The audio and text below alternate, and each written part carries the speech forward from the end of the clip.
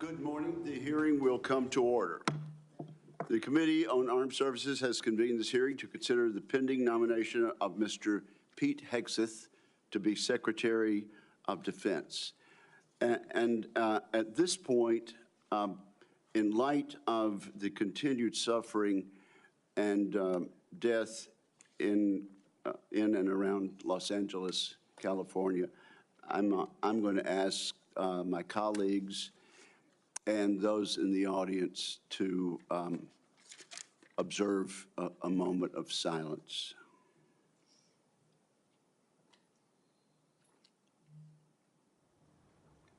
Amen. Thank you. I also want to take this opportunity to thank my good friend, Ranking Member Jack Reed. This is my first opportunity to chair this committee in this Congress. I want to thank Senator Reed. Under his chairmanship, he proved time after time that he cares deeply about national security and about the United States of America, and particularly the men and women who wear the uniform and stand watch both here and around the world to protect the United States. Senator Reed, I want to thank you for the many courtesies that you have extended to me in the past, and I look forward to working with you again in a bipartisan fashion this Congress. It's also appropriate to recognize and welcome 3 senators attending their very first Senate Armed Service Committee hearing as members. Senator Banks of Indiana, Senator Sheehy of Montana, and Senator Slotkin of Michigan. We are excited to have you as committee colleagues and look forward to many important contributions from each of you. And Senator Slotkin, as I look down at the end of the dais there, it seems that only a week or two ago I was sitting in that very chair being recognized by the chairman of the committee, the distinguished senator from Michigan. So time flies. Now, let me say this. We had a very appropriate expression of approval by the members of the members of the audience as our nominee and his family walked in. The distinguished ranking member and I sincerely hope that that is the last signal of approval or disapproval in today's hearing. People of the public are here. They're welcome to observe today's hearing, and Senator Reed and I agree, though, that no disruptions will be allowed. Audience members may not verbally or physically distract from the hearing, to include shouting, standing, or raising signage or gestures that block the view of the audience. And we're very serious about this, aren't we, Mr. Reed? And absolutely, sir. Those who do so will be immediately escorted from the room. Again, welcome to the witnesses, to his friends, and to interested members of the public. If confirmed, Mr. Pete Hegseth would assume the role in a moment of consequence. The United States faces the most dangerous security environment since World War II. We're witnessing the explosive growth and reach of China's hard power. We're also observing the emergence of an axis of aggressors. That coalition is characterized by broadening and deepening military cooperation among the dictatorships ruling China, Russia, Iran, and North Korea. Terrorism remains a threat as Israel wages war against Hamas and Hezbollah, and as the Assad regime collapses in Syria. America has entered a window of maximum danger, and the department needs energetic and focused civilian leadership. Those values begin at the top with the Secretary of Defense. Many of my distinguished colleagues have served in a significant tenure on this committee, and our meetings are fairly long. We should reflect over previous secretaries of defense and their hearings and ask ourselves a simple question. Has the civilian leadership of the Pentagon under the administration of both parties proven up to the challenge? Often the answer has been no. The civilian leadership has not built the Department of Defense to meet the moment. And this is our moment to correct that. A few examples illustrate how leaders in the past have fallen short. Most of the department's signature programs run years behind schedule and billions of dollars over cost. Vital initiatives have suffered, such as the F-35, the new Sentinel ICBM, and the Navy's shipbuilding program, including the Constellation-class frigate. The Department of Defense desperately needs civilian leaders who listen to the advice of combatant commanders, many of whom would benefit from innovative systems. Yet a risk-averse DoD culture has kept too many promising technologies on the wrong side of the so-called valley of death. That tenuous period between experimental prototypes and production contracts. Defense companies backed by venture capital receive less than 1% of defense contracts. As we all know, the Pentagon still cannot even pass an audit. The department must simplify and streamline its bureaucracy so it can respond to innovation. Staffs have ballooned. Organizations are top-heavy. Civilian leaders have promised time and again to slim down the bureaucracy, and perhaps genuinely hoped to. Every day, men and women in uniform make tremendous contributions to U.S. security. They and the American people deserve a Pentagon that does the same. Today's Department of Defense is no longer prepared for great power competition. It is not a national defense institution ready to achieve and sustain technological supremacy across the range of operations. Admittedly, this nomination is unconventional. The nominee is unconventional, just like that New York developer who rode down the escalator in 2015 to announce his candidacy for president. That may be what makes Mr. Hegseth an excellent choice to improve this unacceptable status quo that I just described. He is a decorated post-9/11 combat veteran. He will inject a new warrior ethos into the Pentagon, a spirit that can cascade from the top down. Mr. Hegseth will bring energy and fresh ideas to shake up the bureaucracy. He will focus relentlessly on the warfighter and the military's core missions, deterring wars and winning the ones we must fight. He will bring a swift end to corrosive distractions such as DEI. Today, many simply acknowledge and live with these systemic problems I have mentioned earlier in acquisition, accountability, technology transition, and organizational civil service reform. Mr. Hegseth will actually move to fix these issues decisively. In short, I'm confident that Mr. Hegseth, supported by a team of experienced top officials, will get the job done. The Secretary of Defense is an incredibly important position, but the Secretary's span of control is limited. The Pentagon is vast, with 3 million plus personnel, uniformed civilian and contractor. A successful secretary understands that steering the ship means focusing his attention on strategic level priorities. The secretary must be supported with exceptional subordinates who will run the day-to-day affairs of the Office of the Secretary of Defense, the military services, and the other DoD components. I'm also confident that as an infantryman, Mr. Hegseth understands the military principle of commander's intent. Communicate the clear objective, empower subordinates to use initiative and judgment, and hold everybody accountable. We must not underestimate the importance of having a top-shelf communicator as Secretary of Defense. Other than the President, no official plays a larger role in telling the men and women in uniform, the Congress, and the public about the threats we face and the need for a peace through strength defense policy. I have no doubt Mr. Hegseth will excel in a skill in which many of his predecessors have fallen short. Much has been made of both Mr. Hegseth's personal life and some of his policy pronouncements. Regarding his personal conduct, Mr. Hegseth has admitted to falling short, as we all do from time to time. It is noteworthy that the vast majority of the accusations leveled at Mr. Hegseth have come from anonymous sources. Contrast these anonymous accusations with the many public letters of support and commendation. We have seen letters from people who served with Mr. Hegseth. These individuals have worked with him professionally. They really know him and his character.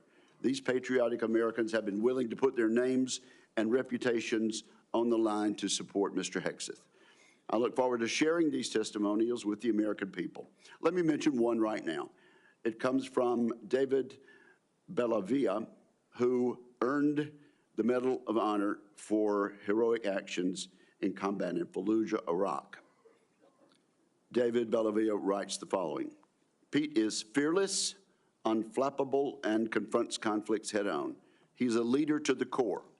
When Pete is confirmed as the next Secretary of Defense of the United States of America, this country will finally know the privilege of having a true ambassador able to speak on behalf of this generation and its two-decade global war on terror. Washington doesn't build men like Pete.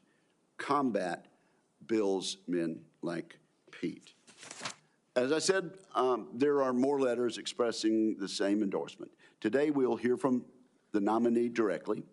I want to thank Mr. Hegseth as well as his loved ones for being here today. I look forward to discussing his nomination. I look forward to hearing from Mr. Hegseth about the ways he hopes to rebuild the American strength that secures the peace.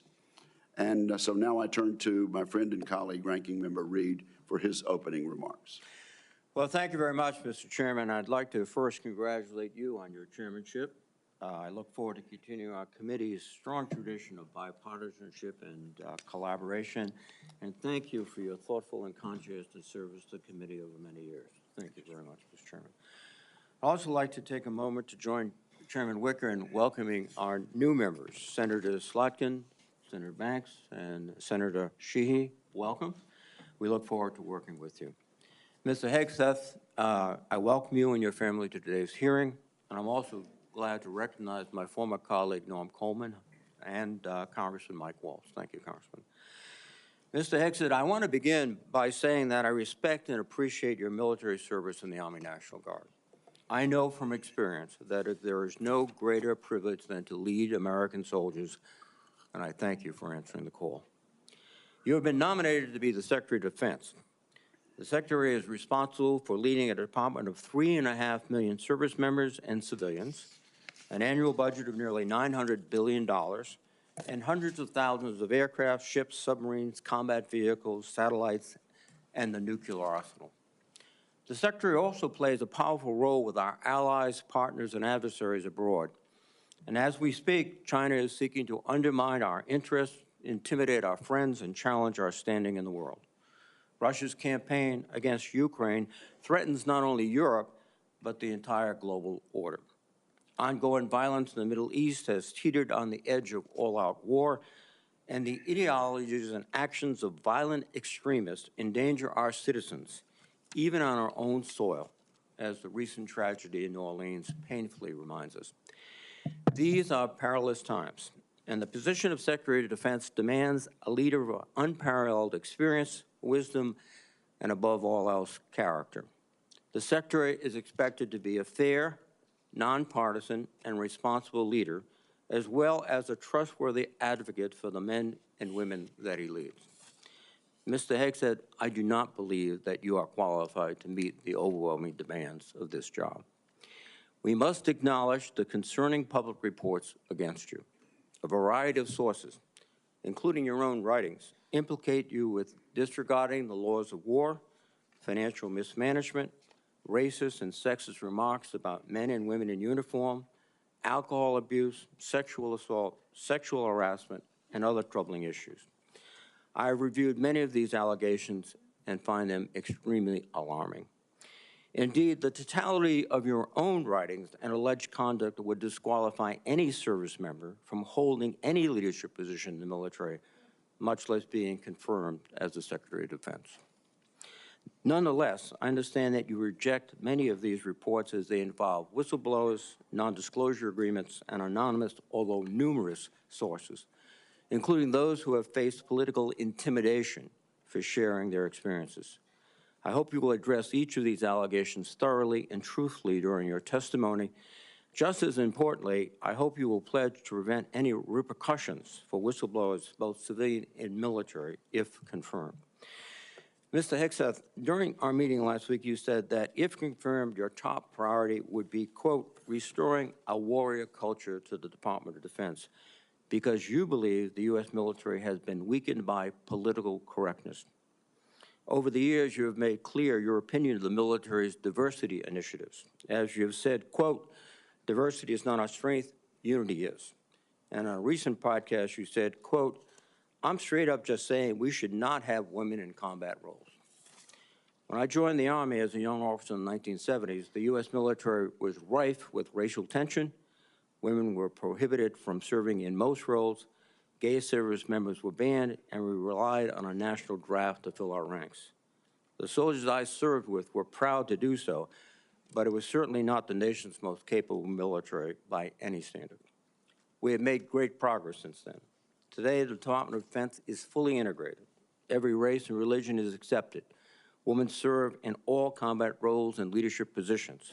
Sexual orientation is irrelevant to service, and the all-volunteer force visibly reflects the nation it protects. Our military is more diverse than it has ever been, but more importantly, it is more lethal than it has ever been. This is not a coincidence. Mr. Hegseth, I hope you will explain why you believe such diversity is making the military weak and how you propose to undo that without undermining military leadership and harming readiness, recruitment, and retention. Mr. Hegseth, another reason I'm deeply concerned about your nomination is your disregard for the law of armed conflict and your support for service members who have been convicted of war crimes. You have championed the pardoning of military members who were turned in by their fellow soldiers and SEALs. And let me emphasize that. They weren't discovered by reporters. They were turned in by fellow soldiers and fellow SEALs. And also pardoning of military contractors convicted of killing 14 Iraqi citizens without cause. You have also advocated for the restitution of interrogation methods like waterboarding that have been defined as torture, and you have belittled the advice and counsel of the Judge Advocates General while on deployment. In your book, The War on Warriors, you write, quote, should we follow the Geneva Convention? If our warriors are forced to follow rules arbitrarily and asked to sacrifice more lives so that international tribunals feel better about themselves, aren't we just better off in winning our wars according to our own rules? Mr. Hegseth, I would ask that you explain how you, if confirmed, would maintain good order and discipline within our forces and the support of our allies and partners by rejecting international law and the law of war. I'm also concerned about your abilities as a competent manager of organizations far less complex than the Department of Defense. From 2008 to 2010, you led the organization Veterans for Freedom, which had an annual budget of less than $10 million. In each year you were in charge, expenses far exceeded revenues until the organization teetered on bankruptcy and had to be merged with another group. In fact, according to public reporting, an independent forensic accountant reviewed the organization's finances and discovered evidence of gross financial mismanagement. I would note that this report has not been made available to any government agencies, which is, I think, alarming. But a Republican advisor to you during your tenure at the organization who read the report stated, and I quote, I watched him run an organization very poorly, lose the confidence of donors. The organization ultimately folded and was forced to merge with another organization who individuals felt could run and manage funds on behalf of donors more responsibly than he could. I don't know how he's going to run an organization with an $857 billion budget and 3 million individuals. And that is the only comment we've had and the only access we've had to the forensic report. A similar thing happened with the Concerned Veterans for America, a second veterans group that you led from 2011 until 2016. During those 5 years, tax records show that the organization spent more than it raised. Just as troubling are reports that a significant amount of debt was incurred from social events and parties filled with excessive drinking and questionable personal behavior. Mr. Hegseth, I hope you will explain what actions you will take, if confirmed, to be a better steward of Defense Department's large budget. Finally, while I appreciate our meeting last week, it is unacceptable that you did not meet with any other Democratic members of this committee before this hearing, as has been our bipartisan tradition. During my time in the Senate, I have voted for and worked closely with Secretaries of Defense appointed by Republican presidents. While we may disagree politically, there was always an understanding that rank partisanship should have no place when it comes to providing for the men and women who serve in uniform. And Mr. Hegseth, I am troubled by the many comments you have made both as a commentator and in your published writings. For example, in your book, American Crusade, you wrote, quote, "Modern leftists, who represent the soul of the modern Democratic Party, literally hate the foundational ideas of America." You also wrote, "The other side, the left, is not our friend. We are not esteemed colleagues, nor mere political opponents. We are foes. Either we win or they win. We agree on nothing else."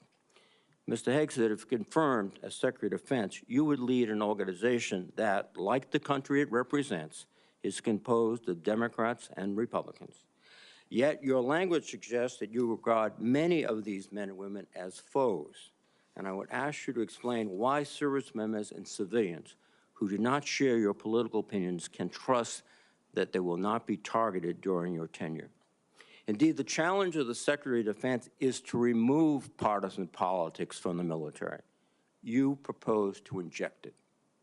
This would be an insult to the men and women who have sworn to uphold their own apolitical duty to the Constitution. Mr. Hegseth, you are the 9th nominee for Secretary of Defense that I've had the honor to consider as a member of the Senate Armed Services Committee. I have voted in favor of all your predecessors, including those in the first Trump administration. Unfortunately, you lack the character and composure and competence to hold the position of Secretary of Defense. Thank you. Thank you, Senator Reid. And now it's my privilege and honor and pleasure to recognize 2 witnesses who have come forward to introduce our nominee.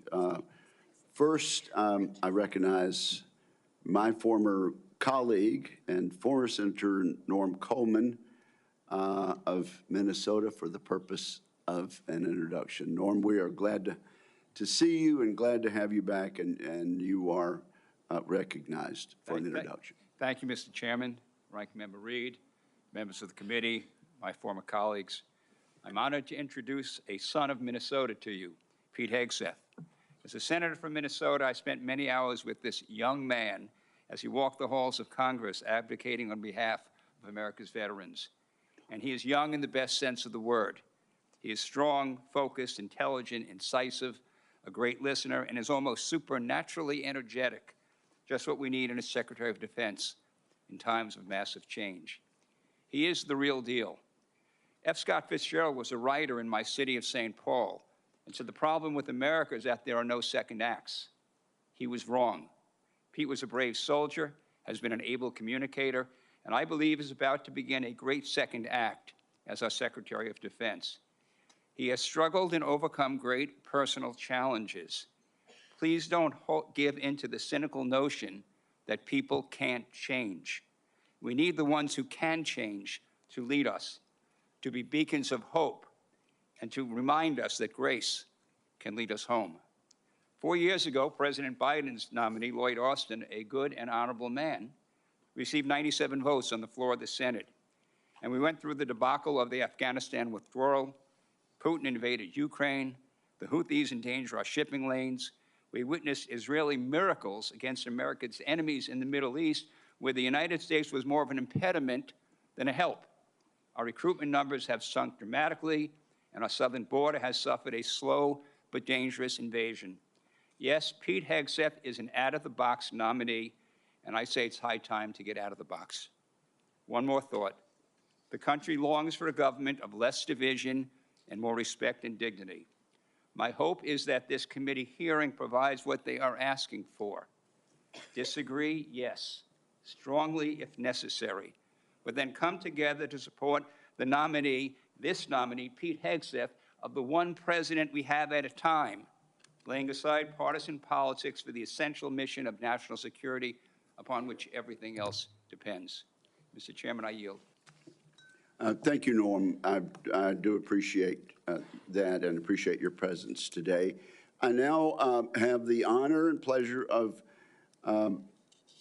introducing Congressman Waltz.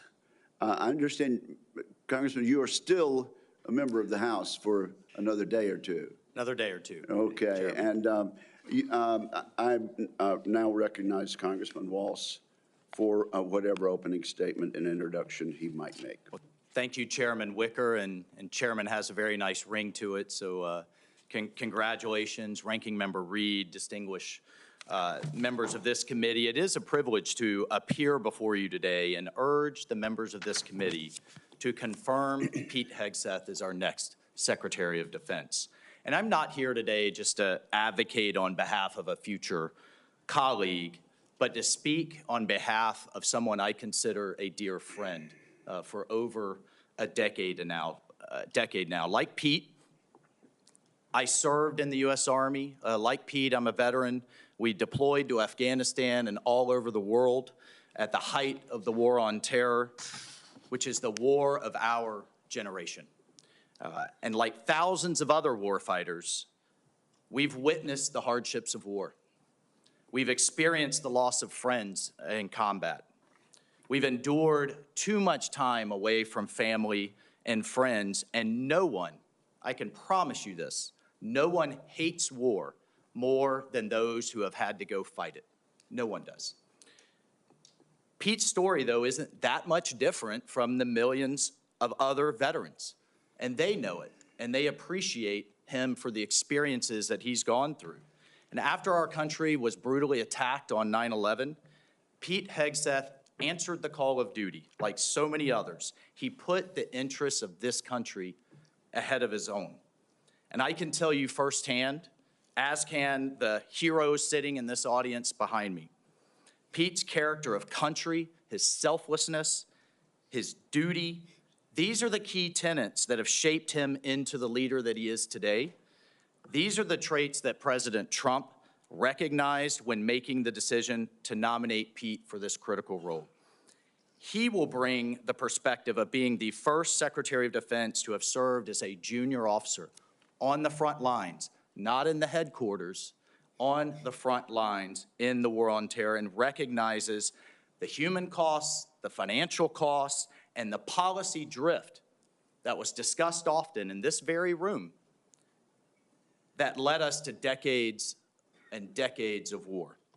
So not only does he understand the threats he faces, but as the chairman mentioned, he is brilliant, in my mind, at communicating those to the American people in a way that is often not communicated in Washington, D.C., to reach out to the American people so that they understand why the military needs to do what it needs to do. And look, I have no doubt that he is going to get the Pentagon back to its primary mission, lethal readiness. That warrior ethos is what our enemies will respect. That warrior ethos is what our enemies will fear, and it's that warrior ethos that will keep the peace. And so, look, ladies and gentlemen, in my humble opinion, our military deserves better than it's getting. Our country faces a devastating recruitment crisis. Men and women are not volunteering to serve at the levels required. Our readiness is down. Our costs are up. And it seems like nearly every major weapon system, again, often discussed in this very room, is costing too much, delivering too little, and taking way too long. The bottom line is the status quo is unacceptable. It's not working. And the members of this committee, you all know it. You know it's not working. And the members of the House Armed Services know it's not working. And we have hearing after hearing, year after year. And here we are, decades later, describing the same problems. The Pentagon has continuously failed audits. The businesses that want to do business with the Pentagon have to pass an audit, but the entity itself fails an audit.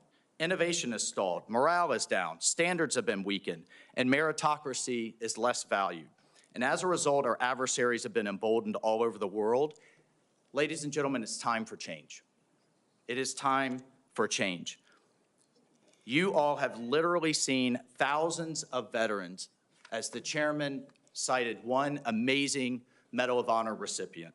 But we have seen thousands of veterans expressing their support for Pete. This is a man who can reinvigorate that warrior ethos, and this is a man that will lead. I can't imagine having a more capable partner in my position as National Security Advisor. Pete is a man of family, of faith, and he's committed to making our country strong again. And most importantly, and brother, I know this in my core, he will always have as a first principle the service members that are out there on the front lines for all of us at the heart of every decision he makes. So senators, I urge you to support this confirmation. It is critical that President Trump has his national security team in place for the challenges ahead, and I thank you. Thank you, Mike, for your testimony, and I'm guessing that each and every member of this committee will want to have you on speed dial for the next few years. So thank you both. Our two guests may stay, or I know they have other engagements and responsibilities also, but thank you both for your testimony. At this point, Mr. Hegseth, I'm required to ask you as a nominee a series of questions that the committee asks all civilian nominees who appear before it. If you would, please simply respond in the affirmative or negative to each question. Have you adhered to applicable laws and regulations governing conflicts of interest? Yes, sir. Have you assumed any duties or taken any actions that would appear to presume the outcome of the confirmation process? No, sir. Exercising our legislative and oversight responsibilities makes it important that this committee, its subcommittees, and other appropriate committees of Congress receive testimony, briefings, reports, records, and other information from the executive branch on a timely basis. Do you agree, if confirmed, to appear and testify before this committee when requested? Yes, sir. Do you agree to provide records, documents, and electronic communications in a timely manner when requested by this committee, its subcommittees, or other appropriate committees of Congress, and to consult with the requester regarding the basis for any good faith delay or denial in providing such records? Yes, sir. Will you ensure that your staff complies with deadlines established by this committee for the production of reports, records, and other information, including timely responding to hearing questions for the record? Yes, sir. Will you cooperate in providing witnesses and briefers in response to congressional requests? Yes, sir. Will those witnesses and briefers be protected from reprisal for their testimony or briefings? Yes, sir. All right. So at this point, Mr. Hegseth, you are recognized for your opening statement. Well, thank you, Chairman Wicker, Ranking Member Reed, and all the members of this committee for this opportunity today. I'm grateful for and have learned a great deal from this advise and consent process. Our founders knew what they were doing. Should I be confirmed, I look forward to working with this committee, senators from both parties, to secure our nation. I want to thank the former senator from Minnesota, Norm Coleman, for his mentorship and friendship in this process, and the incoming National Security Advisor, Congressman, and more importantly for our purposes, Colonel Mike Waltz, for his powerful words. I'm grateful to them both. Thank you to my incredible wife, Jennifer, who has changed my life and been with me throughout this entire process. I love you, sweetheart, and I thank God for you. And as Jenny and I pray together every morning, all glory, regardless of the outcome, belongs to our Lord and Savior, Jesus Christ. His grace and mercy abounds each day. May his will be done.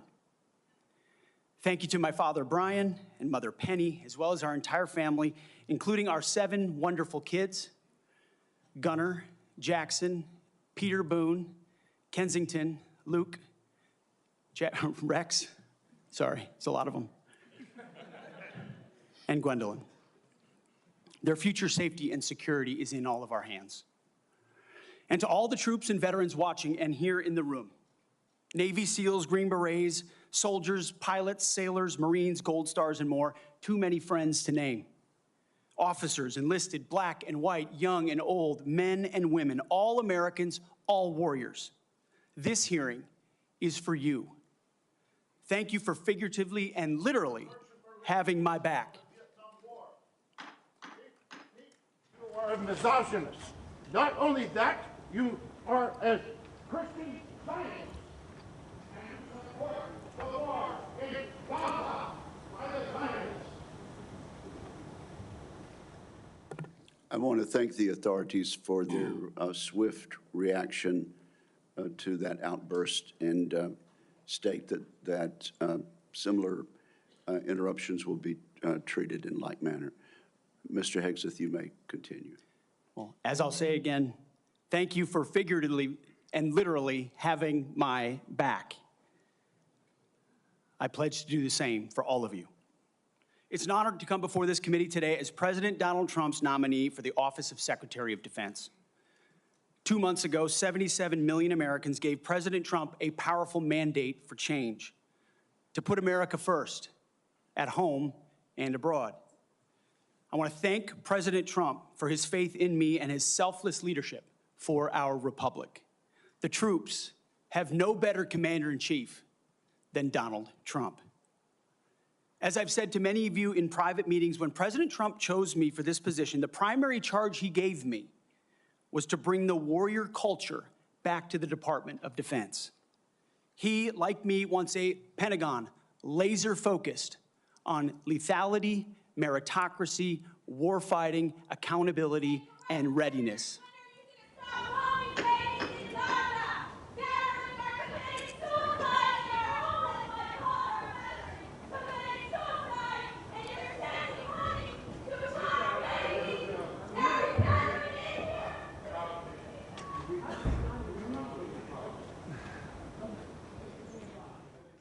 You may continue, sir.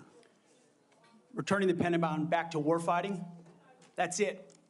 That's my job. Mr. Hegseth, suspend your remarks. Let me just say this. The Capitol Police are going to remove immediately individuals that are disrupting the hearing. I see a pattern attempted to be inflicted on the committee, and we're simply not going to tolerate that.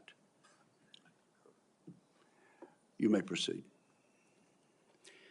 To bring back warfighting, if confirmed, I'm going to work with President Trump and this committee to, 1, restore the warrior ethos to the Pentagon and throughout our fighting force.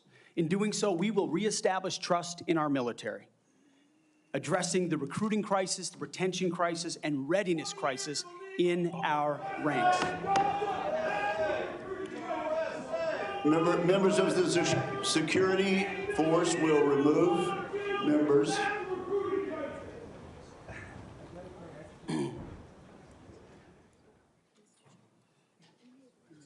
Mr. Hegseth, you may. The strength of our military is our unity and our shared purpose, not our differences.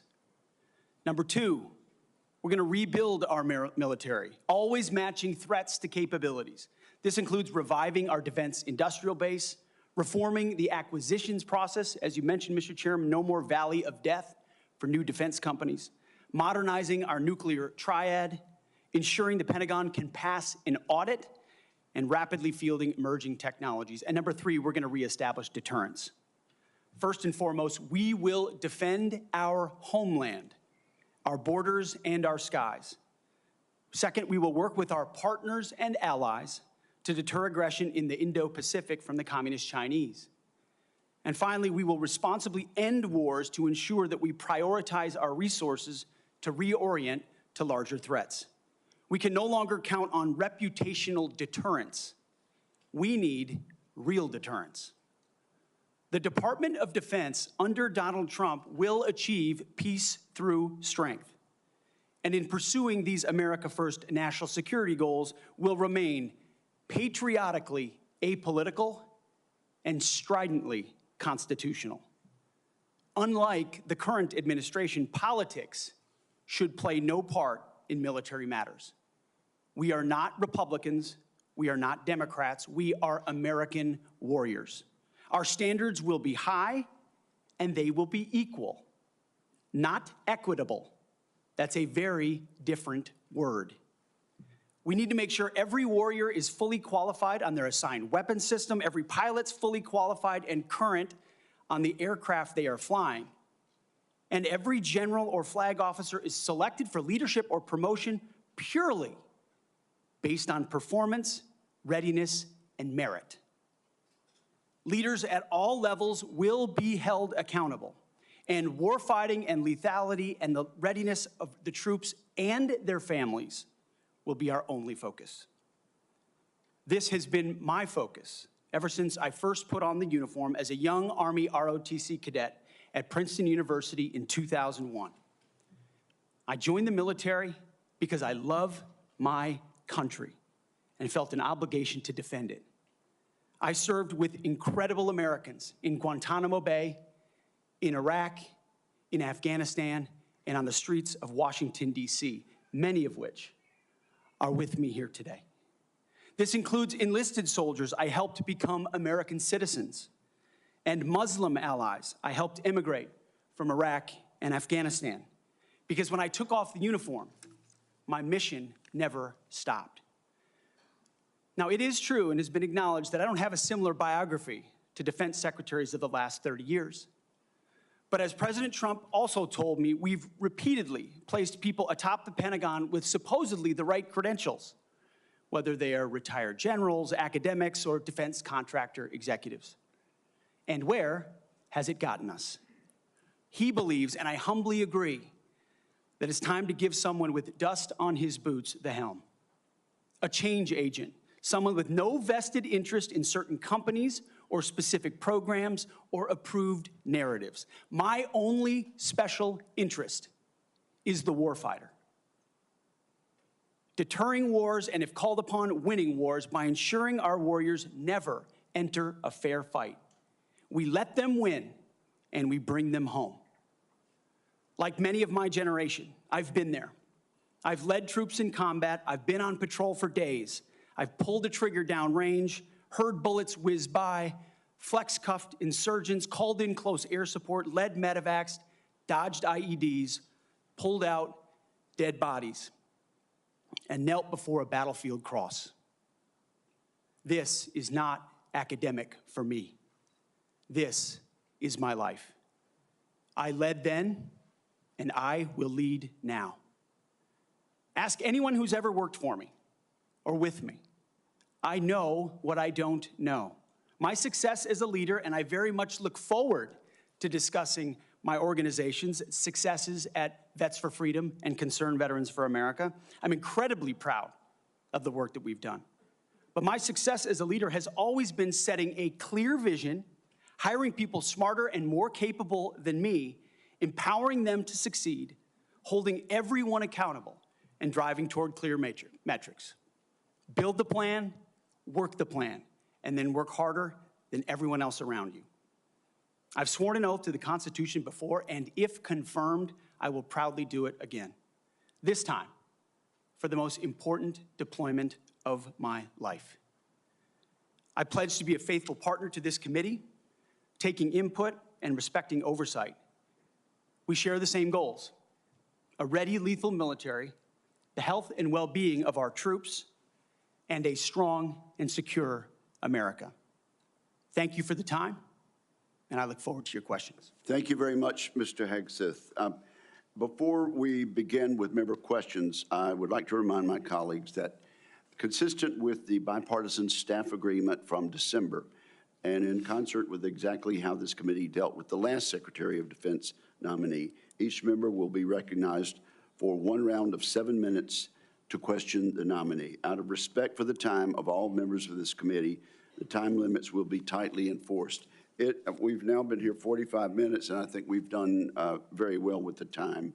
But at this point, I will begin my questioning of the nominee.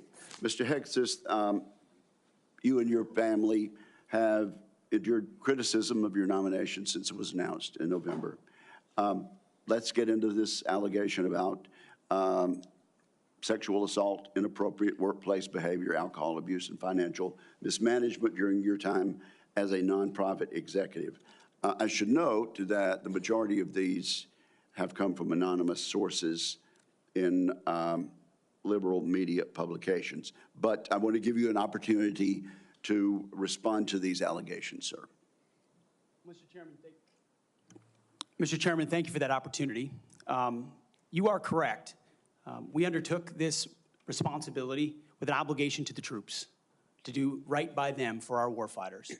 And what became very evident to us from the beginning, there was a coordinated smear campaign orchestrated in the media against us. That was clear from moment one.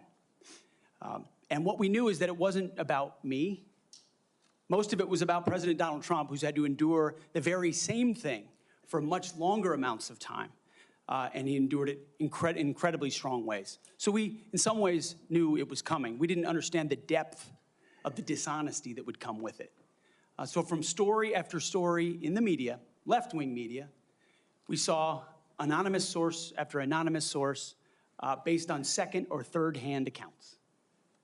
And time again, stories would come out, and people would reach out to me and say, you know, I've spoken to this reporter about who you really are, and I was willing to go on the record. But they didn't print my quote. They didn't print any of my quotes. Or, I've worked with you for 10 years, or I was your accountant, or I was your chief operating officer, or I was your board member, or I was with you on 100 different tour stops for Concerned Veterans for America. No one called me. No one asked about your conduct on the record or off the record. Instead, a small handful of anonymous sources were allowed to drive a smear campaign, an agenda about me, because our left-wing media in America today, sadly, doesn't care about the truth. All they were out to do, Mr. Chairman, was to destroy me. And why do they want to destroy me? Because I'm a change agent and a threat to them, because Donald Trump was willing to choose me, to empower me, to bring the Defense Department back to what it really should be, which is warfighting. So I'm willing to endure these attacks. But what I will do is stand up for the truth and for my reputation. False attacks, anonymous attacks, repeated ad nauseum, printed as nauseum, as facts. We have provided to the committee, Mr. Chairman, and I know you're going to share, on-the-record statement after on-the-record statement from people who have served with me, worked with me at Fox News, Concerned Vets, Vets for Freedom, you name it, from the top of the chain to the bottom, who will say, I treat them with respect, with kindness, with dignity. That's men, that's women, that's black, that's white, that's every background. I have prided myself as a leader of respecting people, being professional. That is the balance of mine. I'm not a perfect person, as has been acknowledged. Saved by the grace of God, by Jesus and Jenny. I'm not a perfect person, but redemption is real. And God forged me in ways that I know I'm prepared for. And I'm honored by the people standing and sitting behind me, and look forward to leading this Pentagon on behalf of the warfighters. Thank you, Mr. Hegseth. And frankly, I'm sure there are millions of Americans watching who would agree that they've experienced that same sort of redemption. So I do appreciate that. I realize that it involves a little bearing of the soul, but thank you for that. Now let's talk about top-line defense spending. I have a plan. I think you've read it. I've issued another plan, Freedom's Forge, which you've also had a chance to look at. And you have noted correctly that the current trend line of defense spending, falling below 3% of our GDP, is a threat to national security. You also said building the strongest and most powerful military in the world must be done responsibly, but it cannot be done on the cheap. You still agree with that, do you not? Yes, sir, I do. Tell us what you think about, particularly about my plan to make the Defense Department less bureaucratic, less top-heavy, cut out some of the bureaucracy and layers, make it more friendly to startups and to new ideas, contained in my 20 or so page white paper, Defending Freedom's Forge. Senator, I've had a chance to review the Forged Act, that paper. Those are precisely the kinds of ideas that need to be pursued. And I look forward to working with this committee to ensure we cut the red tape, we incentivize innovation, we rebuild the defense industrial base, cut out the bureaucracy, all the things that are preventing the platforms and the tools from getting rapidly from our great defense companies here that should, and those that want to compete, into the hands of warfighters. But past his prologue on this, sir, and I would just look at what President Trump did after the drawdowns of lead from behind under President Obama. President Trump rebuilt our military. He didn't start wars, he ended them, and he didn't allow wars to start on his watch. We've had the same kind of defense cuts under the Biden administration. And so, look, I would present to the committee the reputation of President Donald Trump and me coming alongside him to ensure we have peace through strength by rebuilding our military, investing as necessary. Going under 3%, Mr. Chairman, is very dangerous. Okay, we've got 45 seconds. Tell us, in that point, get us started at least talking about deterring China and the Indo-Pacific. It starts with priorities. The 2017 National Defense Strategy was the first step in reorienting away from simply entanglement in the Middle East, which our generation knows a lot about, and reorienting the behemoth that is the Pentagon toward new priorities, specifically the Indo-Pacific.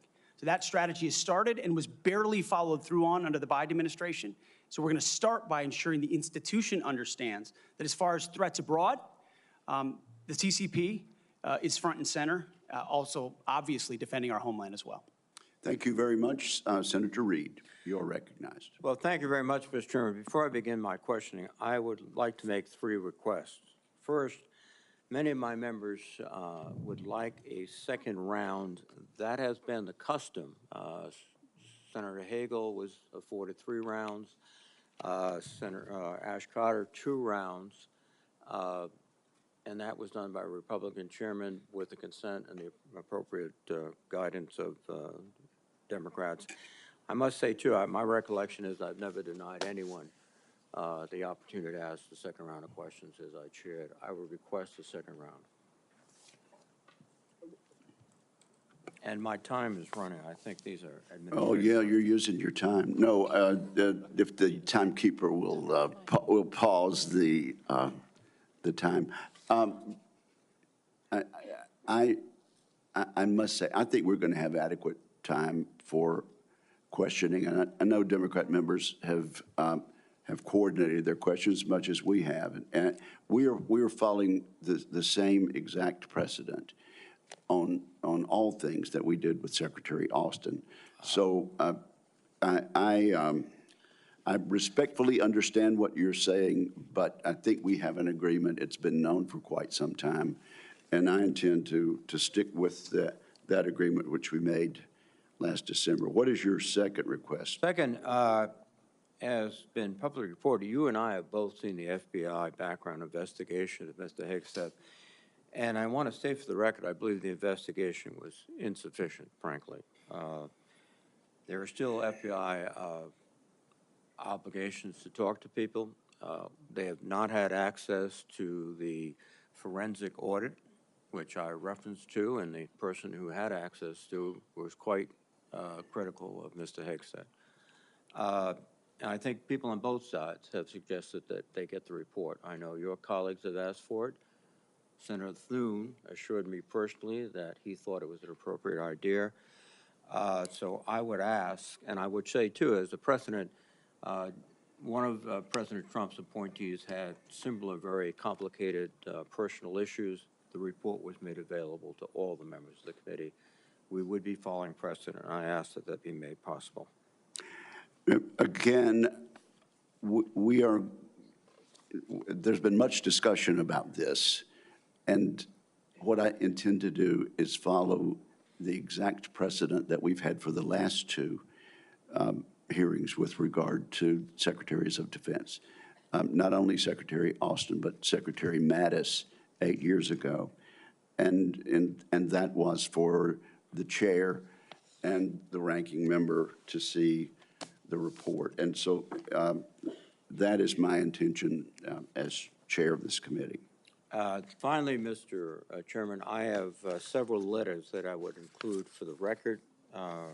One from Count Every Hero, which is an organization of retired 4-star generals and former secretaries of defense that is critical of the proposed purge panels.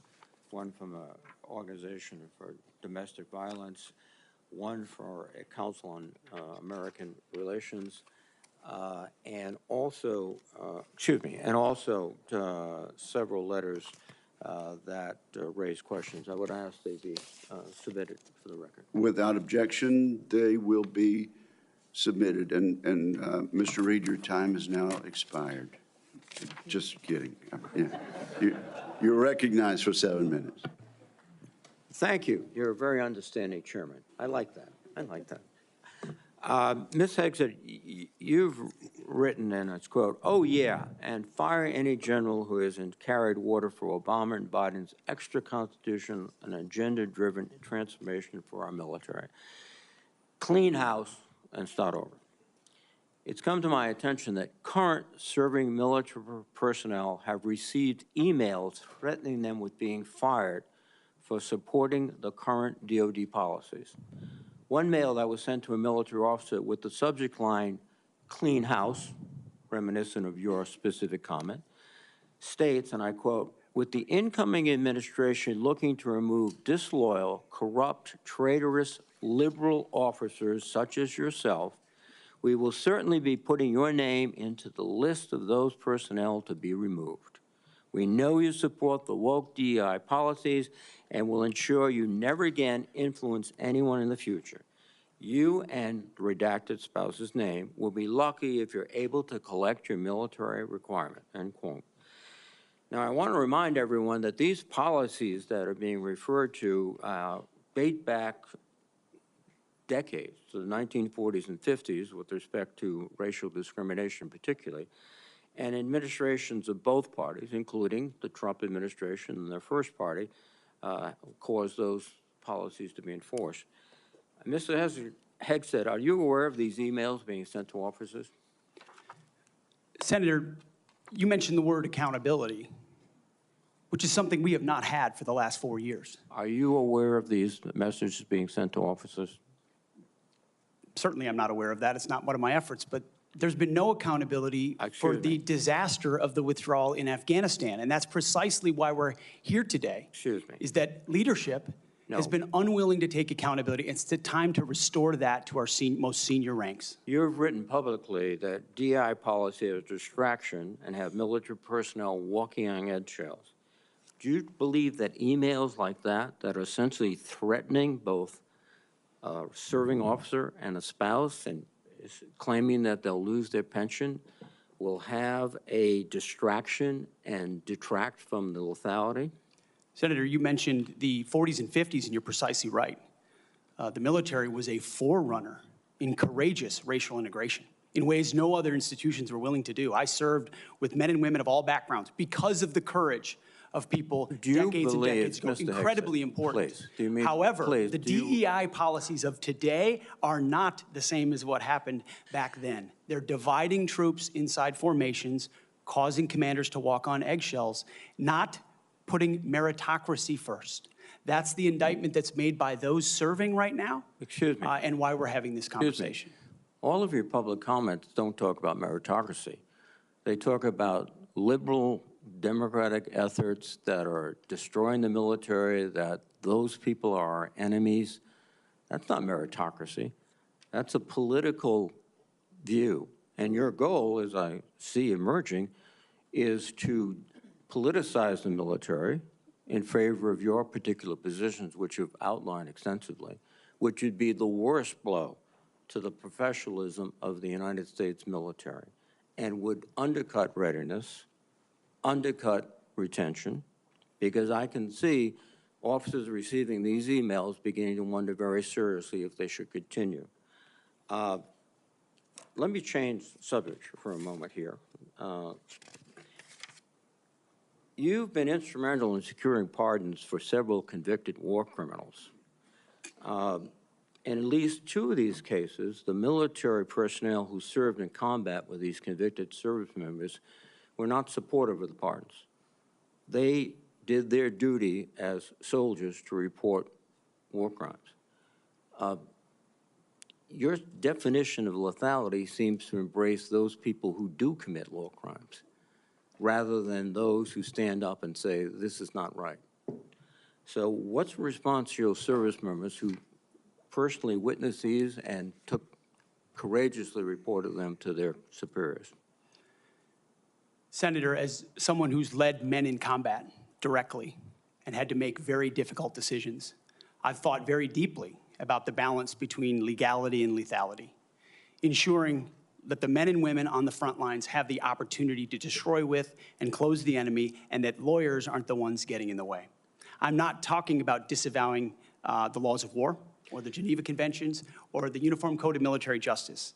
Sir, I'm talking about restrictive rules of engagement that these men and women behind me understand they've lived with on the battlefield, which has made it more difficult to defeat our enemies.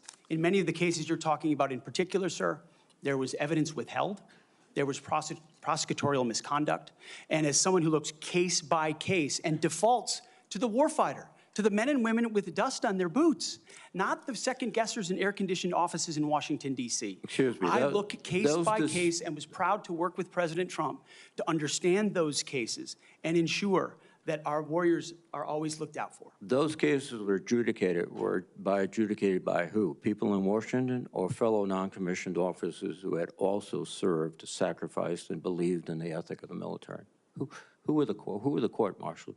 Senator, in multiple cases, they were actually acquitted, but some charges cases, lingered. yes, Regardless of where those convening convicted. authorities were, yes, sir. Some were, but others were convicted, and you asked for pardon. That's the only reason you asked for pardon, because they were convicted.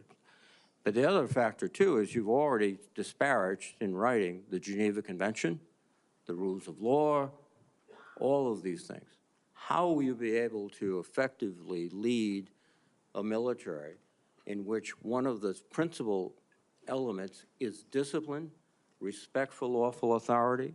You have made statements to your platoon after being briefed by a JAG officer. Well, by the way, would you explain what a JAG-off is?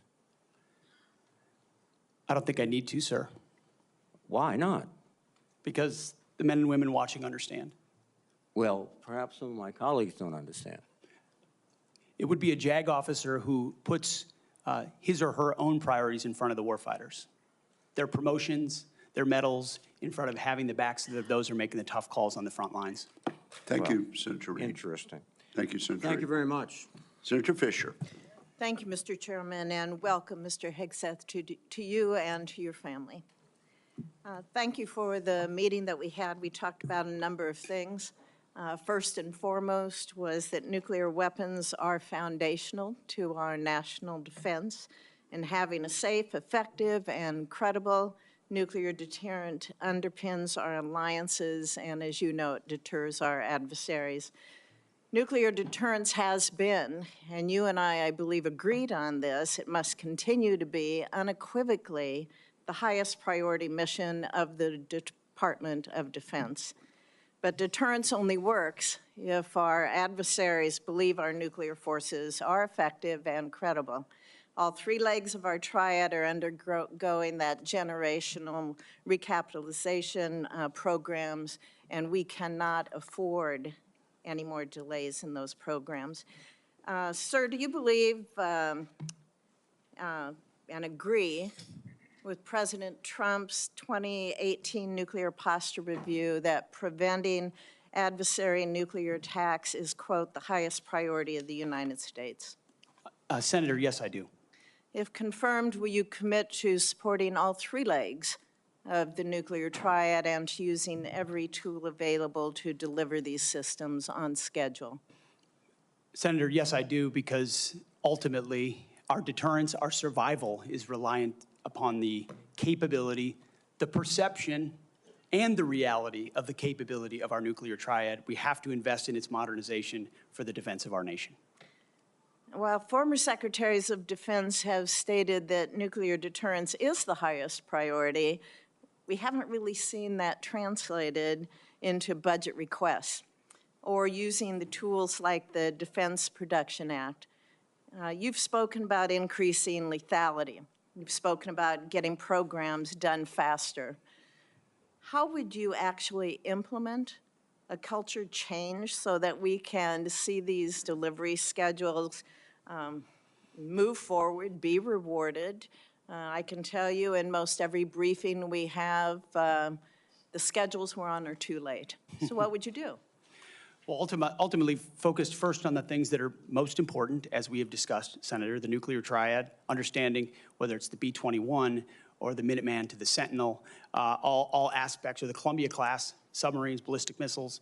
What are the priorities that need to be focused on and ensure that in those particular cases, you mentioned it, Senator, the Defense Production Act, emergency powers. If we're at a place where our nuclear capabilities are perceived to not be what they are, that is an emergency. And we have an ally in our incoming commander-in-chief, in President Donald Trump, who has spoken about these things, understands the power and strength of nuclear deterrence, will not allow them to be It's the existential deprioritized. threat. It's the existential threat to this nation. How do you change the culture? It's not just the Production Act that's going to be able to do it. How are you going to move forward faster?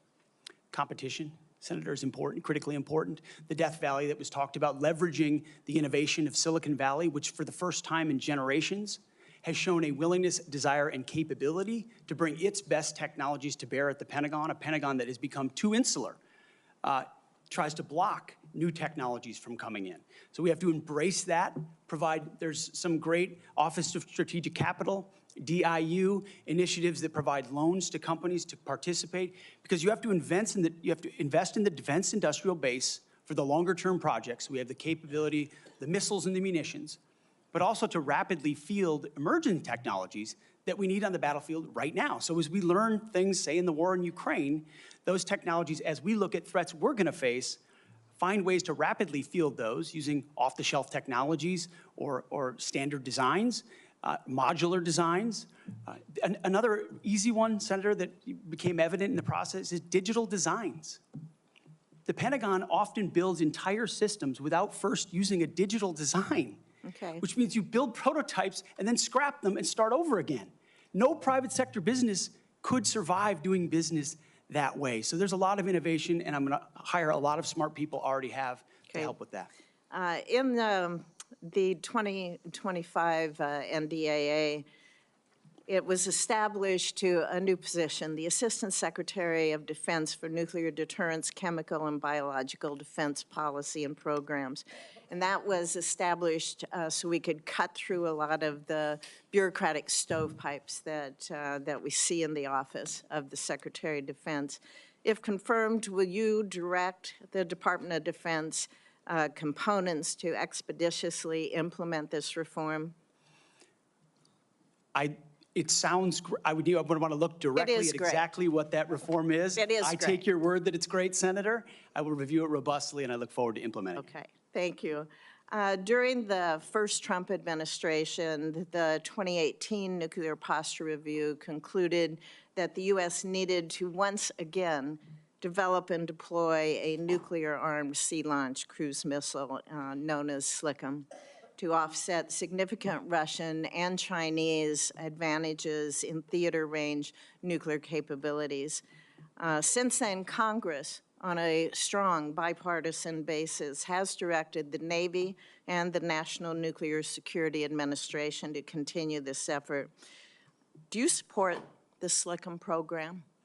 As of right now, Senator, based on what I know, I do, but one of my answers I'll have repeatedly throughout this morning is getting an opportunity to look under the hood, classified material, get an understanding of true capabilities vis-a-vis enemy capabilities. Because what we know right now on the nuclear, sorry, Senator, what I know on the nuclear side is that Russia and China are rushing to modernize and build arsenals larger than ours.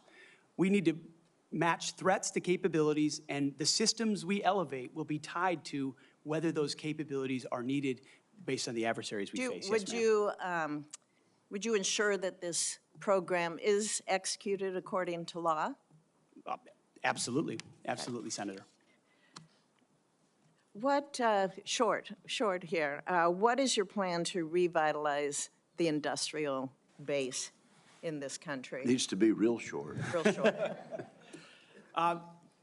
Serious investment targeted at systems that we truly need by also incentivizing competition and laser focus from the OSD, from the Office of Secretary of Defense, to all the particular strategic initiatives to revive them so it's not just one system, it's multiple systems. You may want to expand on that on the record. At this point, my colleagues, I would ask unanimous consent to enter into the record a letter organized by a group called Flag Officers for America, which has 120 retired generals and admirals offering their support for Mr. Hegseth's nomination. I ask unanimous consent. Without objection, it is entered into the record. Senator Shaheen. Good morning, Mr. Hegseth. Good morning, Senator. I was pleased when I was contacted on your behalf about meeting before this hearing. I've been on this committee since 2011, and during that time, I voted to confirm 6 nominees to be Secretary of Defense from 3 administrations, 2 Democratic and 1 Republican, the first Trump administration. Every one of those nominees met with me and my Democratic colleagues on this committee before the hearing. So, as you can imagine, I was disappointed when no one ever followed up. When we followed up with your office, you were not able to meet. Do you understand that if you're confirmed to be Secretary of Defense, that you will have a responsibility to meet with all members of this committee, not just Republicans? Senator, I very much appreciate and understand the traditionally bipartisan nature of this committee. Their national defense is not partisan. It should not be about Republicans or Democrats. And so I look forward to working together with you and your colleagues on priorities facing this nation. Yes? I think we would expect that. And one reason that I wanted to meet with you was because I thought it would be really helpful to better understand your views on women in the military. Because you've made a number of surprising statements about women serving in the military. As recently as November the 7th of 2024 on the Sean Ryan Show, you said, and I quote, "I'm straight up saying that we should not have women in combat roles. It hasn't made us more effective." The quote went on a little longer, but that was the gist of it. That was before you were nominated to be Secretary of Defense. Mr. Hegseth, do you know what percentage of our military is comprised of women? I believe it's 18 to 20%, Senator. It's almost 18%, and in fact, DOD's 2023 demographic report indicated that there are more women serving now, and there are fewer separations. So they make up a critical part of our military, wouldn't you agree? Yes, ma'am. Women in our military, as I have said publicly, have and continue to make amazing contributions across all aspects of our battlefield. Well, you also write in your book, The War on Warriors, with the chapter, The Deadly Obsession with Women Warriors, that, quote, "Not only are women comparatively less effective than men in combat roles, but they are more likely to be objectified by the enemy and their own nation in the moral realms of war." Mr. Hegseth, should we take it to believe that you believe that the 2 women on this committee who have served honorably and with distinction made our military less effective and less capable? I'm incredibly grateful for the 2 women who've served our military in uniform, and including in the Central Intelligence Agency, contributions on the battlefield, indispensable contributions. Senator, I would like to clarify, when I'm talking about that issue, it's not about the capabilities of men and women, it's about standards. And this committee has talked a lot about standards. Standards that we, unfortunately, over time, have seen eroded in certain duty positions, certain schools, certain places, which affects readiness, which is what I care about the most, readiness on the battlefield. I appreciate that. And so My But comments point however- time and time again to standards. Your statements publicly have not been to that effect. After your nomination, you did state to a group of reporters that you, quote, support all women serving in our military today who do a fantastic job across the globe, including combat. So what I'm confused about, Mr. Hegseth, is which is it? Why should women in our military, if you were the Secretary of Defense, believe that they would have a fair shot and an equal opportunity to rise through the ranks? If on the one hand, you say that women are not competent, they make our military less effective, and on the other hand, you say, oh no, now that I've been nominated to be the Secretary of Defense, I've changed my view on women in the military. What do you have to say to the almost 400,000 women who are serving today about your position on whether they should be capable to rise through the highest ranks of our military? Senator, I would say I would be honored to have the opportunity to serve alongside you, shoulder to shoulder, men and women, black, white, all backgrounds, with a shared purpose. Our differences are not what define us. Our unity and our shared purpose is what define us, and you will be treated fairly and with dignity, honor, and respect, just like every man and woman in uniform, just like the men and women that I've worked with in my veterans organizations, to include when I was a headquarters and headquarters company commander in the Minnesota National Guard. Well, I appreciate your 11th well. hour conversion, but Mr. Chairman, for the record, I would like to submit Chapter 5, The Deadly Obsession with Women Warriors, for the record. Mr. Hegseth, But without objection, it will be submitted. and are you accepted. familiar with the Women, Peace, and Security agenda at the Department of Defense? Yes, ma'am, I am. This is a law that was signed during President-elect Trump's first term. It was legislation that I sponsored with Republican Senator Capito of West Virginia.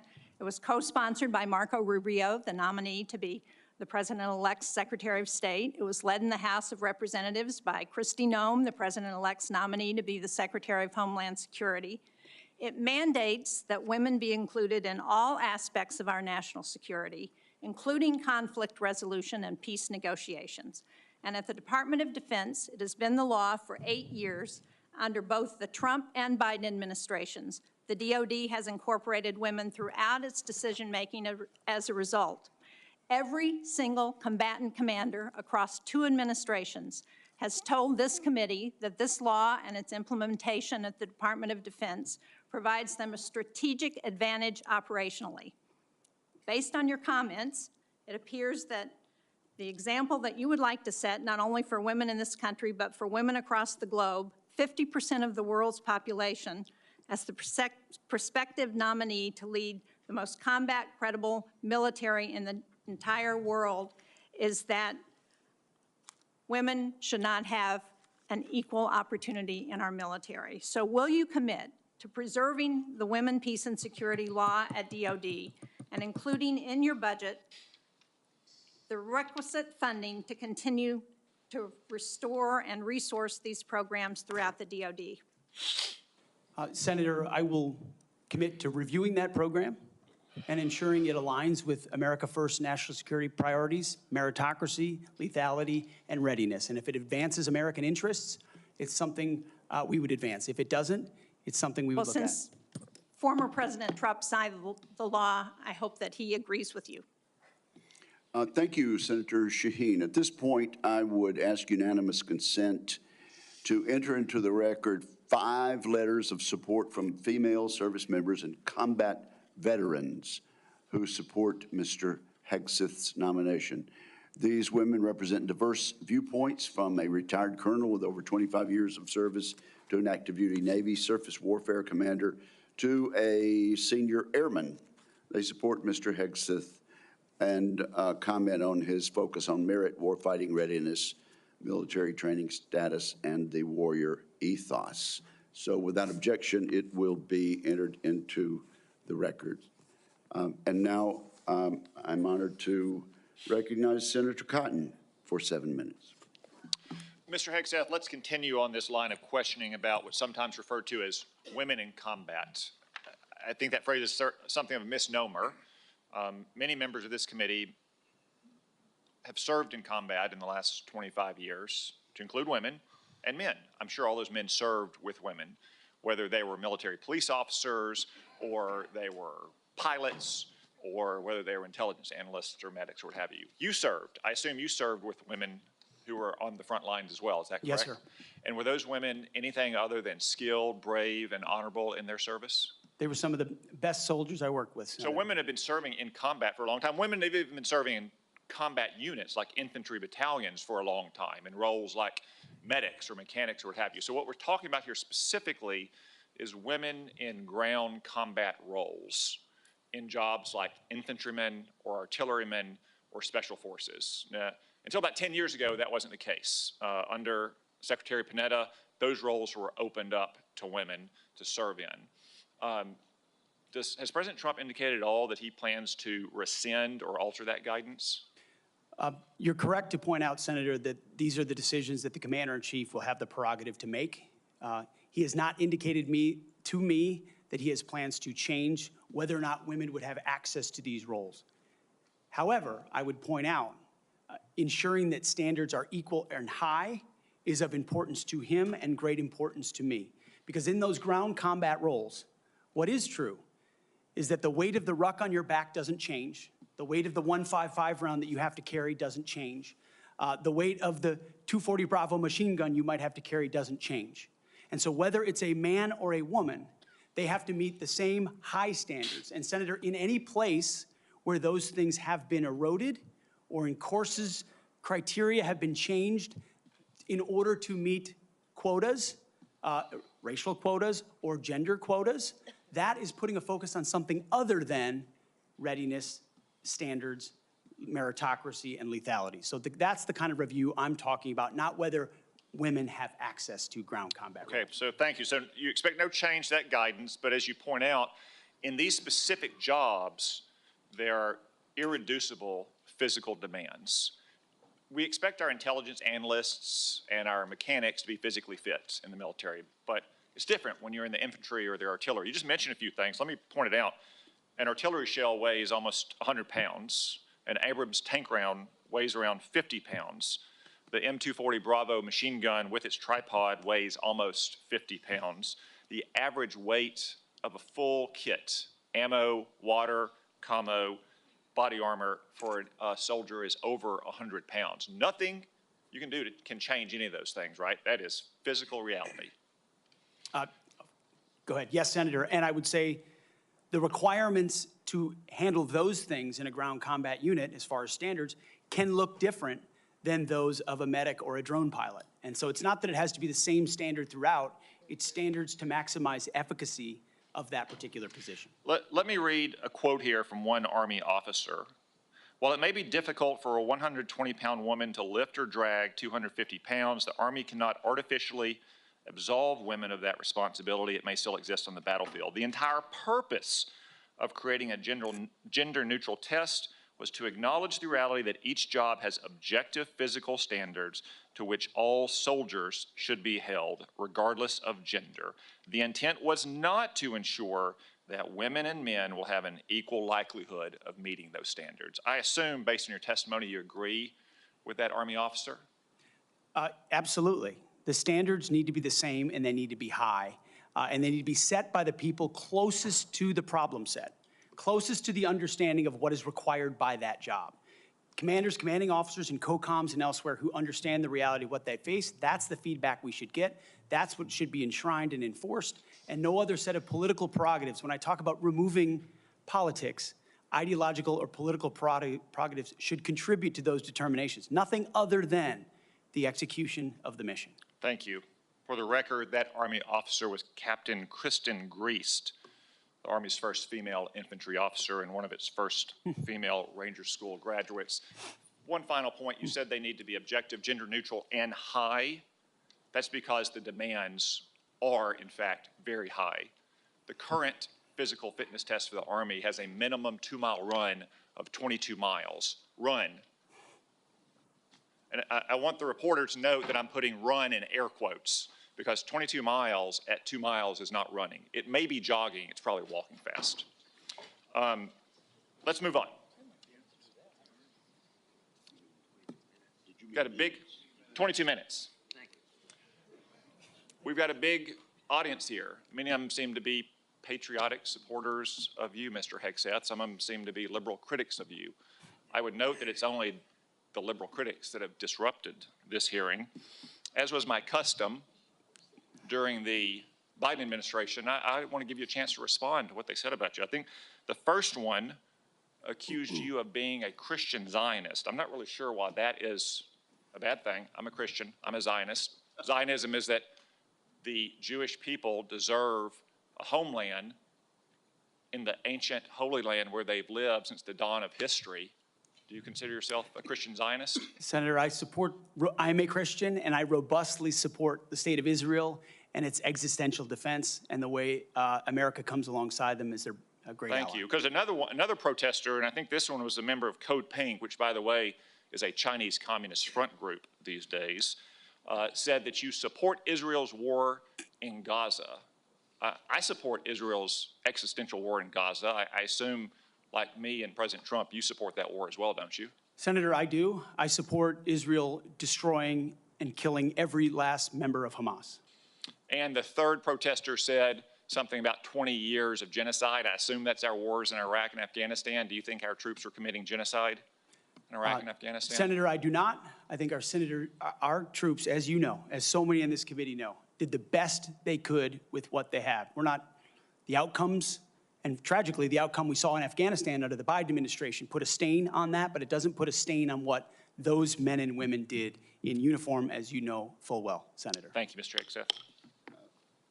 Thank you, Senator Cotton. At this point, I ask unanimous consent to offer to the record a letter submitted by Omar Abbasi, son of former City Council President of Samarra, Iraq, who worked with Mr. Hegseth in Iraq.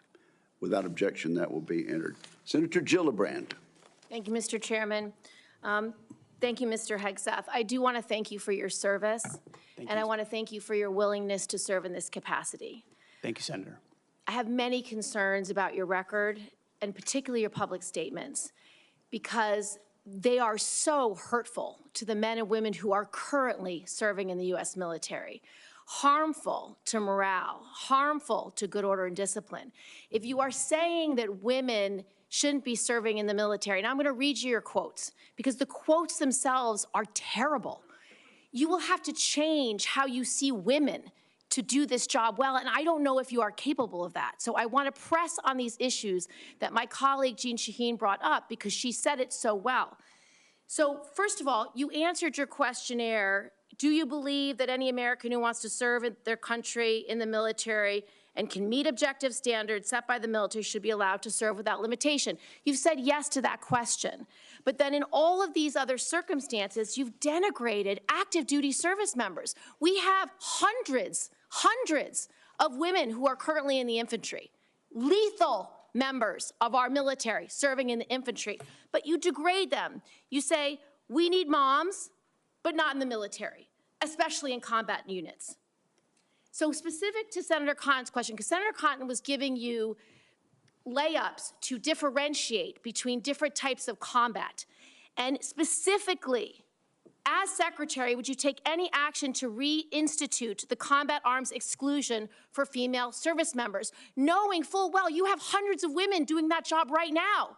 And the standards, your 2-mile run, Tom, is about the Army Combat Fitness Test. It is not the requirements to have an MOS 11 Bravo, which is the infantry. These are the requirements today for people serving in the industry, men and women. They are gender neutral, and they are very difficult to meet. They have not been reduced in any way, and our combat units, our infantry is lethal. So please explain specifically, because you will be in charge of 3 million personnel. It is a big job. And when you make these public statements, and I get you were not Secretary of Defense then, I get you were on TV, I get you were helping veterans, I get it was a different job. But most recently, you said this in November of 2024, knowing full well you might have been named as Secretary of Defense. So please explain these types of statements, because they're brutal and they're mean and they disrespect men and women who are willing to die for this country. Well, Senator, I appreciate your comments. And I would point out, I've never disparaged women serving in the military. I respect every single female service member that has put on the uniform, past and present. My critiques, Senator, recently and in the past, and from personal experience, have been instances where I've seen standards lowered, and you mentioned 11 Alpha, 11 Bravo, MOS, places in units, and the book that has been referenced multiple times here, The War on Warriors. I spent months talking to active duty service members, men and women, low ranks, high ranks, combat arms and not combat arms. And what each and every one of them told me, and which personal instances have shown me, is that in ways direct, indirect, overt, and subtle, standards have been changed inside infantry training units, ranger school, infantry battalions, to ensure that Give me one example. Please give me an example. I get you're making these generalized statements. Commanders meet quotas to have a certain number of female infantry officers or infantry enlisted, and that disparages those women who are incredibly capable of meeting that standard. Commanders do not have to have a quota for women in the infantry. That does not exist. It does not exist. And your statements are creating the impression that these exist, because they do not. There are not quotas. We want the most lethal force. But I'm telling you, having been here for 15 years, listening to testimony about men and women in combat and the type of operations that were successful in Afghanistan and in Iraq, women were essential for many of those units. When Ranger units went in to find where the terrorists hiding in Afghanistan or in Iraq, if they had a woman in the unit, they could go in, talk to the women in a village, say, where are the terrorists hiding? Where are the weapons hiding? And get crucial information to make sure that we can win that battle. So you cannot denigrate women in general, and your statements do that. We don't want women in the military, especially in combat. What a terrible statement. So please, do not deny that you've made those statements. You have. We take the responsibility of standards very seriously, and we will work with you. I'm equally distressed you would not meet with me before this hearing. We could have covered all of this before you came here, so I could get to the 15 other questions that I want to get to. So women you have denigrated. You have also denigrated members of the LGBTQ community. Did you know that when Don't Ask, Don't Tell was in place, we lost so many crucial personnel, over 1,000 in mission-critical areas. We lost 10% of all our foreign language speakers because of a political policy. You said in your statement, you don't want politics in the DOD. Everything you've said in these public statements is politics. I don't want women, I don't want moms. What's wrong with a mom, by the way? Once you have babies, you therefore are no longer able to be lethal? I mean, you're basically saying women, after they have children, can't ever serve in the military in a combat role. It's a silly thing to say. It's a silly thing to say, beneath the position that you are aspiring to. To denigrate LGBTQ service members is a mistake. If you are a sharpshooter, you're as lethal regardless of what your gender identity is, regardless of who you love. So please know this to be a true statement. So you say it was a political thing. You say it undermined us, social engineering. I don't know why someone having to publicly say or not publicly say who they love is social engineering. I think having that policy in the first place was highly problematic. And as you said in your statement, do you agree anybody should be able to serve in the military if they meet the standards? Senator, as the president has stated, I don't disagree with the overturn of Don't Ask, Don't Tell. Great, because I don't want you thinking, can't serve if you're a mom, can't serve if you're LGBTQ, and then last, can't serve if you're a leftist. The statements you said about people who have views differently than you, that we're the enemy, are you saying that 50% of the DOD, if they hold liberal views or leftist views or are Democrats, are not welcome in the military? Are you saying that? Senator, I volunteered to deploy to Afghanistan under Democrat President Barack Obama. I also volunteered to guard the inauguration of Joe Biden, but was denied the opportunity to serve because I was identified as an extremist by my own unit for a Christian tattoo. Thank you very much. Senator Gillibrand, you held up a document and referred to it during your questioning. Would you like that entered into the record? It may be one without my marker. Okay, yeah, okay, we'll delete. We'll submit a clean clean it up. copy. Without objection, that will be admitted at the point of your question. And I would like to enter into the record at this point a letter of support from retired Air Force Colonel Melissa Cunningham. Colonel Cunningham supports Mr. Hegseth and mentions his warrior ethos, combat effectiveness, and maintaining military training standards. So without objection, both of those will be admitted, and I now recognize Senator Rounds. Thank you, Mr. Chairman. First of all, good morning. I'd like to thank you for your service to our nation in uniform and also your work on behalf of your fellow veterans and for your willingness to enter into this maelstrom of public service. I think the presence of so many veterans who have showed up to support you speaks volumes. I also want to recognize your family's service and sacrifice. You know as well as anyone that it's not just the man that enters the arena, but it's the entire family who also works their way through this process as well. I appreciated our meeting with you and with your wife, Jennifer, this last month. I thought that we had an excellent conversation, and I appreciate your statement and your answers to the advanced policy questions, especially your desire to bring a renewed focus on warfighting and lethality back to the Pentagon. I also respect and I appreciate my friend and colleague, Senator Gillibrand, and some of her questions, and I know that she had a number of them in there. You had an opportunity to respond very briefly. Were there any other responses that you would like to make or clarifications that you would like to make before I move on to my questions? Senator, thank you very much for the opportunity to meet and for the question. I would also acknowledge you were mentioning female engagement teams, which have shown a great deal of success on the battlefield. It would be and universally acknowledged as such. I've been in Iraqi homes where the language and gender barrier was real, and the ability to have someone there to help in that process would be a massive accelerant in mission success. So I recognize that reality. I also recognize that female engagement teams assigned to a SEAL team or a Green Beret team meet different standards also, which is okay because of the duty positions involved in that job. As far as politics, Senator, it has been the joy of my life to lead men and women in military outfits. When you're in combat or in training, there's a lot of conversations that happen. And you start to realize that a lot of people you're serving with share your political ideals or they don't. You find out there's Republicans, there's Democrats, there's Libertarians, there's Independents, there's Vegetarians, everything in between. None of that matters. It never mattered in how I led men and women, how I interacted with them, what missions we undertook.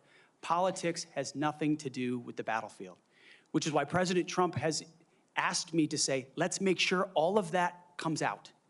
This is about warfighting capability, setting standards high, and making sure we give our boys, our men and women, everything they need to be successful on the battlefield. So politics can play no part in that, and I look forward to infusing that, as we always have inside our units. I appreciate you making that very clear. And one of the areas that we want to do our best is to provide for the equipment and the technical capabilities so that no young man or woman enters into a battle as a fair fight, and that they always have the advantage.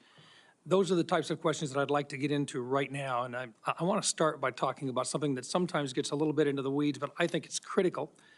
Mr. Hegseth, from what I've heard from 24 senior DOD officials in hearings over the last 2 years, including the Secretary of Defense, every service chief, and 8 combatant commanders, is that sharing the portion of the spectrum, and this is in the weeds, I know, but I'm going to ask it to get it on the record, the 3.1 to 3.5 gigahertz band would have extremely serious consequences and very costly consequences on our warfighting capabilities. In fact, the Department of the Navy alone has estimated that relocating their systems to a different part of the spectrum band would cost them $250 billion. That's just for the destroyers that defend our coasts with the radars that they have in them.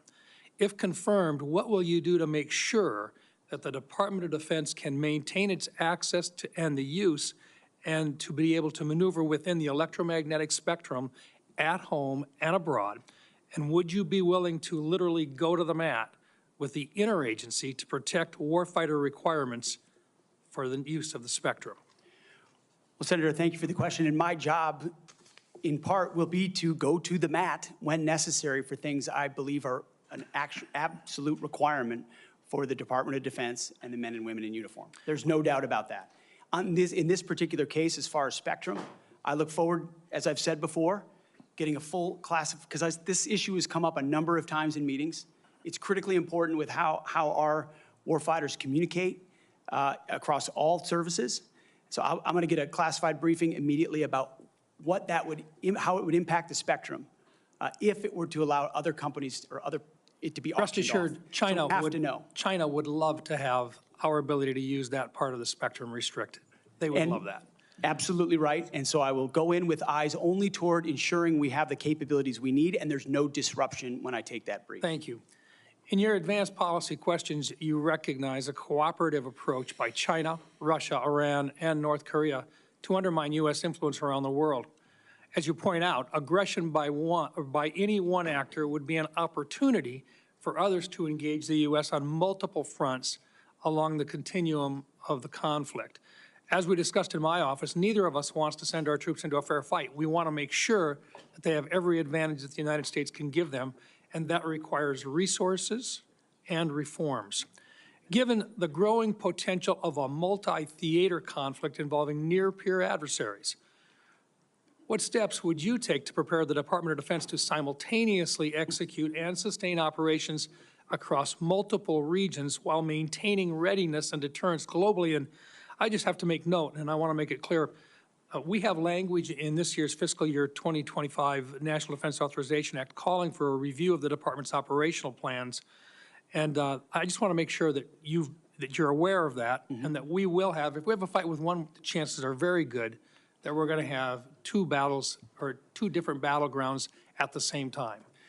Senator, which is why I believe our country's incredibly fortunate to have a new commander-in-chief in Donald Trump, who through the strategic approach he has taken with allies and against foes has prevented wars and is determined to do the same. That's our chief job, is deter and prevent wars. My job, should I be confirmed at the Secretary of Defense, is to ensure we have the right prioritization of assets and strategy, and then the tools in the toolbox necessary, the pointiest possible spear for President Trump to wield if necessary as the last resort.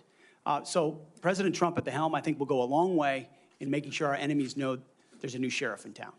Thank you. Thank you, Mr. Chairman. And thank you very much, Senator Blumenthal. Thanks, Mr. Chairman. Thank you for having this hearing. Thank you for being here, Mr. Hegseth. And I want to join in expressing appreciation and respect for your service to our country, and thanks to all the veterans who are here today, and thank you for your service as the ranking member of the Veterans Affairs Committee. I hope we can focus on doing better for our veterans and doing better in management of the Department of Defense. There's always room for improvement. I think what we need in that position is not just better, but the best in financial management, because those decisions are life and death decisions affecting the 3.4 million Americans who serve our national security and our national defense and put their lives on the line. I want to talk about financial mismanagement at the two organizations that you headed, which are the only test of your financial management that we have before this committee, the Veterans for Freedom and Concerned Veterans for America. You took over the Veterans for Freedom in 2007. In 2008, you raised $8.7 million, but spent more than $9 million, creating a deficit. By January 2009, you told donors that the organization had less than $1,000 in the bank and debts of $434,000. By 2010, revenue at the Veterans for Freedom had dropped to about $265,000. In the next year, it had dropped further to $22,000. You don't dispute these numbers, do you? Senator, I'm extremely proud of the work me and my fellow vets did at Vets for Freedom. A bunch of young vets with no political experience, a small group, working Well, hard I every apologize single for day. interrupting. We raised donor funds. And we have letters submitted for the record from almost everyone that worked with me every single day, including our chief operating officer, who will attest that every dollar we raised was used intentionally toward the execution of our mission, which is supporting the warfighters, exactly why we're here today, the warfighters in the Iraq surge. There was a campaign in 2008, Senator. If Barack Obama if I versus can John just McCain. ask you We another believe question, John McCain would be the right because person I to have win, and so we the spent tax more. returns from that organization. I'm glad they're for the record. I am going to ask to be entered into the record, Mr. Chairman. Without objection. These tax returns are yours. They have your signature. And I'm going to ask that members of the committee review them because they're the only documents. I've asked for others. I've asked for the FBI report that would presumably document, it should have documented, this kind of financial mismanagement. And these are the 990s from that organization.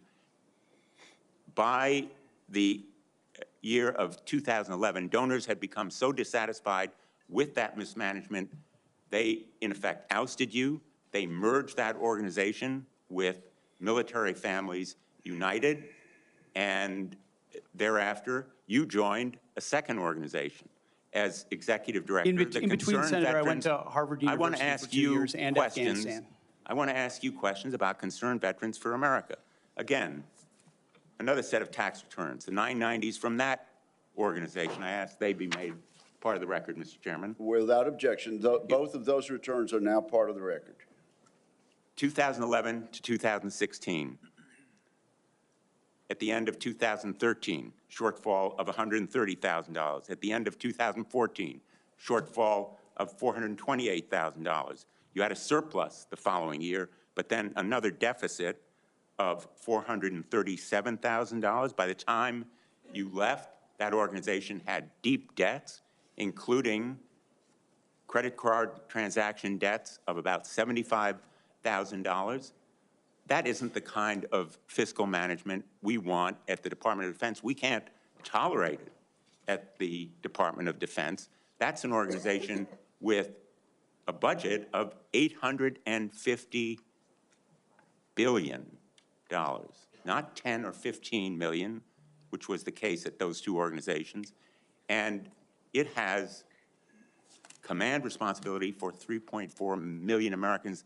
The highest number that you managed in those two organizations was maybe 50 people. Let me ask you, how many men and women now serve in the United States Army? What is Sen's strength? Senator, I would like an opportunity to respond to I've asked you a impugning question. of my leadership of a veterans organization. Concerned Veterans for America, you're on the VA committee, sir, and I appreciate your service there. The VA Accountability Act and the Mission Act were all brainchilds of Concerned Veterans for America. We used our donor money very intentionally and focused to create policy that bettered the lives of veterans. Mr. Hegseth, I'm asking you a very simple question. How many men and women currently serve in the United States Army? Senator, the United States Army, 450,000 on active duty, sir. And how many in the Navy? And the Navy is 425, sir. Well, it's 337 this year. How many in the Marine Corps? 175,000, sir. 172,300. Those numbers dwarf any experience you had by many multiples. I don't believe that you can tell this committee or the people of America that you are qualified to lead them. I would support you as the spokesperson for the Pentagon. I don't dispute your communication skills, but I believe that we are entitled to the facts here. I've asked for more documents. I assume you'd be willing to submit to an expanded FBI background check that interviews your colleagues, accountants, ex-wives, former spouses, sexual assault survivors, and others, and enable them to come forward. Senator, I'm not in charge of FBI background checks. But you would submit to it and support it. I'm not in charge of FBI background checks. Thank you, Senator Blumenthal. I at this point, want to submit a letter from Captain Wade Zirkle, the founder of Vets for Freedom, and the person who hired Pete Hegseth to run the organization.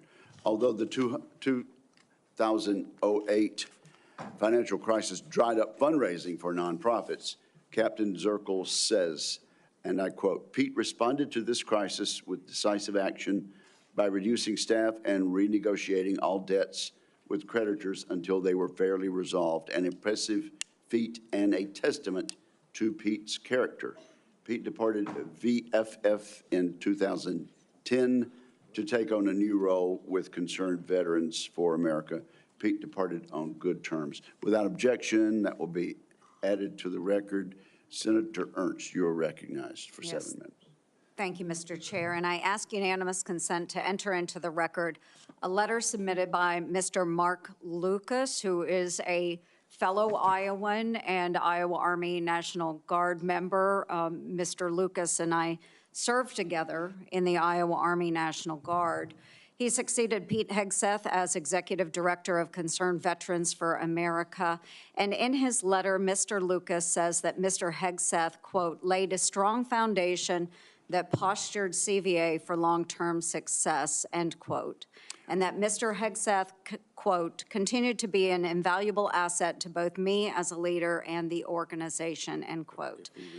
So I would ask for unanimous consent to enter this Washington Times article and the letter from Mr. Mark Lucas into the record. Without objection. Okay, thank you, Mr. Chair. Good morning, Mr. Hegseth, and thank you very much. I appreciate your service to our nation. It's something that I know you are very proud of, and it is something that we have in common and that we share. You and I have had many productive conversations. And just for our audience, we have had very frank conversations. Is that correct, Mr. Hegseth? Senator, that is a correct characterization. You know that I don't keep anything hidden, pull no punches. My colleagues know that as well. So I do appreciate you sitting down and allowing me the opportunity to question you thoroughly on those issues that are of great importance to me. Just to recap those issues, 3 that are very important. One is the DOD and making sure that we have a clean audit. The second is women in combat, and we'll talk a little bit more about that in a moment. And the third was maintaining high standards and making sure that we are combating sexual assault in the military.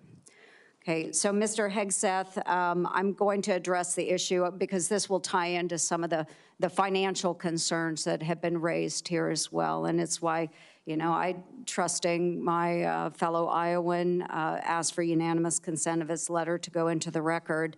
But like me, a lot of Iowans are really, really concerned and upset about the wasteful Washington spending and, of course, in our Pentagon. It's an issue that I have been combating for years. So there's significant room for greater efficiency and cost cutting within the department. And the DOD is the only federal agency that has never passed an audit. As the Senate DOJ caucus chair and founder, that's unacceptable to me, and it should be unacceptable to you as well. So I appreciate that you mentioned that in your opening statement. What are those steps that you will take to ensuring the Pentagon has a clean audit by the year 2028? Senator, I appreciate your work on this topic, which you've been involved in for a long time. You mentioned Concerned Veterans for America. I just want to clarify. We have very generous donors who set a very clear budget that we stuck to every single year. So the latitude there was restricted, and we worked very hard and diligently inside it. You've also been a leader on the Pentagon audit for a very long time. I think when we met, Senator, I said 2014 was the first year. We discovered a 2013 op-ed I wrote about the need for a Pentagon audit, because an audit is an issue of national security and frankly, respect to American taxpayers who give $850 billion over to the Defense Department and expect that we know where that money goes. And if that money is going somewhere that doesn't add to tooth and instead goes to fat or tail, we need to know that. Or if it's wasted, we need to know that. So I think previous secretaries of defense, with all due respect, haven't necessarily emphasized the strategic prerogative of an audit. And myself, my deputy SecDef, and others already know that a Pentagon audit will be the comptroller, others central to ensuring we find those dollars that can be used elsewhere legally under the law inside the Pentagon. So you have my word, it will be a priority. Okay, thank you. Okay, moving on to women in combat, and I had the privilege of serving in uniform for over 23 years. Between our Army Reserves and our Iowa Army National Guard, did serve in Kuwait and missions in Iraq. And so it is incredibly important that I stress, and I hope that if confirmed, you continue to stress, that every man and woman has opportunity to serve their country in uniform and do so at any level, as long as they are meeting the standards that are set forward. And we talked about that in my office. I do believe in high standards. Now, I was denied the opportunity to serve in any combat role because I have a lot of gray hair. And the policy has changed since then, okay? So I've been around for quite a while.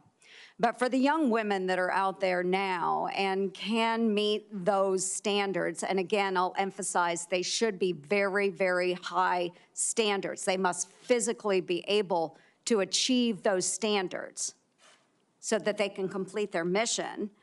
But I want to know, again, let's make it very clear for everyone here today. As Secretary of Defense, will you support women continuing to have the opportunity to serve in combat roles? Senator, first of all, thank you for your service, as we discussed extensively as well. It's my privilege. And my answer is yes, exactly the way that you caveated it. Yes, women will have access to ground combat roles, given the standards remain high, and we'll have a review to ensure the standards have not been eroded in any one of these cases. That'll be part of one of the first things we do at the Pentagon, is reviewing that in a gender-neutral way, the standards, ensuring readiness and meritocracy is front and center. But absolutely, it would be the privilege of a lifetime to, if confirmed, to be the Secretary of Defense for all men and women in uniform who fight so heroic. They have so many other options. They decide to put their right hand up for our country, and it would be an honor to have a chance to lead them. Thank you. And just very briefly, we only have less than a minute left, but we have also discussed this in my office. A priority of mine has been combating sexual assault in the military and making sure that all of our service members are treated with dignity and respect. This has been so important. Senator Gillibrand and I have worked on this, and we were able to get changes made to the Uniform Code of Military Justice to make sure that we have improvements and on how we address the tragic and life-altering issues of rape, sexual assault. It will demand time and attention from the Pentagon under your watch if you are confirmed. So as Secretary of Defense, will you appoint a senior level official dedicated to sexual assault prevention and response? Senator, as we have discussed, yes, I will. Okay, and my time has expired. Thank you for your answers. Senator Hirono. Thank you, Mr. Chairman. Mr. Hegseth, welcome. Thank you. I am focused on your fitness to serve, including your character and temperament and your overall qualifications to do the job. And I do appreciate the comments of Ranking Member Reed with his concerns regarding your nomination, because I share those concerns. As part of my responsibility as a member of this committee to ensure the fitness of all nominees to come before any of the committees on which I sit, I ask the following two initial questions. First, since you became a legal adult, have you ever made unwanted requests for sexual favors or committed any verbal or physical harassment or assault of a sexual nature? No, Senator. Have you ever faced discipline or entered into a settlement relating to this kind of conduct? Senator, I was falsely accused in October of 2017. It was fully investigated, and I was completely cleared. I don't think completely cleared is accurate, but the fact is that your own lawyer said that you entered into an NDA and paid a person who accused you of raping her a sum of money to make sure that she did not file a complaint. Moving on. As Secretary, you will be in charge of maintaining good order and discipline by enforcing the Uniform Code of Military Justice, UCMJ. In addition to the sexual assault allegations, and by the way, the answer to my second question should have been yes. I have read multiple reports of your regularly being drunk at work, including by people who worked with you at Fox News. Do you know that being drunk at work is prohibited for service members under the UCMJ? Senator, those Yes are or no? multiple false anonymous reports peddled by NBC News you know that that run directly drinking on the job contradictory to is the dozens of men and women at not Fox News contemplated Channel I'm who not I work hearing- with I'm who not came hearing on the the answer to my record question. and said they've In your never opening seen statement, that. Mr. Hegseth, you commit to holding leaders accountable at all levels. That includes you, of course. And frankly, as Secretary, you will be on the job 24/7. You recently promised some of my Republican colleagues that you stopped drinking and won't drink if confirmed, correct? Absolutely. Will you resign as Secretary of Defense if you drink on the job, which is a 24/7 position? I've made this commitment on behalf of Will the you men and women I'm resign serving. as Secretary of Defense I've if made this you commitment drink on on the behalf of the job? men and women I'm serving I'm not because it's the hearing- most important deployment I'm not of my hearing an life. answer to my question, so I'm going to move on. While you have made that commitment, you will not commit to resigning if you drink on the job. As Secretary of Defense, you will swear an oath to the Constitution and not an oath to any man, woman, or president, correct? Senator, on multiple occasions, including as a young second lieutenant, I have sworn an oath to the Answer is Constitution, yes. and I'm proud to do so. Yes, ma'am. In June of 2020, then President Trump directed former Secretary of Defense Mark Esper to shoot protesters in the legs in downtown DC, an order Secretary Esper refused to comply with. Would you carry out such an order from President Trump? Senator, I was in the Washington, D.C. National Guard unit that was in Lafayette Square during those Would you events, carry holding out a an riot order to shield on shoot behalf of my protesters country. in the legs? I saw 50 as Secret directed Service agents to get injured Secretary by Esper? rioters trying to jump over the fence, set Again, the church on fire, and You destroy know a what, that sounds statue. to me that you will Chaos. comply with such an order. You will shoot protesters in the leg. Moving on. President-elect has attacked our allies in recent weeks, refusing to rule out using military force to take over Greenland and the Panama Canal, and threatening to make Canada the 51st state. Would you carry out an order from President Trump to seize Greenland, a territory of our NATO ally Denmark, by force, or would you comply with an order to take over the Panama Canal?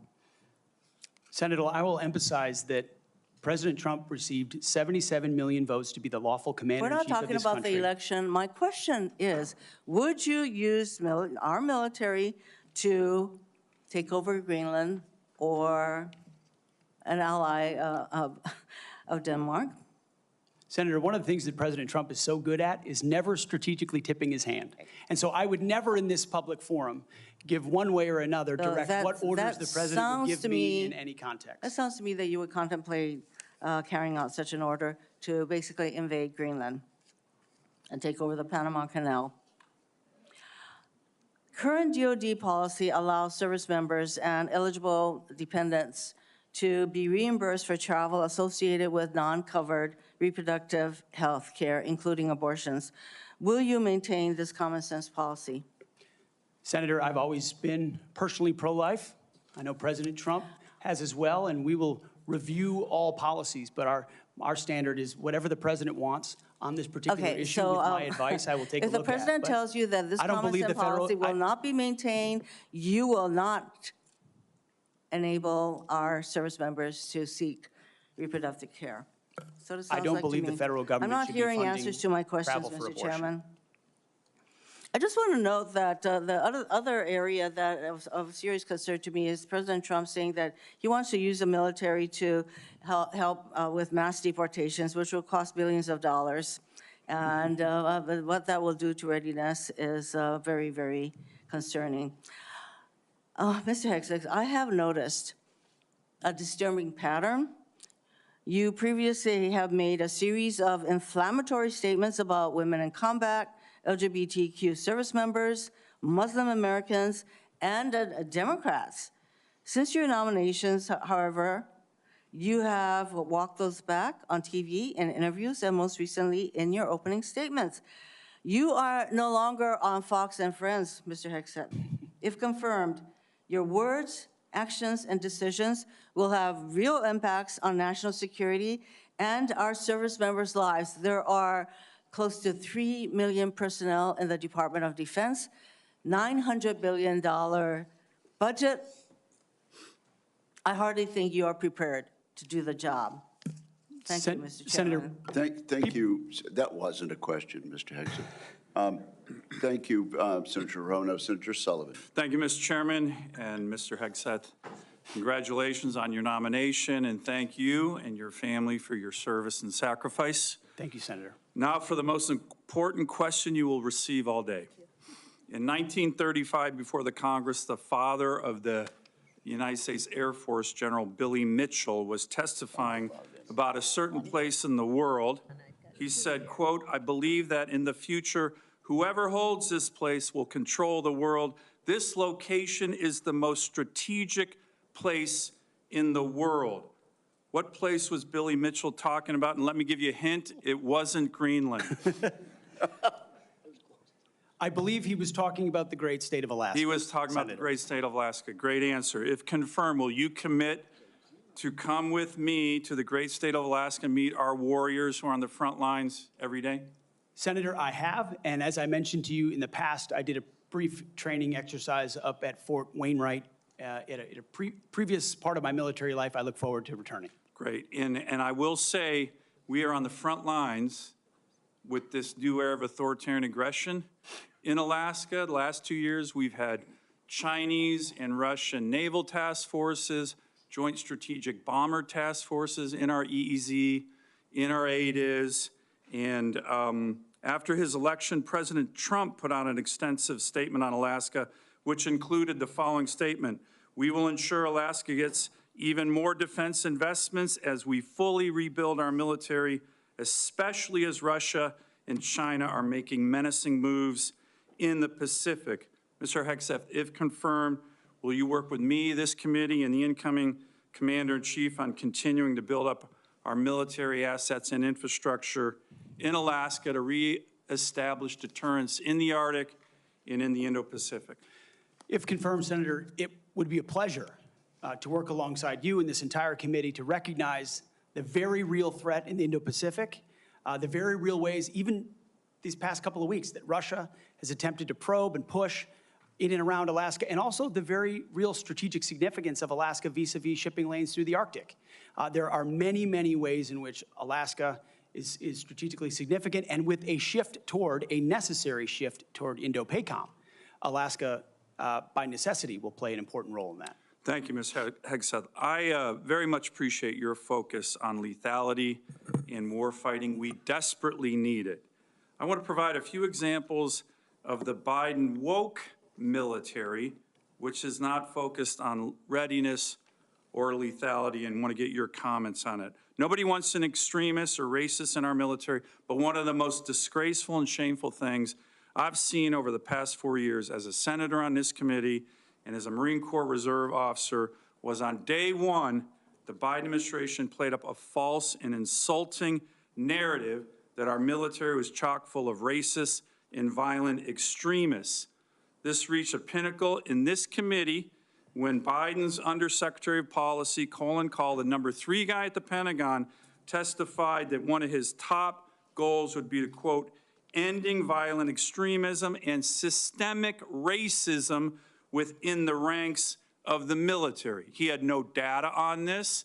The media loved it, fanned the flames, wrote baloney stories on this false narrative.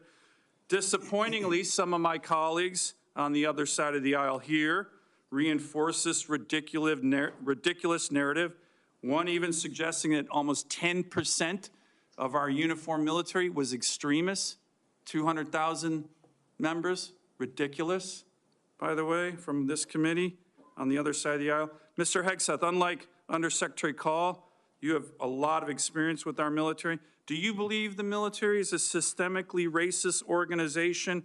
And if confirmed, will you commit to defend, not denigrate our troops? Senator, I was also offended by those comments because anyone who's been on active duty in the National Guard, man, woman, in units, understand that is fundamentally false. By the way, there's 3 studies, to his credit, Secretary Austin put out one of them, that said exactly what you just said. Fundamentally false. Senator, they knew it. Anyone who'd been in a unit knew it.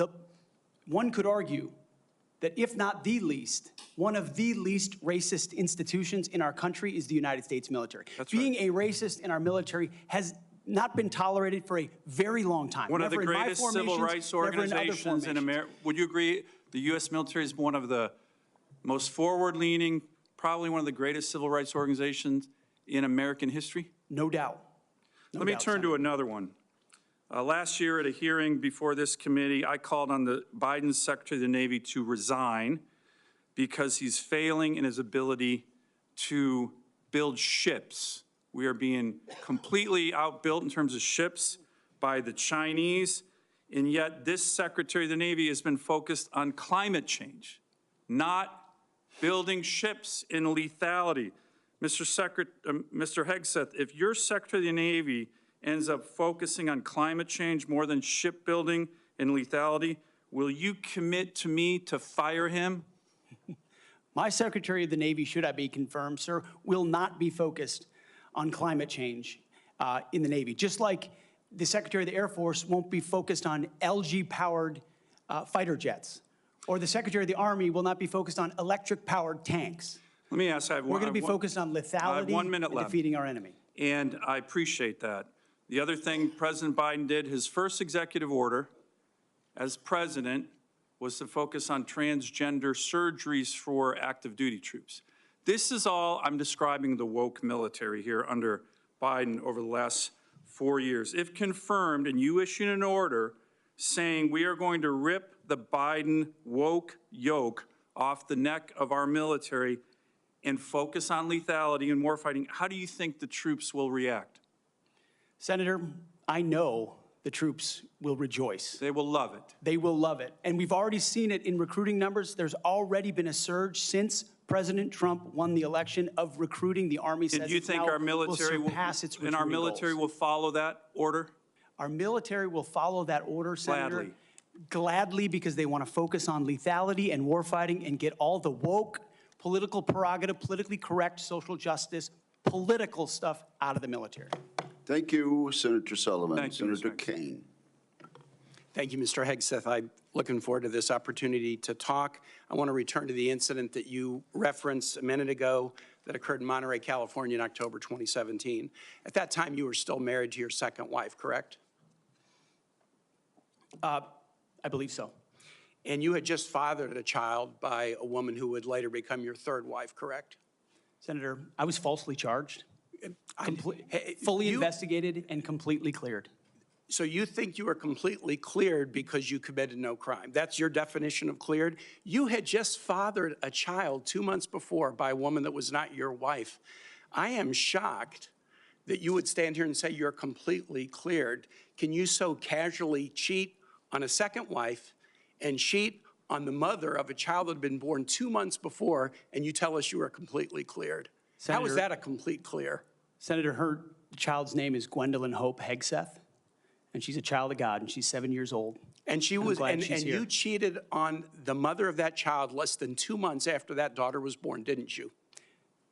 Those were false charges. Well, It was no, fully investigated, and I was completely cleared. And I am so grateful for the marriage I have to this amazing woman behind me. You've admitted that you had sex at that hotel in October 2017. You said it was consensual, isn't that correct?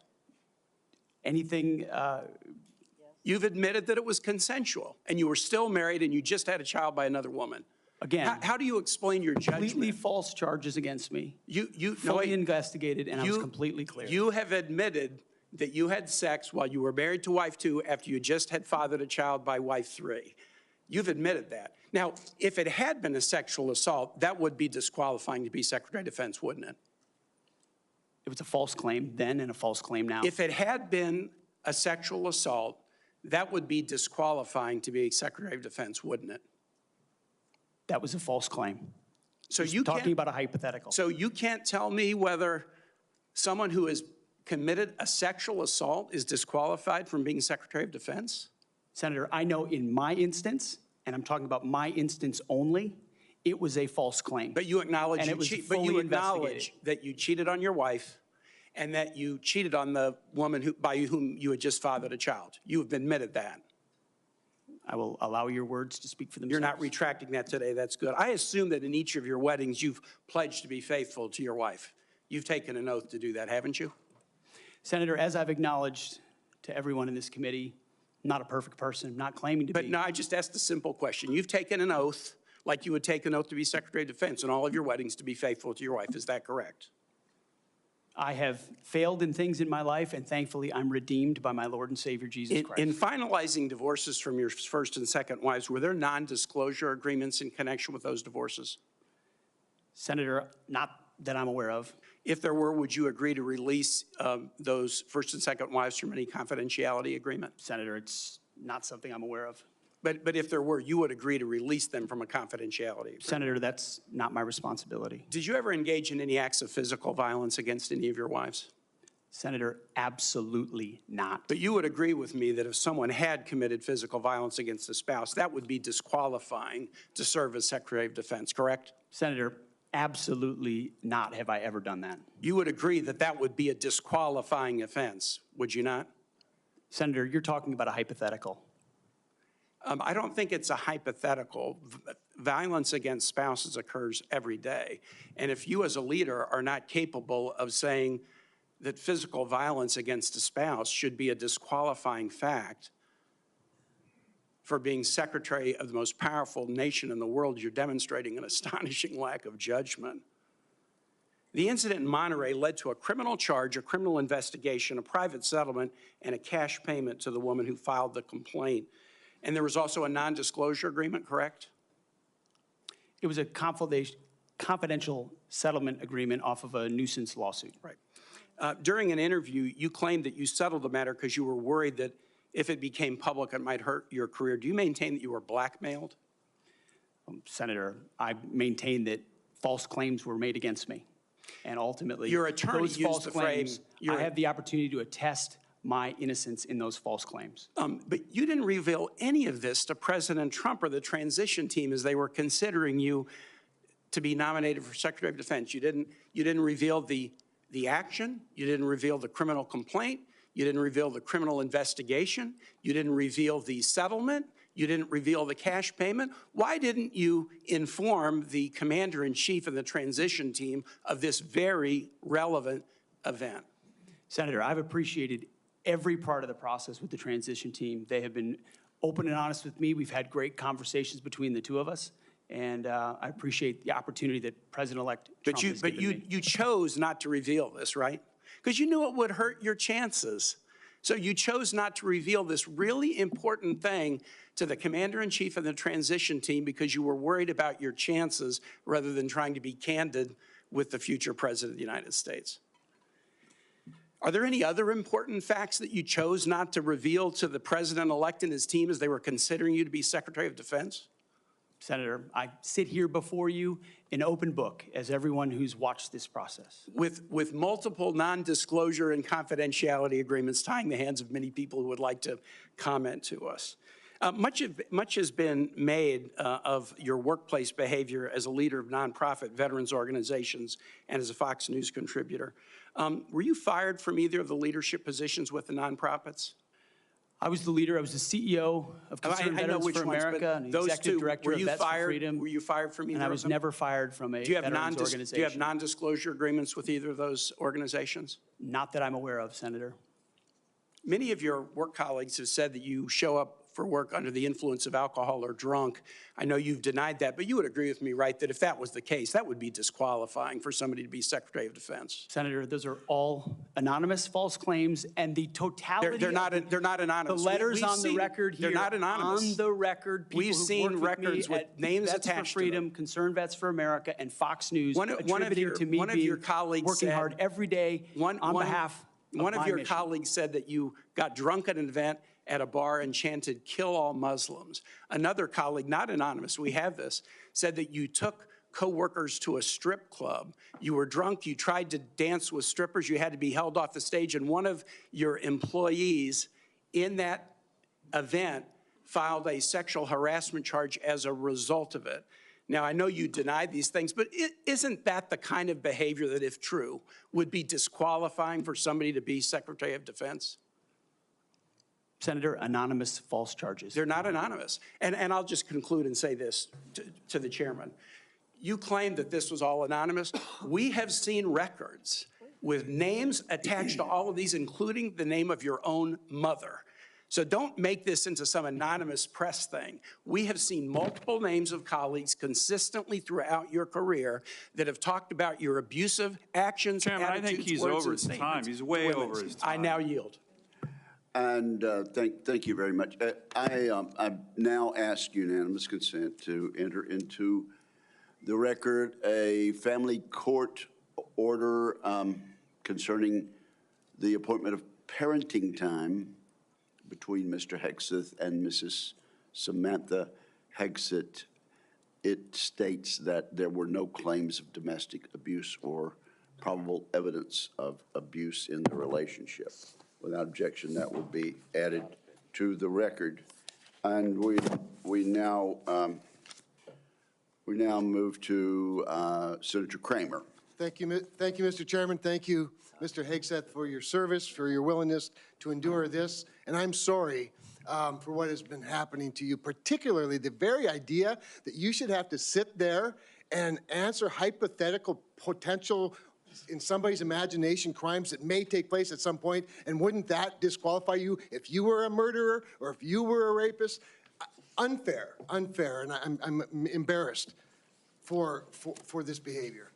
But first, I want to say thank you for your strong proclamation, unapologetic proclamation of faith in Jesus Christ. I sat here and listened to your opening statement and thought, wow, this is a guy who in today's culture is willing to stand up and say the first thing is first, faith in Jesus Christ. And I was reminded of what Christ said in Matthew, seek ye first the kingdom of God and his righteousness, and these things shall be added unto you. You are going to have a great future as our secretary, and I look forward to that day happening. I also want to get back to, you mentioned, and it got rather dismissed quickly, pivoted, as a lot of things do. You'd mentioned that you were not able to serve with your National Guard unit in the protection of the inauguration of Joe Biden because of a tattoo, a Christian tattoo. Can you elaborate just a little bit on what is this very offensive, extremist, racist tattoo that you have? It's a tattoo I have right here, Senator. It's called the Jerusalem Cross. It's a historic Christian symbol. In fact, interestingly, recently I attended briefly the memorial ceremony of former President Jimmy Carter on the floor of our National Cathedral. On the front page of his program was the very same Jerusalem Cross. It is a Christian religious symbol. And when the events happened before preceding the Biden inauguration, I was a part of the mobilization to defend that inauguration, as someone who'd been a proud supporter of Donald Trump, but also a member of the military, had orders to come to Washington, D.C. to guard that inauguration. And at the last minute, those orders were revoked. I'd never had orders revoked before. I'd been on orders to a lot of places to do a lot of difficult and dangerous things. They were revoked, and I was not told why. Later, when I wrote my book, I was able to get information. It was because I had been identified. Someone who'd served in Iraq, in Afghanistan, in Guantanamo Bay, holding a riot shield outside the White House. I'd been identified as an extremist, as someone unworthy of guarding the inauguration of an incoming American president. And if that's happening to me, Senator, how many other men and women, how many other patriots, how many other people of conscience? We haven't even talked about COVID and the tens of thousands of service members who were kicked out because of an experimental vaccine. In President Trump's Defense Department, they will be apologized to, they will be reinstituted with pay and rank. Things like focusing on extremism, Senator, have created a climate inside our ranks that feel political when it hasn't ever been political. Those are the types of things that are going to change. And Senator Sullivan, you mentioned that study. After a whole study was held, extremism working group study, 100 extremists were identified in the ranks of 3 million. And most of those were gang-related. So it was a made-up boogeyman to begin with. You, Mr. Hegseth, are not the extremist. The people who would deny you your expression of faith are the extremists. They're the racists. They're the bigots. You're the one that is protecting their right to be one. Thank you for that. I want to go to another point in your opening statement, and it's summarized in this beautiful one-sentence paragraph. You said, quote, leaders at all levels will be held accountable, and warfighting and lethality and the readiness of the troops and their families will be our only focus. At that moment, in my mind's eye, I heard soldiers, airmen, Marines, sailors, guardians from the Pentagon to the Pacific and everywhere in between applaud. Applaud. And they're thinking, it's about time. I can get on board with that idea. And quite honestly, and I want to get to this because I think it's so important. I would say, I don't know, just about maybe everyone, I'm trying to think of an exception to this, that wears the uniform that has ever come before this committee or that I've met with privately, publicly, that I've been on tours with, that I've traveled with, that wear the uniform, whether it's with 4 stars or no stars, agrees with that statement. And I just want to caution you, and I'd be interested in your feedback on this. You know, there's been a lot of talk about firing woke generals, creating the purge group, and all those things you and I have talked about. I would say give those men and women a chance under new leadership. You know, my favorite painting in the rotunda is of George Washington retiring his commission, establishing on day one, a man who could have been king, chose to be a civilian leader of this country. And I just would encourage you to trust them first, and look forward to them saluting the civilian leadership of this country. So just maybe if you could spend a minute just elaborating a little bit about the wokeness, where it comes from, and who will be held accountable. The wokeness comes not from the uniform ranked, Senator, but from the political class. On day one, on January 20th, when President Trump is sworn in, he will issue a new set of lawful orders. And the leadership of our services will have an opportunity to follow those lawful orders or not. Those lawful orders will not be based on politics. They will be based on readiness, accountability, standards, and lethality. That is the process by which leaders will be judged. And accountability is coming, because everybody in this room knows if you're a rifleman and you lose your rifle, they're throwing the book at you. Mm-hmm. But if you're a general who loses a war, you get a promotion. That's not going to happen in Donald Trump's Pentagon. There will be real standards for success. Everyone from the top, from the most senior general to the most lowly private, will ensure that they're treated fairly, men and women, inside that system.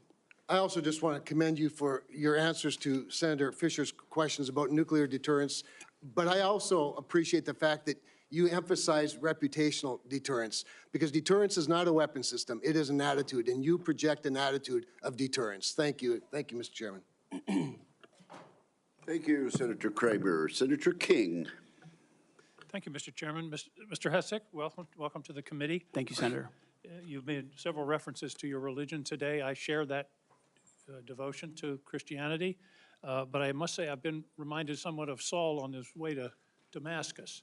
You seem to have been converted over the last several weeks and several months. You wrote in your book just last year that, but if we're going to, this is the book, War on Warriors, but if we're going to send our boys to fight, and it should be boys, we need to unleash them to win. Later on, our boys should not fight by rules written by dignified men. Which is it? Is it only boys can fight? I mean, you've testified here today that you believe in women in combat, but you didn't just last year. How do you explain your conversion? Senator, my testimony is clear. Writing a book is different than being Secretary of Defense, and I look forward to leading the men and women of our military. And my comment there, Senator, was about the burdensome rules of engagement that members of our generation, men and women, have seen on the battlefield. And one thing President Trump changed in meaningful ways that led to meaningful developments on the battlefield. When President Trump took control in the first term, ISIS was raging across Iraq. And as someone who spent a lot of time there with other men and women who invested in that mission, it was a very difficult moment to see the black flag of ISIS fly.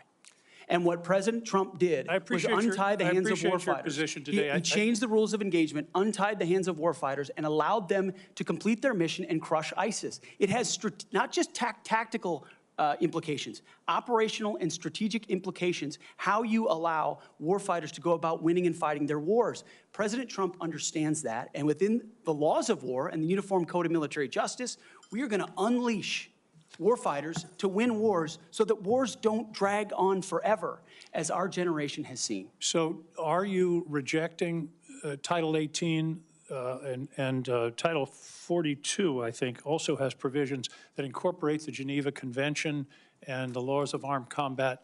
Are you saying that those laws should be repealed? That is the law of the land right now.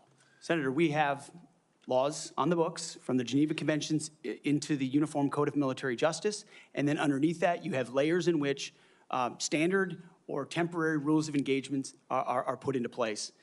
We fight enemies also, Senator, as our generation understands, that play by no rules. They use civilians as human shields. So are you saying they target women and children? The Geneva Convention should not be observed? We follow rules. We follow rules, but we don't need burdensome rules of engagement that make it impossible for us to win these wars. You're saying two different things. You're saying we follow rules, but we don't have to follow the rules in all cases. Is that correct? Senator, I'm making an important tactical distinction that warfighters will understand. That there are the rules we swear an oath to defend, which are incredibly important, and this committee understands and helps set them. And then there are those echelons above reality, from, corps to division to brigade to battalion, and by the time it trickles down to a company or a platoon or a squad level, you have a rules of engagement that nobody recognizes. And then it makes you incredibly difficult to actually do your job on the battlefield. That's the kind of assessment and look that an Army major will give to this process if I was confirmed to be the Secretary of Defense. Your quote is, true understanding of that. Your quote in 2024, our boys should not fight by rules written by dignified men in mahogany rooms 80 years ago. That would be the Geneva Convention. America should fight by its own rules, and we should fight to win or not go in at all. Are you saying that the Geneva Convention provisions, which clearly outlaw torture of prisoners, should not apply in the future? Senator, how we treat our wounded, how we treat our prisoners, the applications of the Geneva Conventions are incredibly important. But we would all have to acknowledge that the way we fought our wars back when the Geneva Conventions were written are a lot different than the asymmetric, non-conventional environment of counterinsurgency that I confronted in Iraq and Afghanistan. I was the senior counterinsurgency instructor in Afghanistan. My job was to understand how the Taliban and al-Qaeda operated so that NATO units coming in could be informed of what was happening. They knew our rules of engagement, and when they were more restrictive, they took advantage of them, and it put our men and women in a more dangerous and difficult place. And you believe For that future wars we fight, we need to have someone atop the Pentagon, sir, who understands how those ripple effects Well, I just want impact to the men and women understand in your uniform. position. Your position is torture's okay. Is that correct? Waterboarding, torture is no longer prohibited given the circumstances of whatever war we're in. Is that correct? Senator, that is not what I said. I've never been party to torture. We are a country that fights by the rule of law, and our men and women always do. And yet we have too many people here in air-conditioned offices that like to point fingers at the guys in dark and dangerous places, the gals in helicopters in enemy territory who are doing things that people in Washington, D.C. would never dare to do, or send, in many cases. In one of your interviews, you said they're willing to do this. You're talking about Donald Trump and Senator Cruz. They're willing to do something like waterboarding if it's going to keep us safe. Are you okay with waterboarding? Senator, the law of the land is that waterboarding is not legal. So the statement that you made, you now recant. Is that correct? They are willing to do something like waterboarding if it's going to keep us safe. You expressed that with approval. Senator, I'm very familiar with that as a concept, having spent a year at Guantanamo Bay, Cuba, guarding 700 of those that attacked us on 9/11. I just want to be clear. Are we going to abide by the Geneva Convention and the prohibitions on torture, or are we not? Is it going to depend on the circumstances? As I've stated multiple times, the Geneva Conventions are what we base ours, but what an American first national security policy is not going to do is hand its prerogatives over to international bodies that make decisions about how our men and women make decisions on the battlefield. America First understands we send Americans for a clear mission and a clear objective. We equip them properly for that objective. We give them everything they need, and then we stand behind them with the rules of engagement that allow them to fight decisively to defeat America's enemies, which is why we say I just have a few seconds peacefully left, Mr. Hegseth, if you could. I was very disturbed in your opening statement where you talked about the priorities that you have. We will work with our partners and allies to deter aggression in the Indo-Pacific from the Communist Chinese. There's not a single mention in this statement about Ukraine or Russia. Is this code for we're going to abandon Ukraine? Senator, the president, that's a presidential level policy decision. He's made it very clear that he would like to see a end to that conflict. We know who the aggressor is. We know who the good guy is. We'd like to see it as advantageous for the Ukrainians as possible, but that war needs to come to an end. You talk a lot about deterrence of China. I would submit that Xi Jinping is watching what we do very carefully. If we abandon Ukraine, that would be the strongest signal possible to Xi Jinping that he can take Taiwan without significant resistance from this country. Thank you, Senator King. Senator Scott of Florida. Mr. Chairman, I'd like to enter into the record 2 letters which testify to Mr. Hegseth's leadership record at Concerned Veterans for America. The first letter submitted by Mr. Darren Selnick, a senior advisor at CFA, stated that there's been no better leader, policy champion, or fighter for the military and veterans than Pete. He was instrumental in 2014 and 2017 in ensuring that veterans had health care choice.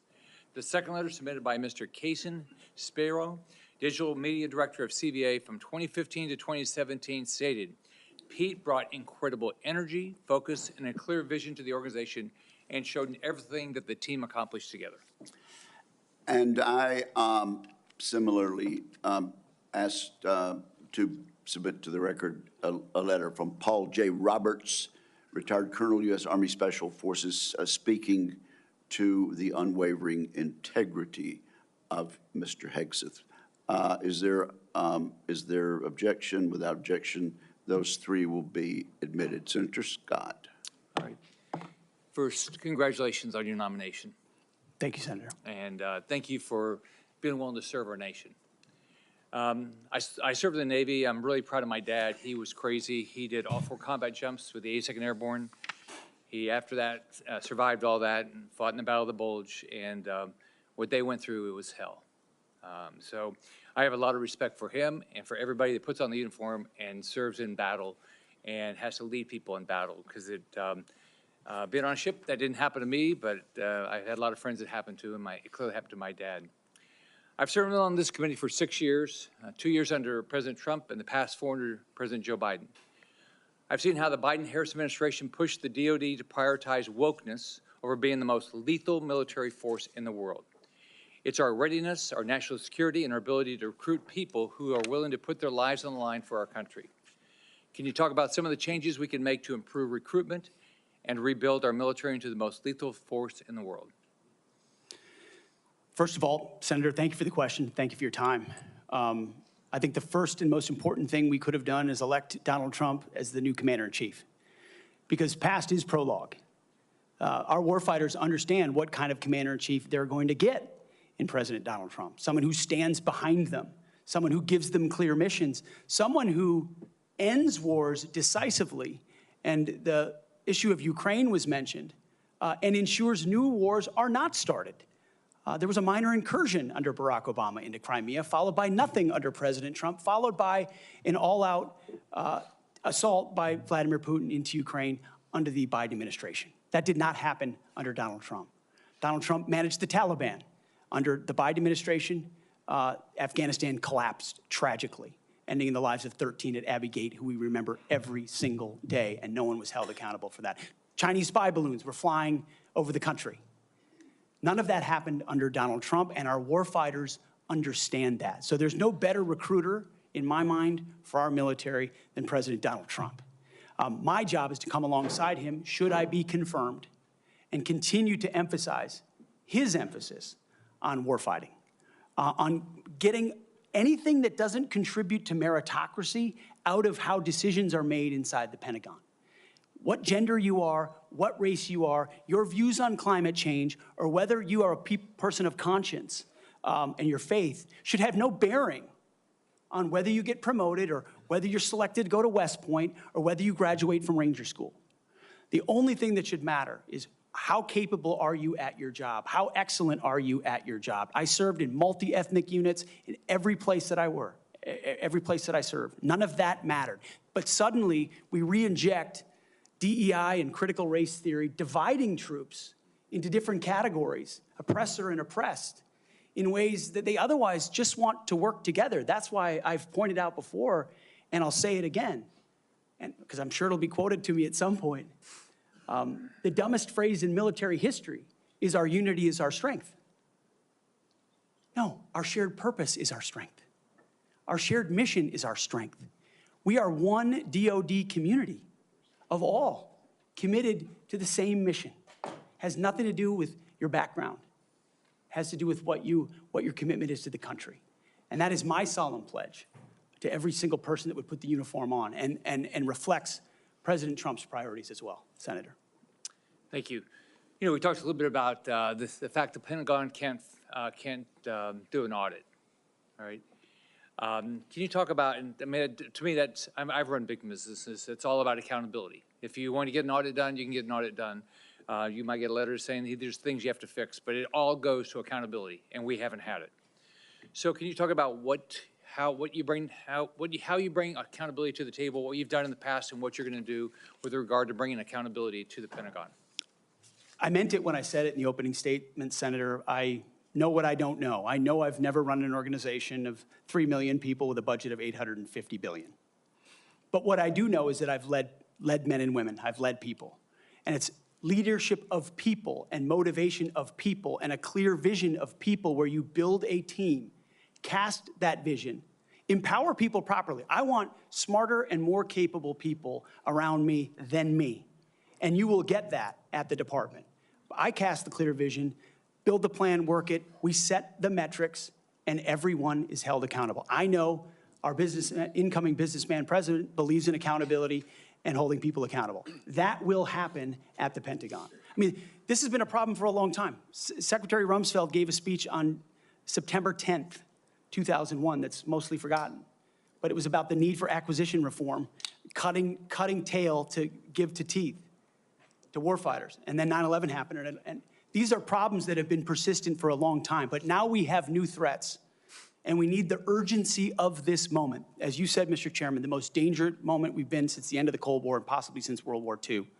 the urgency to do everything possible to get the capabilities into the hands of warfighters, Emergency Powers Defense Production Act, whatever it takes, and an audit is certainly part of it. Why do you want to do this? Why do you want to do this job? What drives you? You have 30 seconds. Because I love my country, Senator, and I've dedicated my life to the warfighters. People see me as someone who hosts a morning show on television.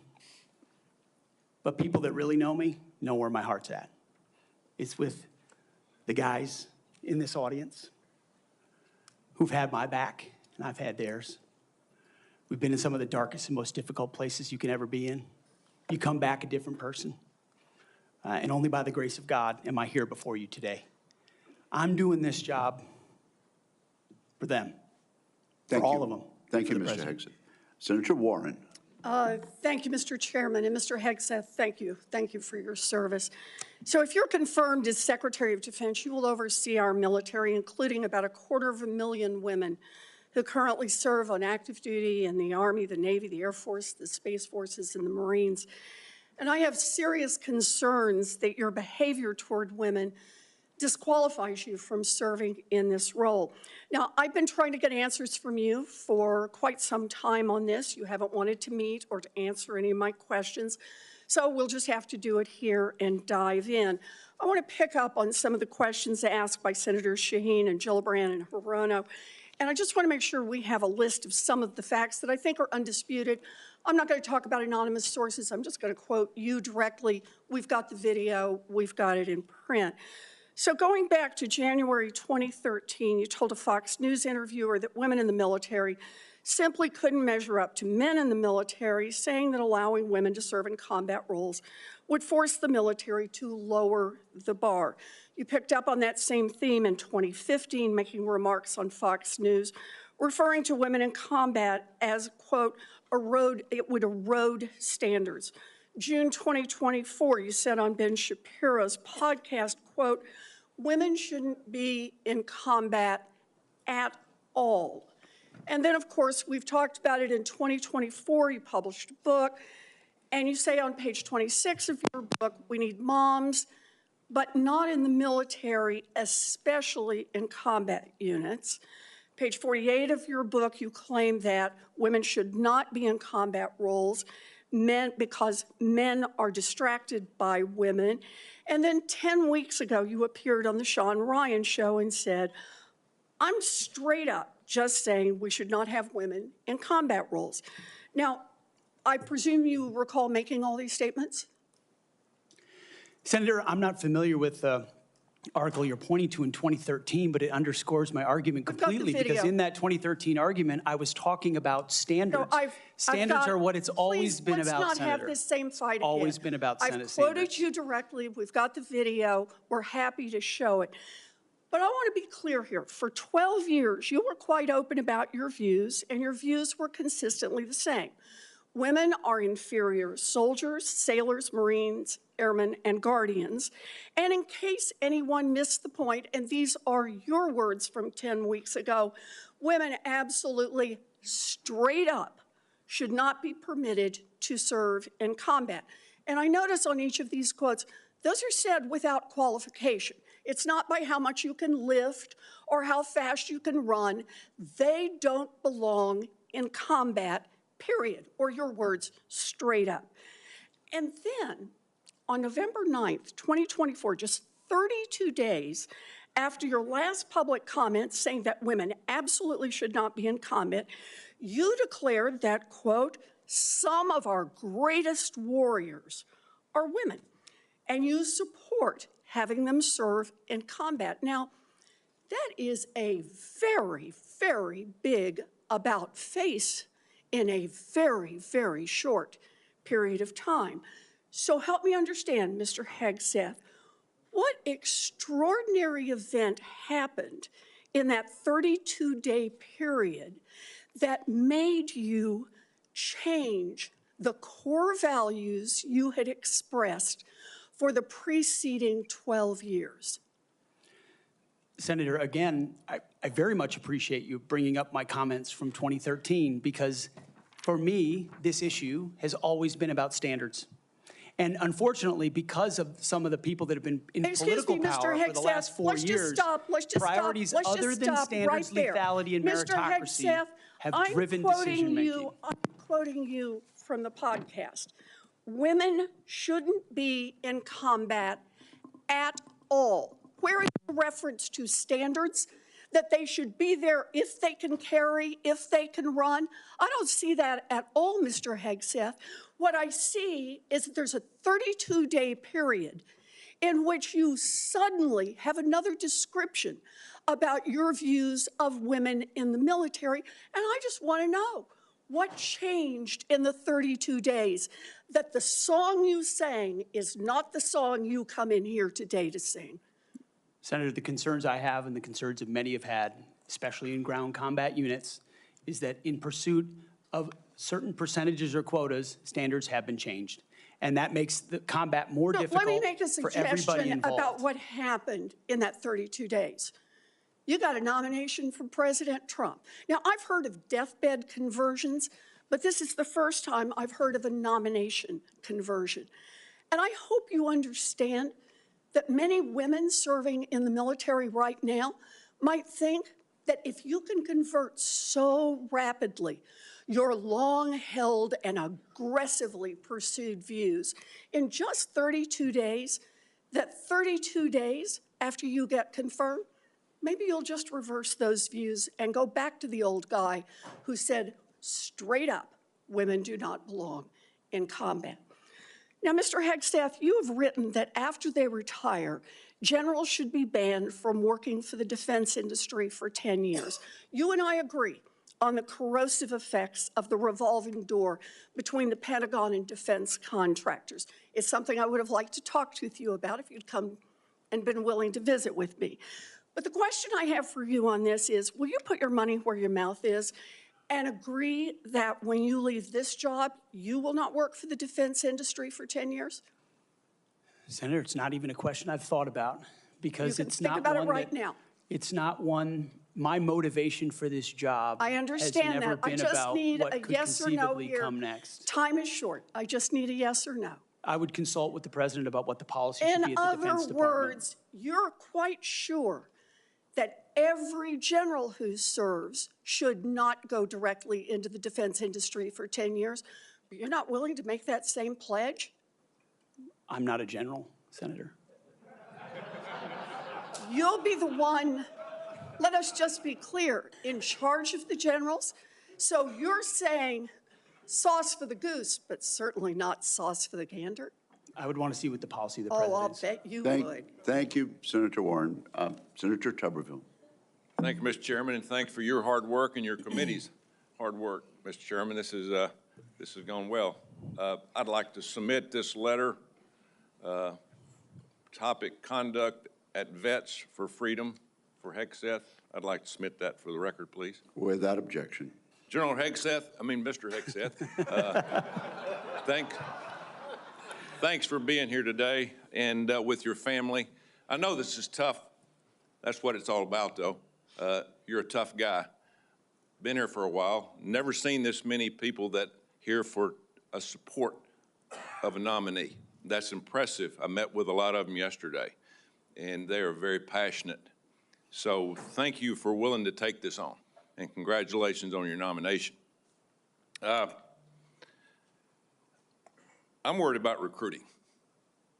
I mean, we can look at everything out there and talk about all these things, these narratives, but at the end of the day, I came from a team sport where the players actually won the games.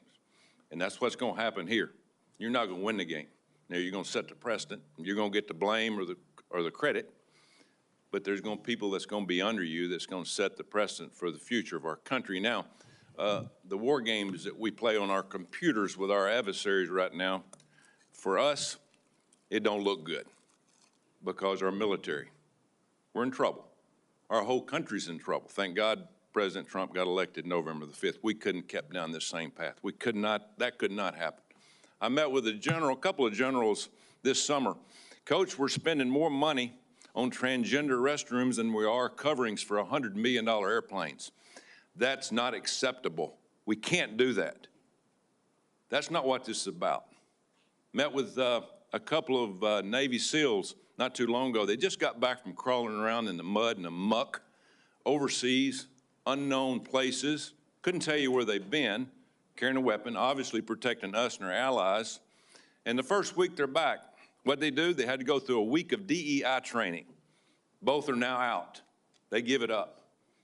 It was embarrassing to them of what they had to do.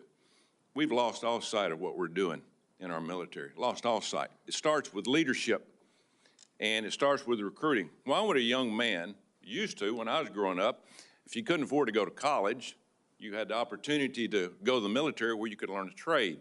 You could learn, you could make a living for your family, and eventually possibly get an education. That was a good alternative. We've forgotten that. We've forgotten it. We can't give up on our young people. Young people are our #1 commodity in this country, and they're the ones that's going to live and die for the freedom of this country in the future. So, again, thank you for taking this on. Recruiting. Our service academies are meant to serve as our primary commissioning source of officers. It now appears that they are a breeding ground for leftist activists and champions of DEI and critical theory. Now, not all, but some. And some is way too much.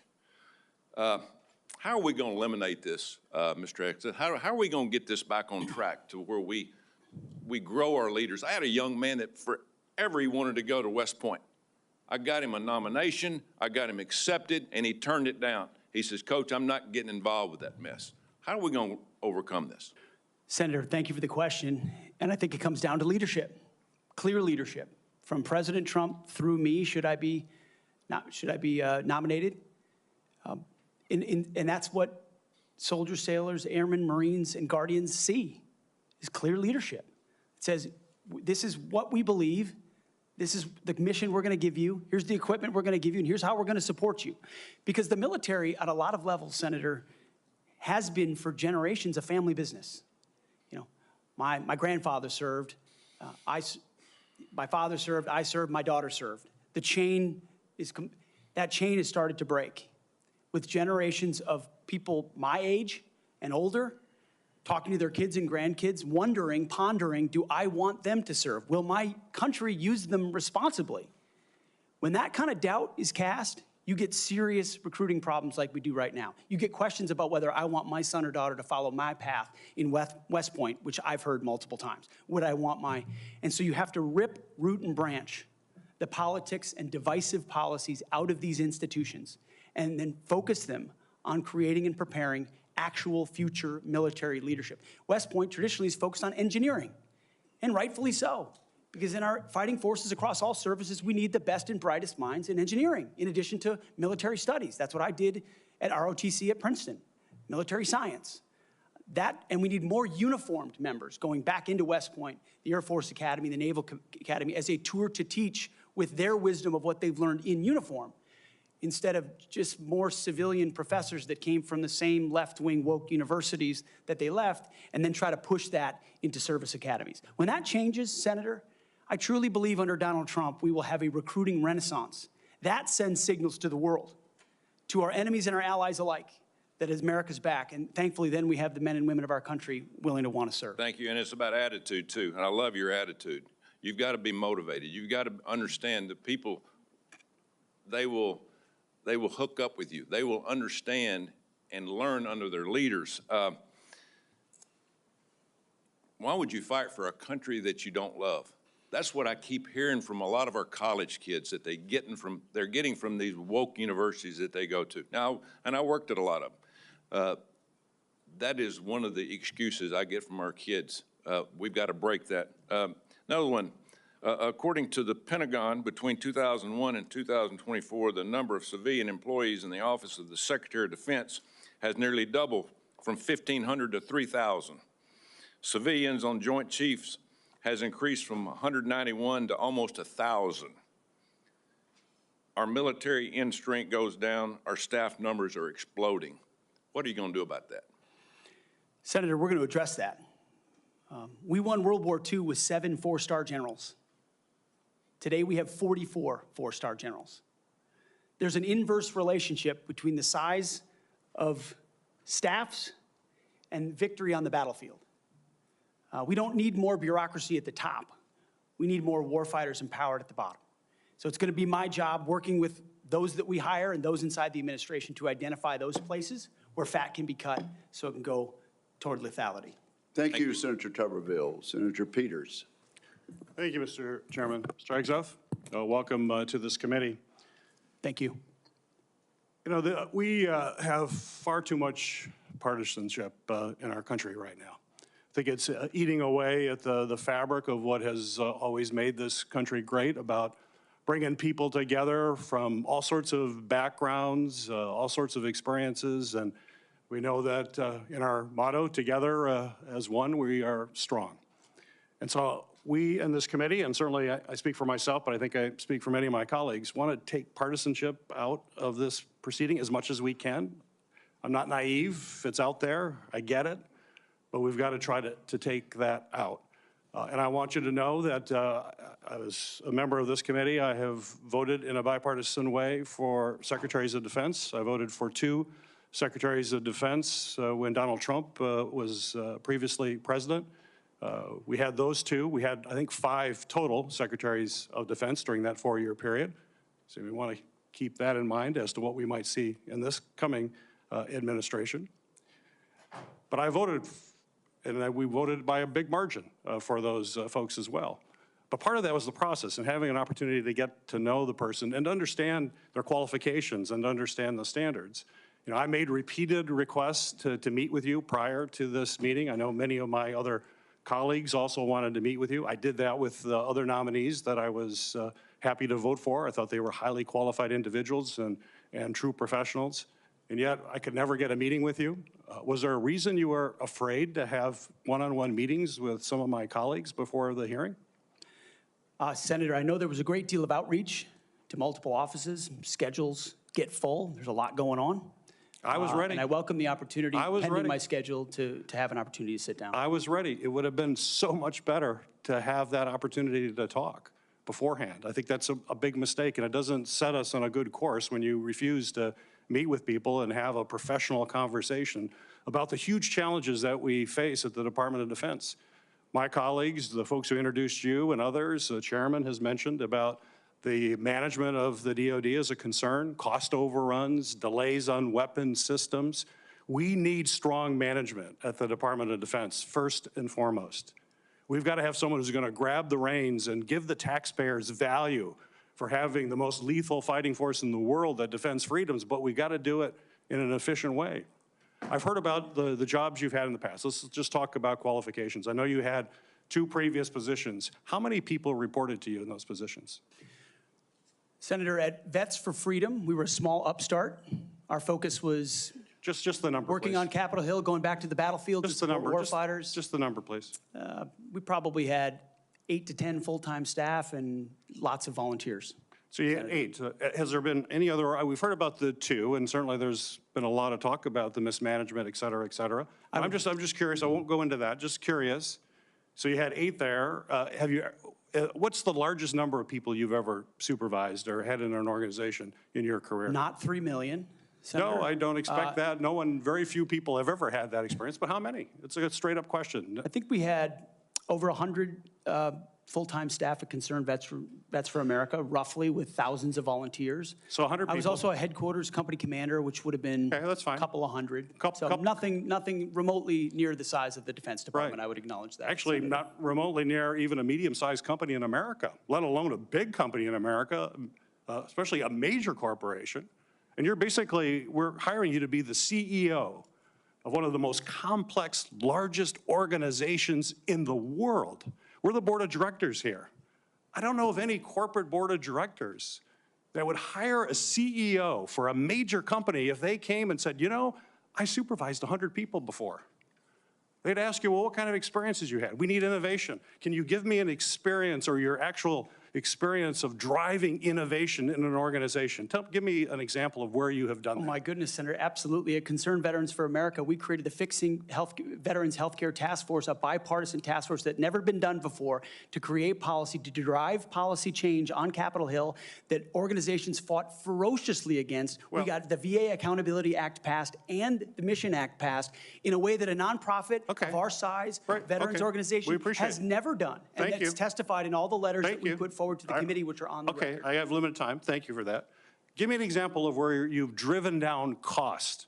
I've heard the examples that Senator Blumenthal gave. The cost was a real problem for you in your 50-person organization that you actually raised a lot less than what you actually spent. Did you drive costs down? If in a 50-person organization, let me tell you, we've got to drive costs down dramatically in an organization of 3 million people and hundreds of billions of dollars.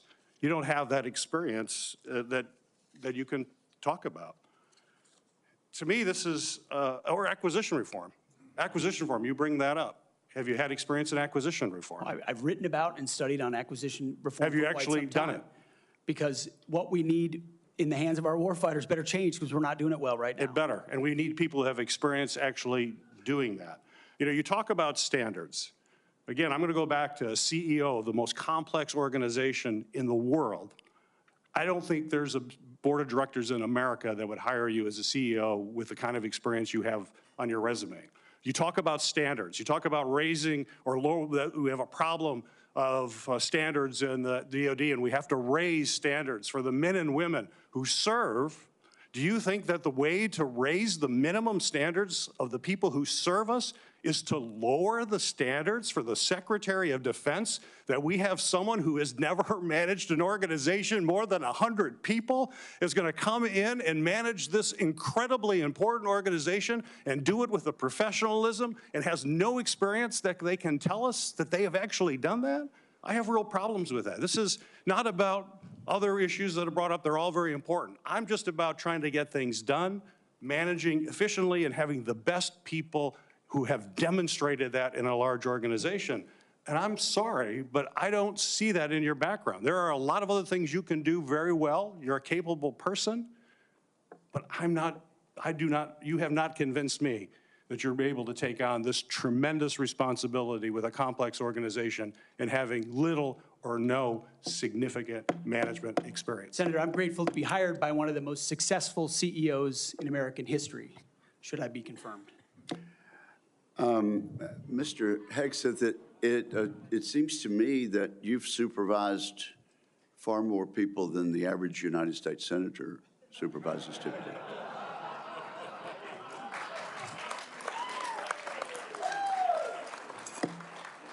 And except for former governors, Mr. Chairman. Senator Mullen, I understand you are yielding back your time and do not wish to ask questions. I was misinformed. Senator Mullen, okay. That's right. Caught me totally off guard there. I'd like to submit for the record signatures by 32 members of the House of Representatives who are veterans. The signatures call on the Senate to honor the constitutional duty of advise and consent by conducting a fair, thorough confirmation process that evaluates his nomination solely on the substance and merits. His distinguished military service, academic credentials, and a bold vision for revitalizing the national defense. I ask unanimous consent to enter into the record. Without objection. You know, there's a lot of talk going about, talking about qualifications and then about us hiring him if we are the board, but there's a lot of senators here I wouldn't have on my board because there is no qualifications except your age, and you got to be living in the state and you're a citizen of the United States to be a senator. Other than the fact we got to convince a lot of people to vote for us. And then when we start talking about qualifications, for if you're qualified for it, could the chairman tell me what the qualifications are for the Secretary of Defense? Mr. Chairman, could you tell me what the qualifications are for the Secretary of Defense? I'd be happy I'll read for it. you to do that. Yeah. Let me read it for you because I Googled I was getting some advice from my second in command. Yeah, but I'm just making a point because there's a lot about qualifications, and I think it's so hypocritical of senators, especially on the other side of the aisle, be talking about his qualifications, not being able to lead the Secretary, or be the Secretary of Defense, and yet your qualifications aren't any better. You guys aren't any more qualified to be the senator than I'm qualified to be the senator, except we're lucky enough to be here. But let me read you what the qualifications of the Secretary of Defense is, because I Googled it, and went through a lot of different sites, and really it's hard to see. But in general, the U.S. Secretary of Defense position is filled by a civilian. That's it. If you have served in the U.S. Army Forces and have been in the service for, you have to be retired for at least 7 years, and Congress can weigh that. And then there's questions that the senator from Massachusetts brought up about serving on a board inside the military industry, and yet your own secretary that you all voted for, Secretary of Austin, we had to vote on a waiver because he stepped off the board of Raytheon. But I guess that's okay because that's a Democrat Secretary of Defense. But you so quickly forget about that. And then Senator Kaine, or I guess I better use the senator from Virginia, starts bringing up the fact that what if you showed up drunk to your job? How many senators have showed up drunk to vote at night? Have any of you guys asked them to step down and resign from their job? And don't tell me you haven't seen it, because I know you have. And then how many senators do you know have got a divorce before cheating on their wives? Did you ask them to step down? No. But it's for show. You guys make sure you make a big show and point out the hypocrisy because a man's made a mistake. And you want to sit there and say that he's not qualified? Give me a joke. I mean, it is so ridiculous that you guys hold yourself as this higher standard and you forget you got a big plank in your eye. We've all made mistakes. I've made mistakes. And Jennifer, thank you for loving him through that mistake. Because the only reason why I'm here and not in prison is because my wife loved me too. I have changed, but I'm not perfect. But I found somebody that thought I was perfect. And for whatever reason, you love Pete, and I don't know why. But just like our Lord and Savior forgave me, my wife's had to forgive me more than once too, and I'm sure you've had to forgive him too. And so thank you. So before I go down this rabbit hole again, tell me something about your wife that you love. She's the smartest, most capable, loving, humble, honest person I've ever met. In addition to being incredibly beautiful. Don't forget about your kids. I'm supposed to talk about my kids? No, well, she's also the mother. Oh, an amazing mother. Yes. Of our blended family of 7 Brother, kids. I'm pulling you as along. I'm trying to help you here. You know, do you believe that you're going to be running the Secretary or the Department of Defense by yourself? Senator, absolutely not.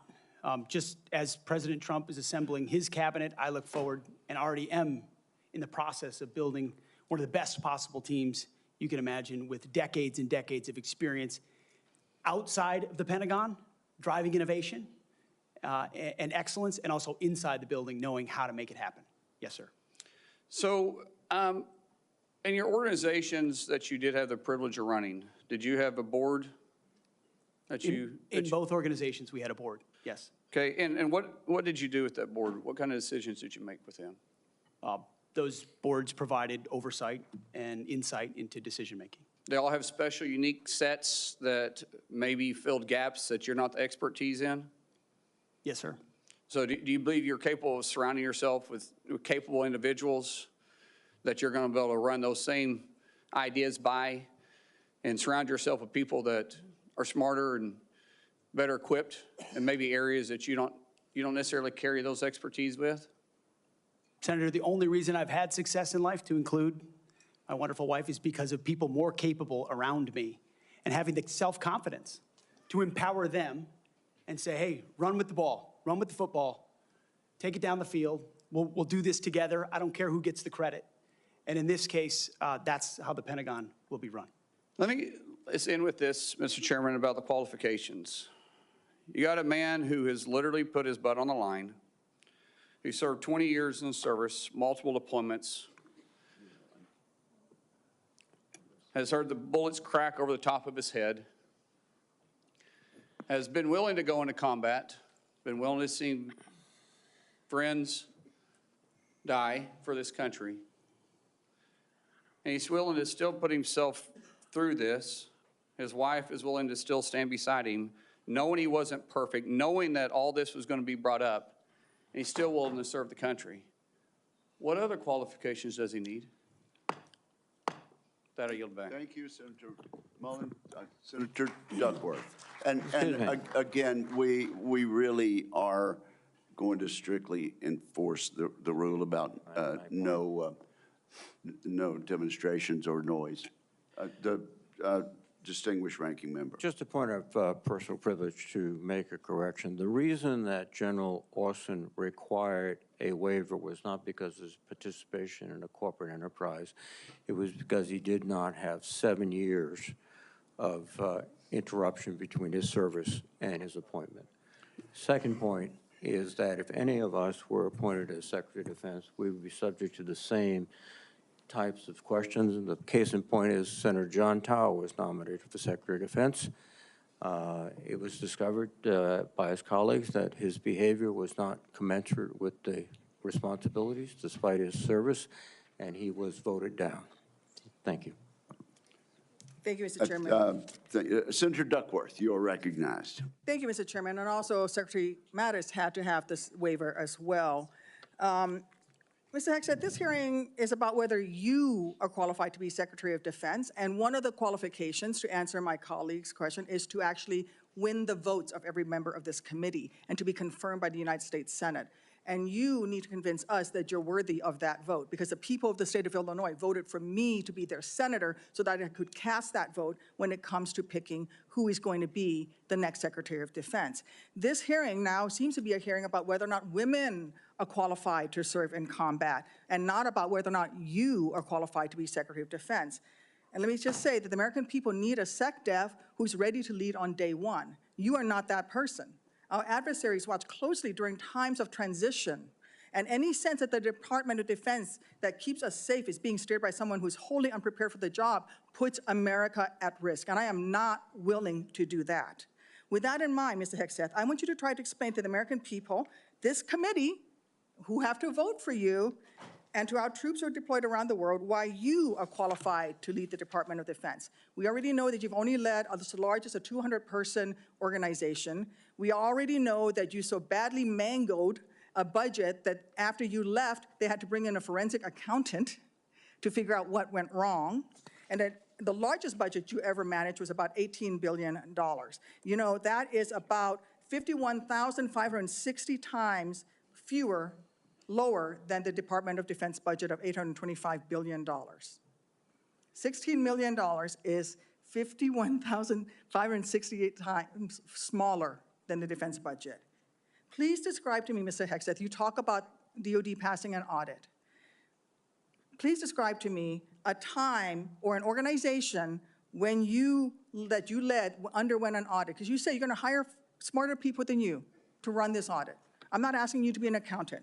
I want you to be able to tell me what kind of guidance will be given to those employees, what will happen whether or not you pass that audit. Have you led an audit of any organization, yes or no? I don't want a long answer, yes or no. Have you led an audit of any organization of which you were in charge? Senator, in both of the organizations I ran, we were always completely fiscally responsible. Yes or no, did you lead an audit? And the way yes my leadership or no, did you lead an audit? Stated, yes or no? been completely what are you afraid of? You can't answer this question. Yes or no, did you lead an audit? Do you not know this answer? Senator, yes every part no? of my leadership yes of these organizations yes has or been no, misrepresented I will take that as a no. What were the findings? So there were no findings because you've never led an audit. What guidance did you give the auditors? None, because you've never led an audit. Nobody expects you to be an accountant, Mr. Hegseth. What we expect is for you to understand the complexity of this Pentagon budget process that is absolutely necessary to outfit our warfighters. Look, the Secretary of Defense is required to make quick decisions every single day that, well, with high-level information that's being provided for them. A Secretary of Defense has to have breadth and depth of knowledge. Right now, I am concerned that you have neither. Mr. Hegseth, what is the highest level of international negotiations that you have engaged in, that you have led in? Because the Secretary of Defense does lead international security negotiations. there are three main ones that the Secretary of Defense leads and signs. Can you name at least one of them? Could you repeat the question, Senator? Sure. What is the highest level of international security agreement that you have led?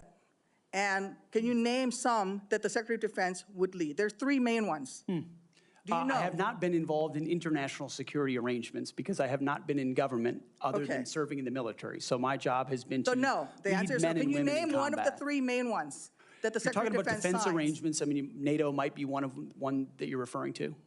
Status of Forces Agreement would be one of them. Status of Forces Agreement. I've been a part of teaching about Status of Forces Agreements. But you don't inside remember to Afghanistan. mention it?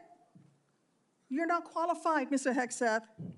You're not qualified. You talk about repairing our defense industrial complex. You're not qualified to that. You could do acquisition and cross-servicing agreements, which essentially are security agreements. You can't even mention that. You've done none of those. You talked about the Indo-Pacific a little bit, and I'm glad that you mentioned it. Can you name the importance of at least one of the nations in the ASEAN, and what type of agreement we have with at least one of those nations? And how many nations are in ASEAN, by the way? I couldn't tell you the exact amount of nations in that, but I know we have allies in South Korea and Japan and in AUKUS with Australia, and trying to work on submarines with them. Mr. and data Hegseth, transfers none with of those them. countries We are have in allies ASEAN. across. None of those three countries that you've mentioned are in ASEAN. I suggest you do a little homework before you prepare for these types of negotiations. Listen, Mr. Hegseth, we ask our troops to go into harm's way all the time. We ask them to go into harm's way. And this behind me is a copy of the Soldier's Creed, a copy that usually hangs over my desk here in the Senate, and you should be familiar with it. It's the same copy that hung over my desk at Walter Reed every single day that I woke up and fought my way back because I wanted to go back and serve next to my buddies who'd saved my life. This same copy, these words are repeated over and over and over again. And let me read out two things to you, two sentences. I will always place the mission first, and I am disciplined, physically and mentally tough, trained and proficient in my warrior task. Mr. Hegseth, our troops follow these words every single day, and they man up and they pack their rucksacks and they go to war. And they deserve a leader who can lead them, not a leader who wants to lower the standards for himself or raising the standards for other people. And by the way, our troops already meet the standards. We ask troops to man that ship, fight that fire, fly that helicopter until their very last breath. And they do that every single day. They cannot be led by someone who's not competent to do the job.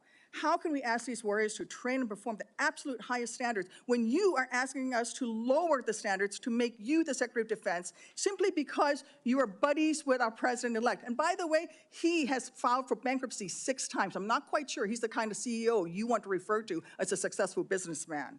Let me make it clear. You can't seem to grasp that there is no U.S. military as we know it without the incredible women that we serve. Women who've earned their place in their units. You have not earned your place as Secretary of Defense. You say you care about keeping our armed forces strong and that you like that our armed forces are meritocracy, then let's not lower the standards for you. You, sir, are a no-go at this station. Thank you, Senator Duckworth. I would like to submit for the record a letter submitted by Mr. Brian Marriott that says anyone who would claim that Pete mismanaged funds at Vets for Freedom is ignorant of the facts. Without objection, it will be admitted to the record. Senator Budd. Thank you, Chairman Wicker, and congrats on your chairmanship of this committee. I want to thank you for your leadership and your handling of this today. I think you're doing a great job. So I want to also submit for the record a letter submitted by Mr. Daniel Catlin, the former operations manager at Vets for Freedom. Mr. Catlin's letter states that Mr. Hegseth and Mr. Catlin conducted weekly meetings to meticulously review every dollar that the organization spent. Pete's hands-on approach and dedication to financial responsibility ensured that Vets for Freedom operated within its budget. Mr. Catlin's letters also states that Pete treated his staff with the utmost respect, regardless of race or gender. So I ask unanimous consent to enter this into the record, Mr. Chairman. Without objection, so ordered. Thank you. Mr. Hegseth, congratulations on your nomination. Thanks for appearing before the committee today. I enjoyed meeting you in my office before Christmas, and I've enjoyed our friendship before that. You know, you stated in your advanced policy questions that the American people need to be informed, engaged, and inspired to join our military. I wholeheartedly agree with that. We also have a problem, though, with obesity and falling academic standards. It's very concerning. We've talked about that before. So if confirmed, how would you approach increasing the number of Americans eligible to serve in the military, but without lowering standards? Well, Senator, I think there are already, to the credit of, I believe, the Army and other services have now caught up to that, which have piloted programs that have had some success, that have allowed young Americans who want to serve in the military but can't necessarily pass the ASVAB or pass the APFT to get into basic training, an opportunity to get caught up, a preparatory class. Sure. Unfortunately, yes, we do have a problem of obesity in our country, not necessarily something that the, if I'm confirmed, Secretary of Defense is able to address. But I do think leading from the front matters. I do think having a Secretary of Defense that will go out and do PT with the troops matters, that has been out there and done that before. And hopefully that's a motivating factor for young people. But the reality of obesity and criminal backgrounds and medical problems have long been an issue of recruitment in America, unfortunately. What changed is the perception of military service because of the condition of the services, and frankly, because of, in some ways, the way our schools don't teach young people to love the country anymore. And if you don't love the country, why do you want to serve that country? That's a deeper problem. But all of those things need to be addressed to revive recruiting, and obesity is certainly a part of it. Thank you for that. So I've had multiple conversations, young folks back in North Carolina, young men, young women, and we get to meet a lot of them. But, you know, I hear from some of these folks who I encourage to join the military. They say that they're concerned that it's become politicized. And if confirmed, would you commit to working with my office to address the military recruiting crisis and ensuring the military is focused on warfighting? Senator, absolutely. Number one, from day one, with a mandate from the Commander-in-Chief, who received that mandate when Americans spoke out loudly and said, we want peace through strength, we want America first foreign policy, and we don't want political ideology driving decisions inside our Defense Department. That was clear. It's an infection that the American people are acutely aware of, which the men and women in this room have lived firsthand. I've lived it firsthand. And that's why it will be a priority. And I truly believe, and I'm humbled by this, the response we've already seen from young men and women who've decided to join the military when they had said, I wasn't going to. But seeing a Commander-in-Chief, Donald Trump, reassured them. Seeing the possibility, if confirmed, of a Secretary of Defense that would have their back reassured them. And so in the first couple of months after President Trump's election, we have already seen, the numbers are there, a recruiting surge in all the services that I would welcome the opportunity to continue. And it's humbling to think that families across this country would have confidence in us to deliver for their young men and women. There's no more important task. Thank you for that. So shifting gears a bit, I want to hear some of your thoughts on the growing fighter aircraft capacity gap with China and what this means for a potential fight in the Indo-Pacific. So if confirmed, what policy recommendations will you make to the President on procurement and maintenance of 4th and 5th generation fighters while we continue to research and develop 6th generation and collaborative combat aircraft? Senator, that's a very important conversation, one that I've been looking at a great deal. A lot of it, just to be clear, involves classifications and understanding precisely cost and capabilities, including capabilities of enemy systems, both not just 4th and 5th, but potential 6th generation, which we've already seen a prototype released from the Chinese. That's a dangerous development, considering at least the publicly understood condition of NGAD, which I look forward to the opportunity to looking underneath the hood on that. But ensuring 4th and 5th are capable and upgraded as necessary will be a part of our contingency. But when you look at what's happening in the Indo-Pacific, say operability, range is going to matter because it's such a large battle space. That will all factor in decisions that are made. And that's where I feel, frankly, a little bit liberated, is that I didn't work at Lockheed. or any number of, pick a defense contractor. I didn't mean to point one out in particular. Pick any. I don't have a special interest in any particular system or any particular company or any particular narrative. I want to know what works. I want to know what defeats our enemies, what keeps us safe, what deters them, what keeps our enemies up at night. Whatever that is, I want more of it, and I want to invest in it. And I know that's the view that President Trump has as well. Thank you. You know, some have commented recently about the need to eliminate immediately a manned aircraft. So I'd say maybe one day, but that day's not now, and certainly not before 2027, especially in the Indo-Pacific. So if confirmed, will you commit to work with my office in this committee to ensure the proper mix of fighters, manned and unmanned? I look forward to working with you on that, Senator, because unmanned will be a very important part of the way future wars are fought. Just the idea of survivability for a human being drives cost and time in ways that unmanned systems do not. But I look forward to that conversation. Thank you. Thank you, Senator Budd. I now recognize Senator Reed for a unanimous consent request. Mr. Chairman, I would ask unanimous consent that 2 letters be submitted for the record. One letter is signed by numerous organizations, including the Government Accountability Project, the other signed by several organizations, including the Truman National Security Project. Without objection, so ordered. Now, Senator Kelly, Senator Rosen got here after the gavel went down. Do you really want to go ahead of her? I am going to defer to my good friend and colleague, Senator Rosen, That from is the a really great good, state of Nevada. Really good decision. Senator Rosen, you are recognized.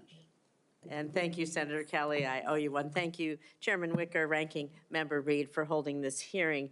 And Mr. Hegseth, I appreciate your service and your willingness to serve again. However, I am deeply disappointed that you would not agree to meet with me, as other members have said on this committee prior to this hearing, as is the precedent for this committee and others. So let me tell you a little bit about what I would have talked about had you made yourself available prior to the hearing. Nevada is home to the premier aviation training ranges for both the Air Force and the Navy, the largest ammunition depot in the world, and the only place in the country where we are able to verify the reliability of our nuclear stockpile without the need for explosive testing. The Nevada National Guard is one of the only few units across the country with the mission of fighting wildfires. That's for another hearing. And currently activated to fight the devastating fires around Los Angeles in support of our neighbors.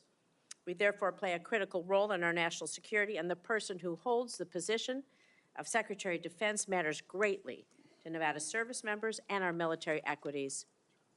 But every single person who serves in the military, we've talked about, my colleagues, esteemed colleagues, have talked about recruitment and retention.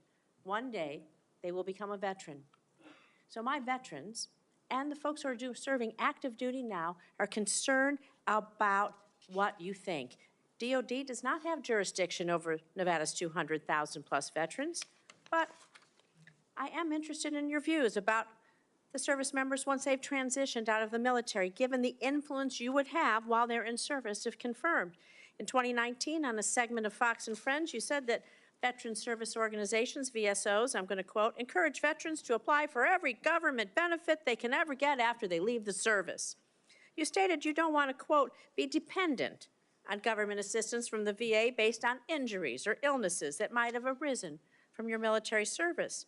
So I'm just going to ask you a few yes or no questions about veterans, understanding you don't have jurisdiction, but this is important to our morale, it's important to our recruitment, and is important to our retention, and it is important to how we respect others in this country.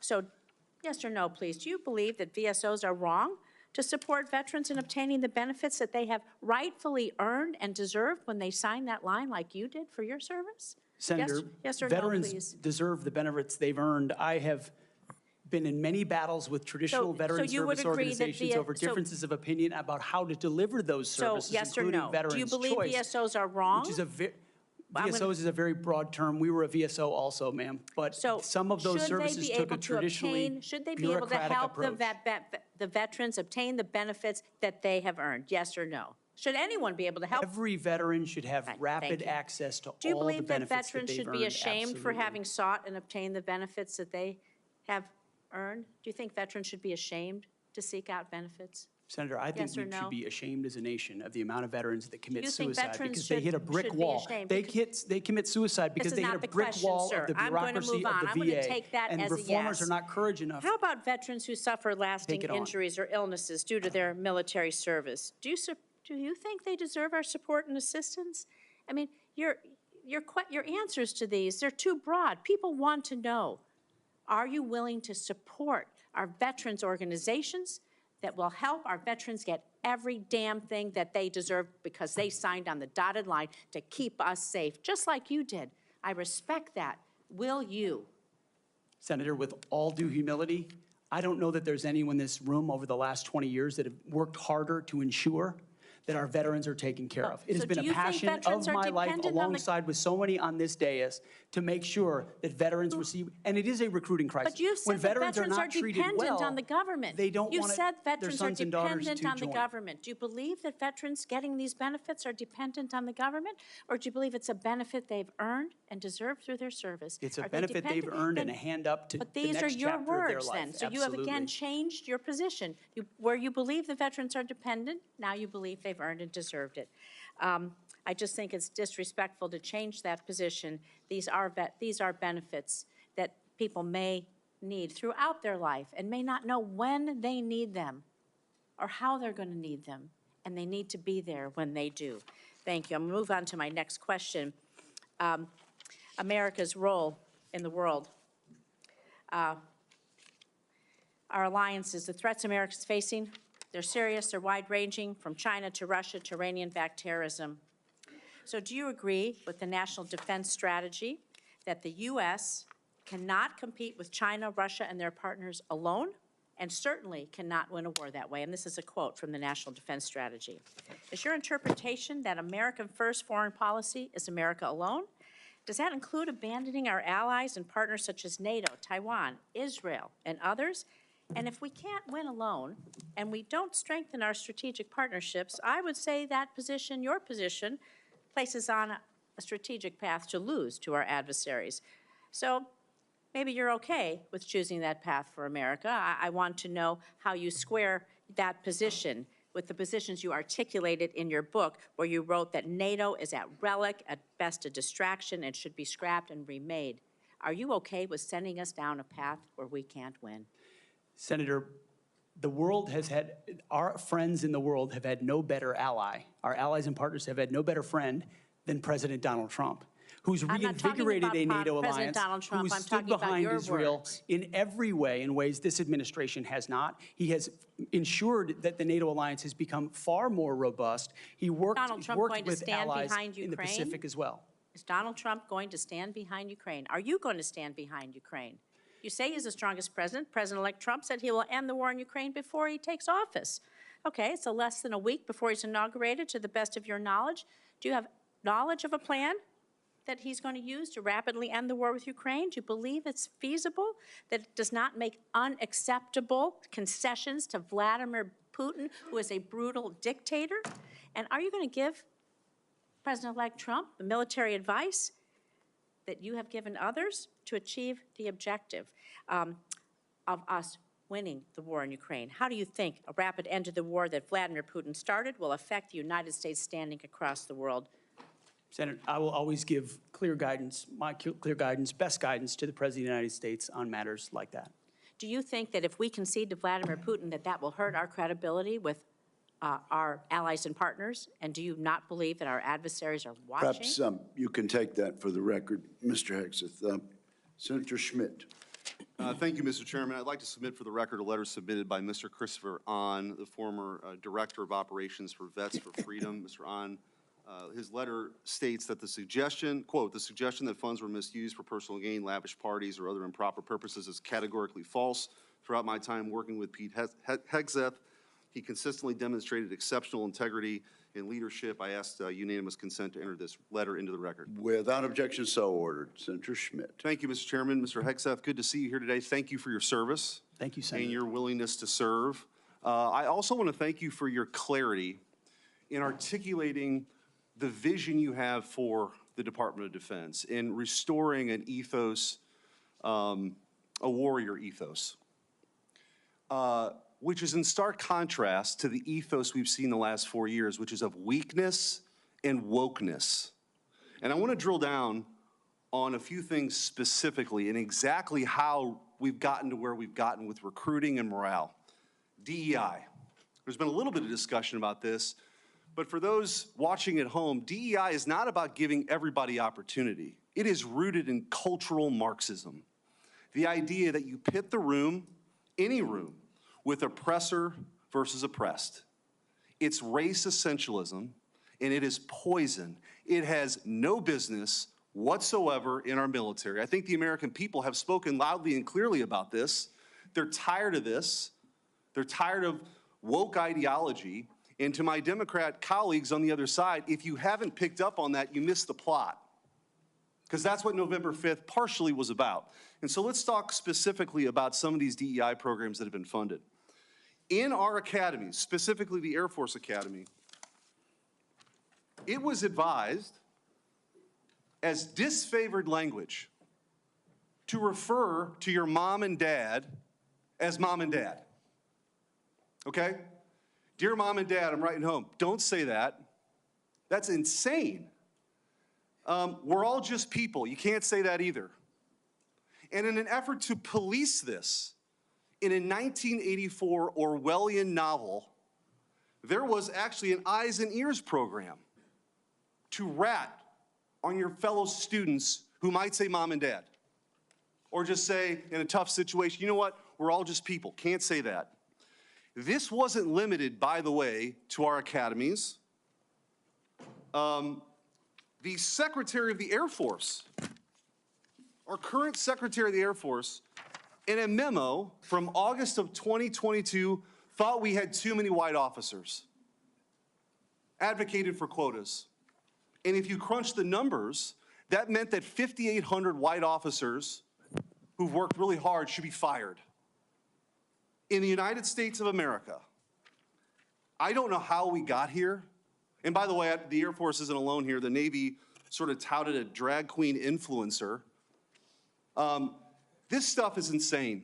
And people wonder why recruiting has dropped off. And let me just go through a few numbers, then I want to get your comments on how we fix this, because it's gone completely off the rails.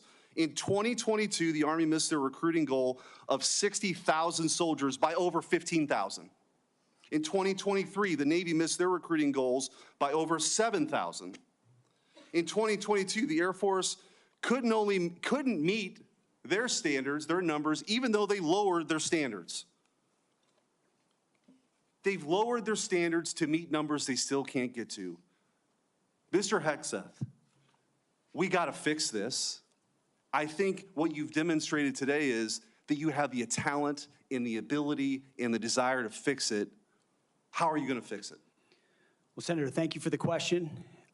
First and foremost, up front, you have to tear out DEI and CRT initiatives, root and branch out of institutions. 100%. And then you have to put in Army, Navy, and Air Force secretaries and others, civilian positions at the helm, who are committed to the same priorities that the President of the United States is, and if confirmed, the Secretary of Defense will be. Send a clear message that this is not a time for equity.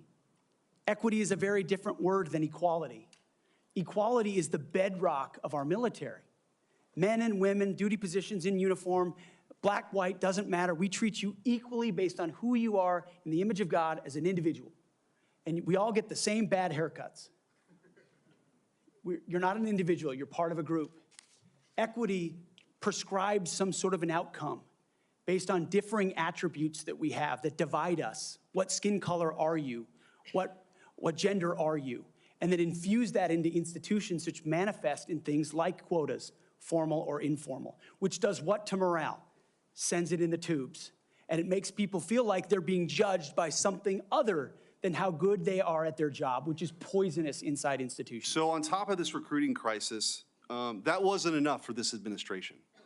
During the COVID hysteria and in their attempt to fire 100,000 people who worked for bigger companies because they didn't get the COVID shot, or to mask 5-year-olds, they decided also to make this a central plank in their policy at the Pentagon. 8,000 well-trained, so we got a recruiting crisis, 8,000 Well-trained men and women were fired. Were fired. Will you commit today, Mr. Hegseth, to recruit these folks back, to give them back pay, and give them an apology from the United States government for how they were disrespected?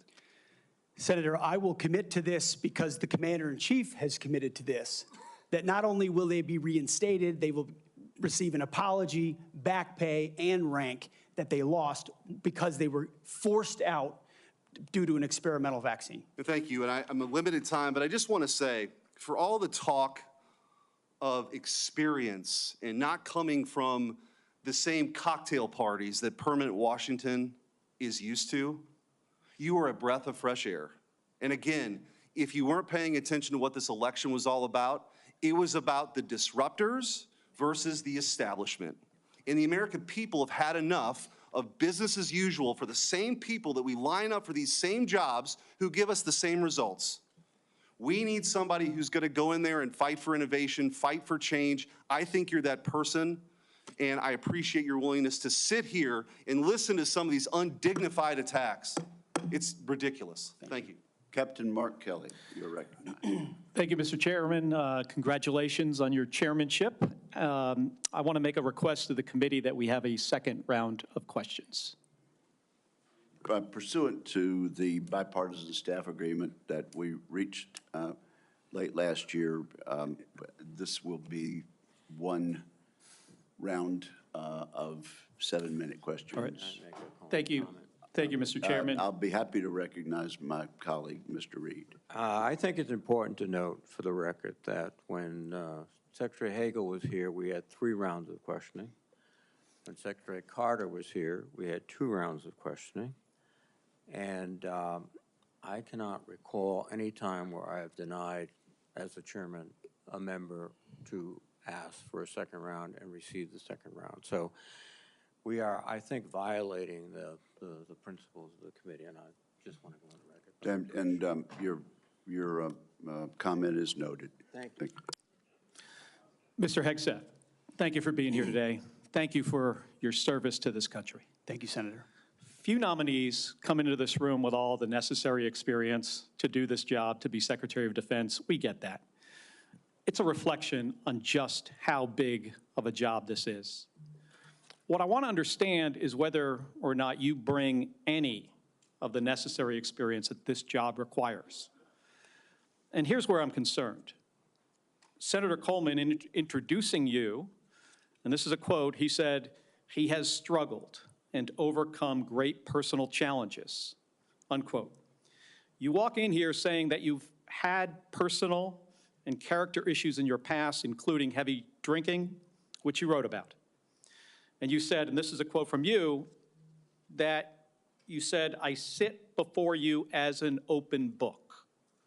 Yet you haven't actually said what personal challenges it is that you've overcome when you've been asked about them. So I'm going to give you an opportunity here to be as forthright as you say you want to be. So while leading concerned veterans of America, there were very specific cases cited by individuals about your conduct. I'm going to go through a few of them, and I just want you to tell me if these are true or false. Very simple. On Memorial Day 2014, at a CVA event in Virginia, you needed to be carried out of the event for being intoxicated. Senator, anonymous smears. Just true or false? Very simple. Summer of 2014 in Cleveland, drunk in public with the CVA team. Anonymous smears. I'm just asking for true or false questions, true or false answers. An event in North Carolina, drunk in front of 3 young female staff members after you had instituted a no alcohol policy and then reversed it. True or false? Anonymous smears. December of 2014 at the CVA Christmas party at the Grand Hyatt at Washington, D.C., you were noticeably intoxicated and had to be carried up to your room. Is that true or false? Anonymous smears. Another time, a CVA staffer stated that you passed out in the back of a party bus. Is that true or false?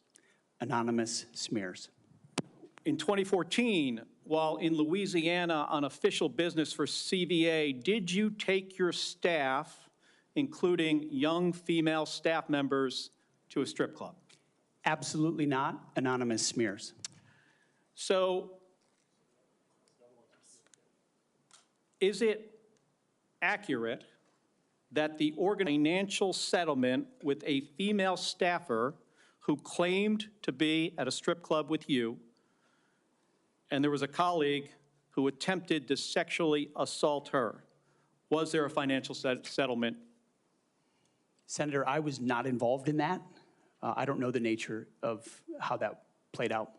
But you understand there was a financial settlement for a young female staffer who accused another member of the organization, not you, of sexual assault in a strip club.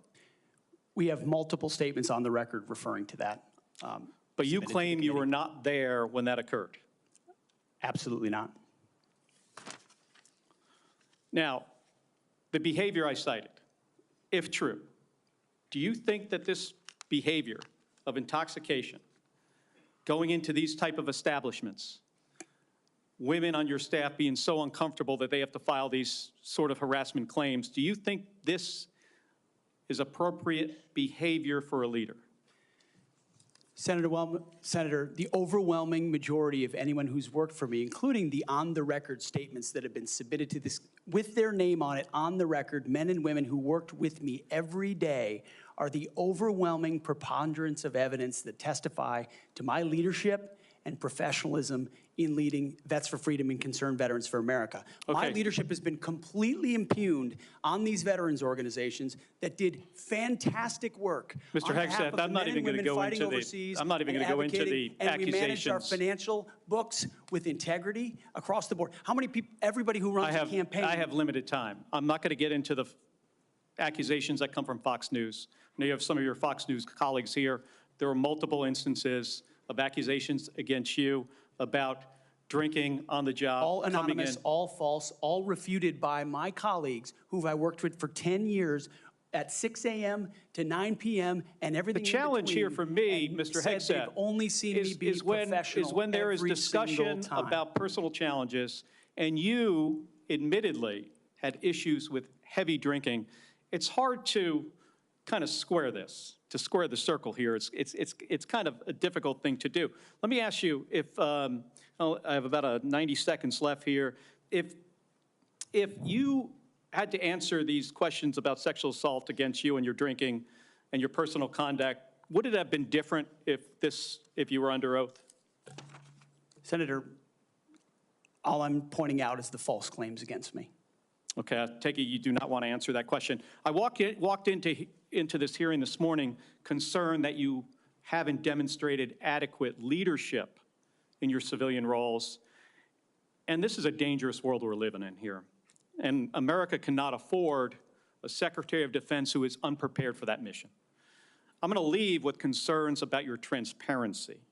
You say you've had personal issues in your past, yet when asked about those very issues, you blame an anonymous smear campaign, even when many of these claims are not anonymous. Which is it? Have you overcome personal issues, or are you the target of a smear campaign? It can't be both. It's clear to me that you're not being honest with us or the American people because you know the truth would disqualify you from getting the job. And just as concerning as each of these specific disqualifying accusations are, what concerns me just as much is the idea of having a Secretary of Defense who is not transparent. Thank you, Mr. Chairman. I yield back my 2 seconds. Thank you, Senator Kelly. I would, at this point, ask unanimous consent to introduce into the record letters by Tina Kingston, Louisiana State Director of Concerned Veterans for America, and Holly Talley, Louisiana Local Director of Concerned Veterans for America, attesting to the appropriateness of Mr. Hegseth's conduct with regard to female staffers. Without objection, that is added to the record. And Senator Banks, you are now recognized. Thank you, Mr. Chairman. Welcome, Mr. Hegseth. You have conducted yourself very well today. In fact, so well that I believe it's incumbent upon this committee to confirm you ASAP, to get you on the job, to clean up the mess that we have at the Pentagon ongoing at this moment because of the leadership there over the last 4 years that's failed us. In President Biden's first year in office, the Department of Defense spent over 5 million man-hours on quote-unquote counter-extremism and diversity training, what you and I might call woke training or DEI. The administration has refused to provide us any more recent data than that first year, but we know that it's exponentially more man-hours wasted on DEI over the last 4 years. And I wonder, what do you make of that? What could those 5 million man-hours in that first year of Secretary Austin and President Biden's administration, what could those 5 million man-hours have been used for?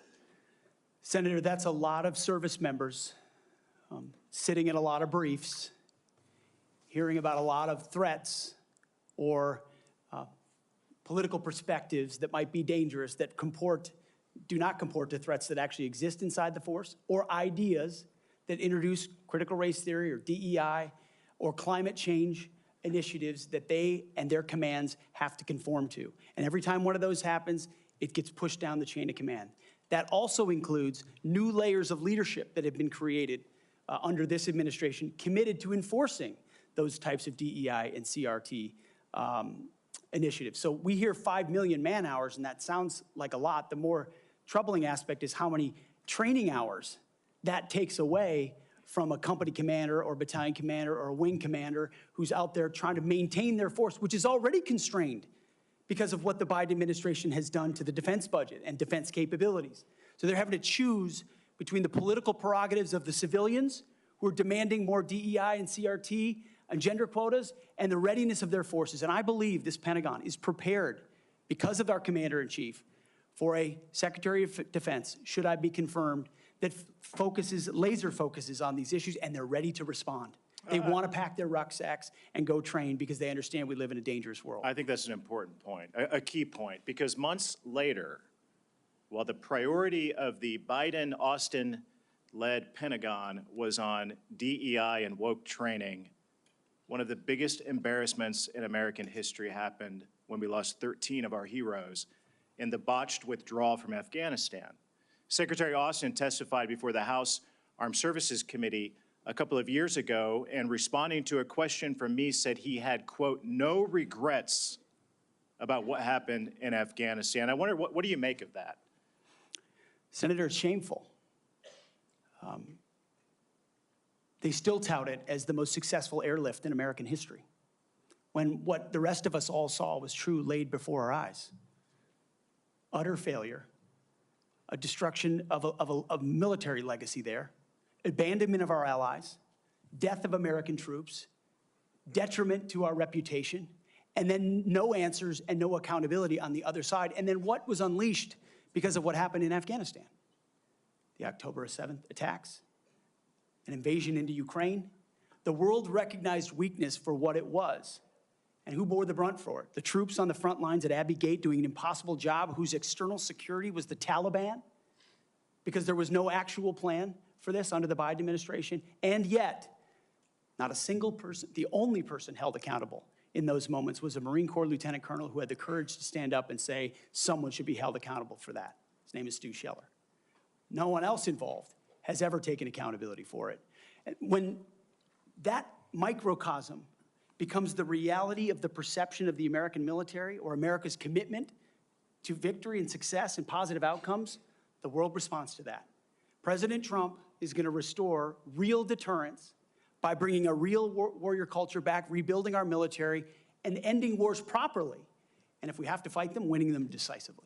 I served in Afghanistan, you served in Afghanistan. 75% of our nation's veterans disagree with how the withdrawal from Afghanistan was handled, the embarrassment of it. What that's done, I believe, has directly impacted our historic recruitment crisis in this country, without a doubt. And you've already talked about that, but how do we fix it? How do we bring pride back to wearing the uniform for the next generation, to inspire them to do what you and I did, to raise our right hand and take that oath and serve this great country? I really do think it comes back to strong, clear leadership, patriotic, pro-American leadership that says we're not going to focus on all the other political prerogatives. That's why we all have political perspectives. I said this before and I'll say it again. In uniform, none of that matters. You wear green, you wear blue, you bleed red. That's it. Who you vote for doesn't matter. But when the perception of that changes, then you don't want people deciding whether to serve based on a political party in power. That's a dangerous thing for continuity inside your military, and it's fragile right now. President Trump, and if I'm confirmed with my leadership, we're going to restore the continuity of an apolitical military that acts decisively and only based on merit. They sound basic, but they're fundamental. You and I agree that wokeness is weakness. Mr. Hegseth, do you support racial quotas in recruitment or promotions in the United States military? Senator, I do not support any form of racial quota. Do you support affirmative action in our nation's military academies? Senator, I only support hiring and promoting and admitting the best and brightest, whatever their background is. I think that's very important. Mr. Hegseth, Lloyd Austin, the secretary, later went AWOL. He disappeared for days and never told the president, didn't even inform the president's chief of staff that he was going into the hospital. Would that ever occur on your watch?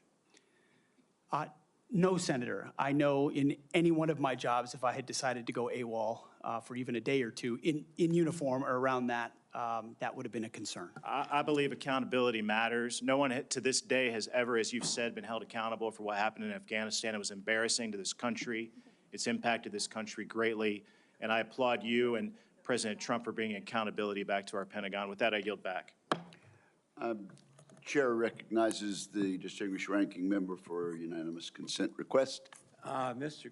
Chairman, I would like to submit an article discussing some of the issues of readiness and DEI. There has been a comment that 5.9 million man-hours have been used for DEI. General Miley clarified that that is an estimate out of more than 2 million man-hours that the Department of Defense invested during the time period. Where is this published, sir? This is published by Megan Myers, and I will get the okay. citation. Military.com, I'm sorry. Without objection, it will be admitted to the record. Thank you, Mr. And Senator Slotkin, welcome to the committee. Thank and you you. are recognized. Thank you, Senator, and thank you for referencing the great Carl Levin as you introduced me. We miss him in Michigan. For those who I haven't met in my 1 week that I've been sworn into the Senate, I'm a CIA officer recruited after 9/11. I did 3 tours armed in Iraq alongside the military. And have worked for 4 different secretaries of defense, both Democrat and Republican, proudly, and watched them make decisions that literally determine the life and death of Americans in the dark of night. I'm also a Democrat representing a state that Trump won, right? We both won on the same ballot. So I understand that President Trump has the right to nominate his people. We are going to have policies that we disagree with. All of that, to me, comes very standard. What I think I'm most concerned with is that no president has the right to use the uniformed military in a way that violates the U.S. Constitution and further taints the military as that apolitical institution that we all want, right? And our founders designed the system so that, we had posse comitatus, that we weren't going to use active duty military inside the United States and make American citizens potentially scared of their own military. We went through our own experience with that with the British. As the Secretary of Defense, you will be the one man standing in the breach should President Trump give an illegal order, right? I'm not saying he will, but if he does, you are going to be the guy that he calls to implement this order. Do you agree that there are some orders that can be given by the Commander-in-Chief that would violate the U.S. Constitution? Senator, thank you for your service.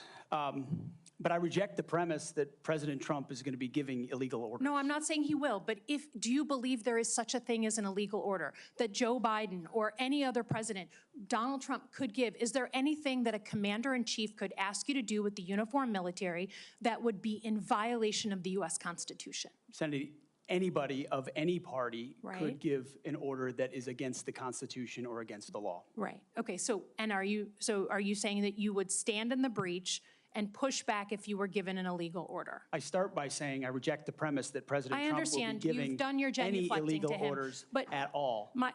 This isn't a hypothetical, okay? Your predecessor in a Trump administration, Secretary Esper, was asked and did use uniformed military to clear unarmed protesters. He was given the order to potentially shoot at them. Helos flew low in Washington, D.C. as crowd control. He later apologized publicly for those actions. Was he right or wrong to apologize? Senator, I was there on the ground. I saw the I understand, and I respect that. I've been there. But you're about to be the Secretary of Defense. That was involved in that moment. I Was also he right understand to? So he was legality and the Constitution. Sir, was he right or wrong to apologize? I'm not going to put words in the mouth of Secretary Esper or anybody else. No, he said them himself. You don't have to. What are you scared of? Did he do the right thing by apologizing? I'm not scared of anything, Senator. Then say yes or no. You can say no. I'm interested in upholding the laws and the Constitution in any particular scenario. Donald Trump asked for the active duty 82nd Airborne to be deployed during that same time. Secretary Esper has written that he convinced him against that decision. If Donald Trump asked you to use the 82nd Airborne in law enforcement roles in Washington, D.C., would you also convince him otherwise? I'm not going to get ahead of conversations I would have with the president. However, there are laws and processes inside our Constitution that would be followed. President Trump said in November that he is willing to consider using the active duty military against the, quote, enemy within. Have you been personally involved in discussions of using the U.S. military active duty inside the United States? Senator, I'm glad we finally got to the topic of border security equaling national security, because it's been abdicated and ignored for the last 4 years. That wasn't my question. I'm just asking, have you been involved? You're about to be the Secretary of Defense, potentially. Have you been involved in discussions about using the active duty military inside the United States? Senator, I am not yet the Secretary of Defense. Right. I'm just If confirmed, I would be party to any number of conversations. So you haven't been in any of these which conversations? I would not reveal what I have discussed with the President of the United States. No, just have you been in conversations? Again, you're going to be in charge of 3 million people. The active duty that I know you care about, I believe you care about. So have you been in conversations about using the active duty in any way? Whether it's setting up in detention camps, policing dangerous cities, have you been involved in any of those conversations? Certainly, I have been involved in conversations relating to doing things this administration has not, which is secure the southern border and not allow floods of illegals to enter our country through an invasion that threatens the American people. And there are ways in which the military is already playing a role in that, to include 5,000 National Guardsmen from Indiana and Texas. We're at the border right now allowing for border security. So there is plenty of precedent duty military for military to members staff detention our southern centers? border. Our U.S. military is not trained in law enforcement roles. I think you know that, right? We've seen how that mission is difficult for them in places like Iraq and Afghanistan, because that's not the training a uniformed military comes with.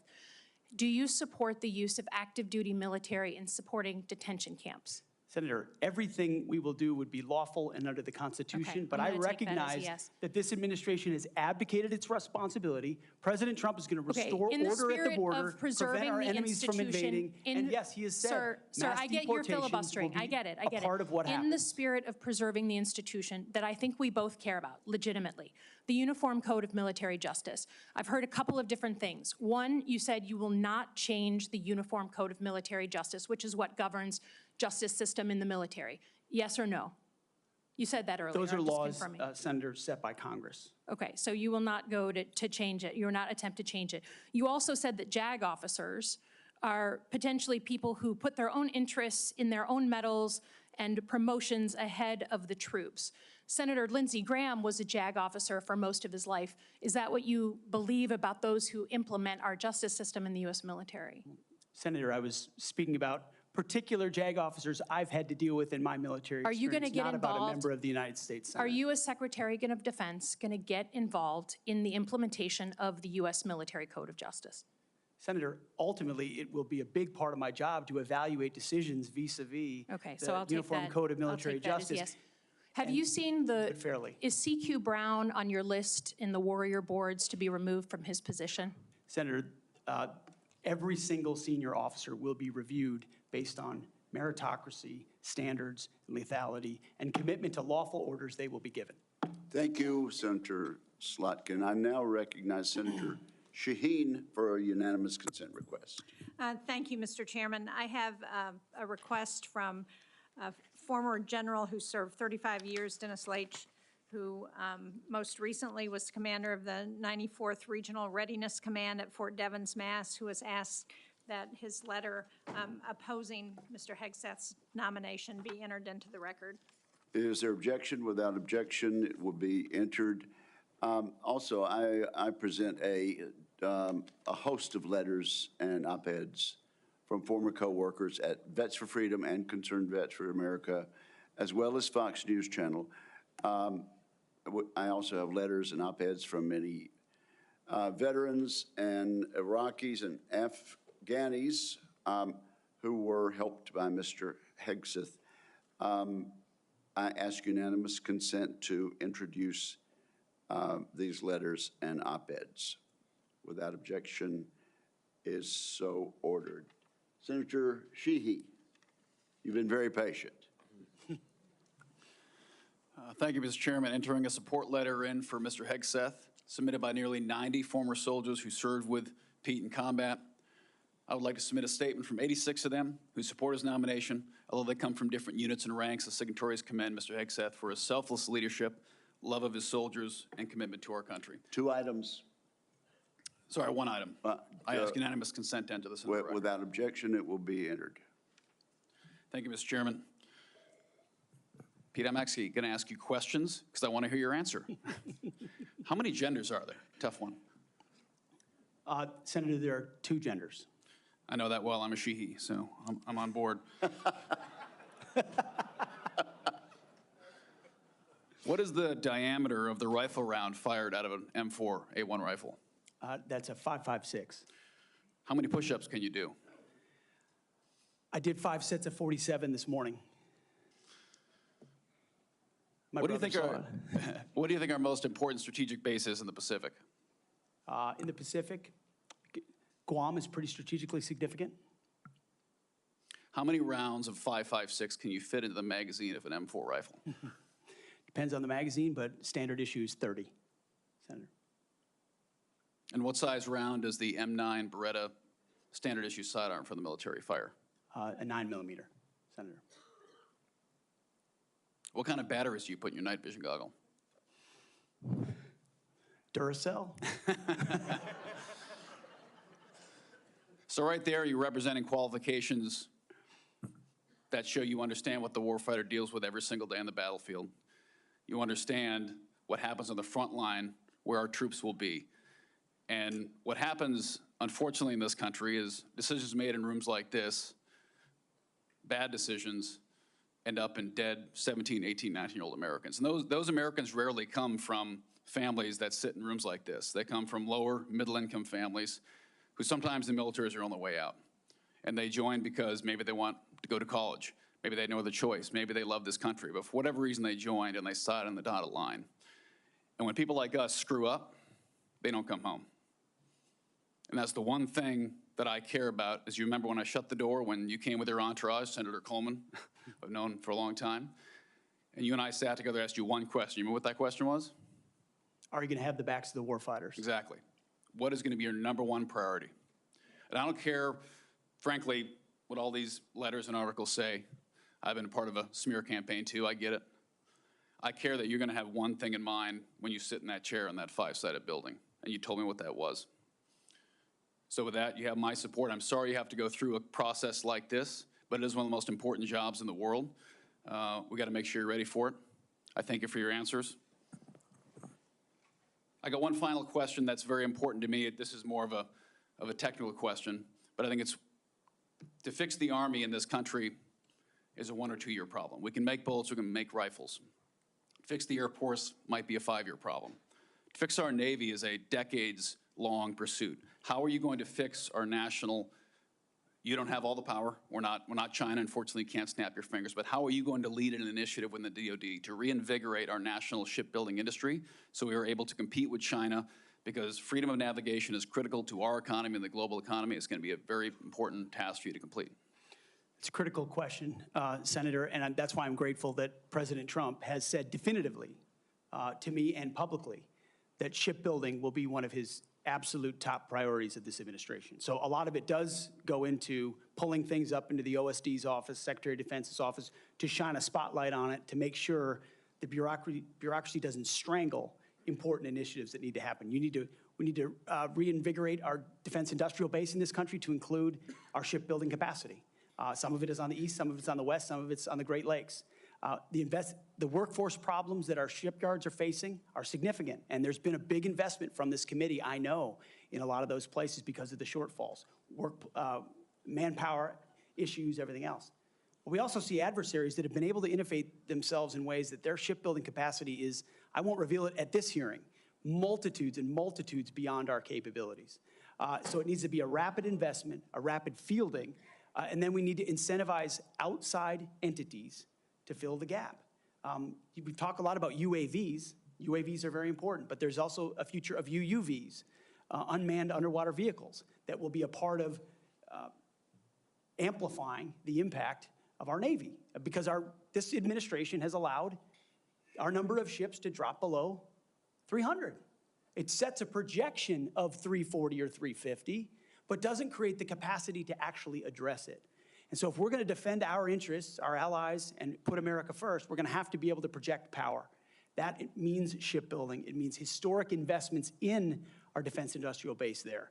And then also driving innovation and cost savings in ways that only business leaders inside the Pentagon can do. When I'd add, I don't think any board in the world would have hired Steve Jobs or Elon Musk or Mark Zuckerberg when they founded their companies either. So this country was founded by young people who had a great vision. Thank you for being willing to serve your country again. And thanks for coming here today. I yield back, Chairman. Thank you, Senator Sheehy. You yield back the balance of your time. Mr. Ranking Member, can we agree that you and I will notify members of a specific time until which the record will remain open for submission of questions for the record? Yes, Mr. Chairman? That will be a day or two. This concludes today's hearing. I want to thank the witnesses for and their families, and this hearing is adjourned. Thank you. Thank you.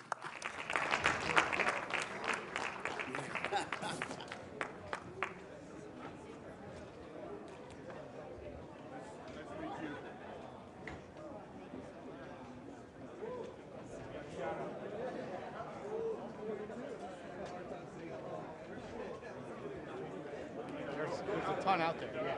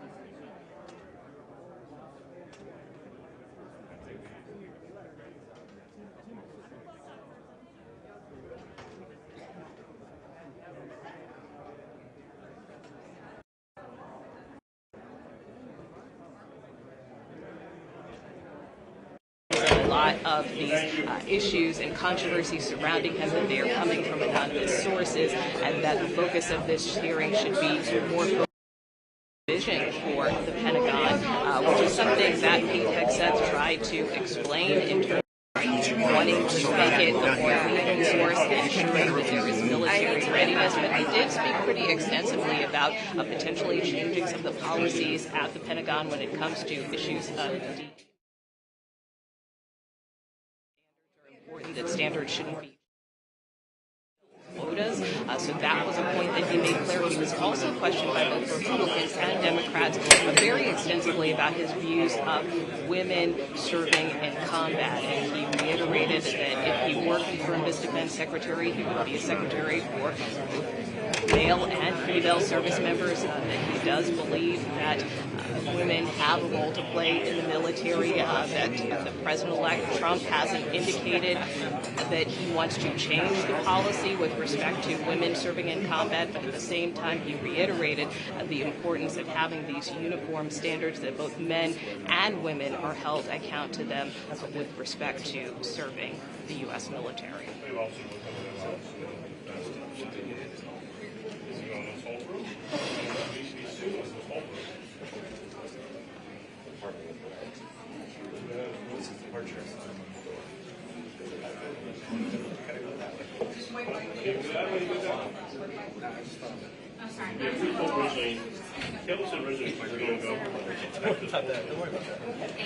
Well, again, his main point of contention, and again, just kind of keeping my eyes to the hallways in case any lawmakers, further lawmakers pass by, but again, I think the point he tried to stress over and over again is that he feels that there should be equality within the U.S. military, that it shouldn't matter what your race is, what your gender is, that all service members should serve equally, but he made clear that he does take issue with the notion of equity, and again, trying to change policies to, in his view, fill quotas to increase the diversity, if you will.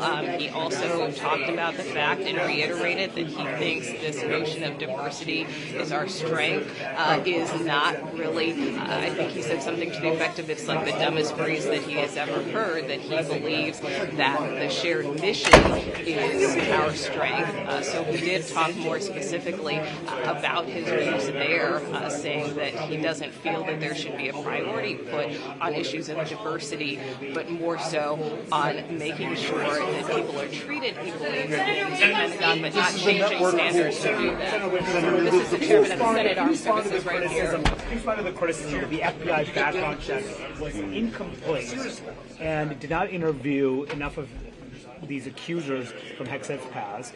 And why doesn't the full committee have access to the FBI background check? Well, let me just say from the outset, though, that this was a tour de force, a takedown, a triumph. I think Mr. Hegseth had three audiences: the committee, the United States Senate, and the American general public. I think it was a magnificent display of his knowledge and his ability to communicate, his leadership abilities, and I feel very good about this hearing today. I don't think it could have gone any better. What about the Why FBI didn't you background allow check, another specifically round of complete? questioning, sir? Why didn't you allow more questioning, The criticism sir? from Jack Reed, that was not a complete background check. I heard from a lot of Democratic senators. This was not a complete background check. What do you say to them? Well, of course, in answer to your question, we followed the precedent from the committee for the last two nominations by a Democratic president and a Republican president. I don't have any complaints about the FBI investigation. They did a thorough interview of persons at all the places where Mr. Hegseth has lived and worked, and I don't have any objection to the report. Why did they interview the accuser of that sexual assault from 2017? I don't think she wanted to speak, and they interviewed some 60 or more witnesses, and 3 asked not to be identified. And what about the Do you ex-wives? think Were the the committee ex-wives, were the should hear, ex-wives? do you think the interviewed? committee should have heard from the accuser and Hegseth's ex-wives? I think the committee has been adequately advised, and I think basically it seems that the committee members have made up their minds. I think the significant thing about this hearing today is that the American people got to see what a talented advocate Mr. Hegseth is, and what a knowledgeable Secretary of Defense he will be. Now, let me run. I have only a few more minutes. For John Tower, though, you allowed this committee allowed the full committee to review the FBI background check. I was in tennis shoes and knee pants when that occurred. When will the vote be? When will the vote be in the committee? When will the vote be in the committee, Senator? I do not know. Don't know. Okay. So, actually, if you paid attention to the committee's notice yesterday, We're on the air stair. Yeah, but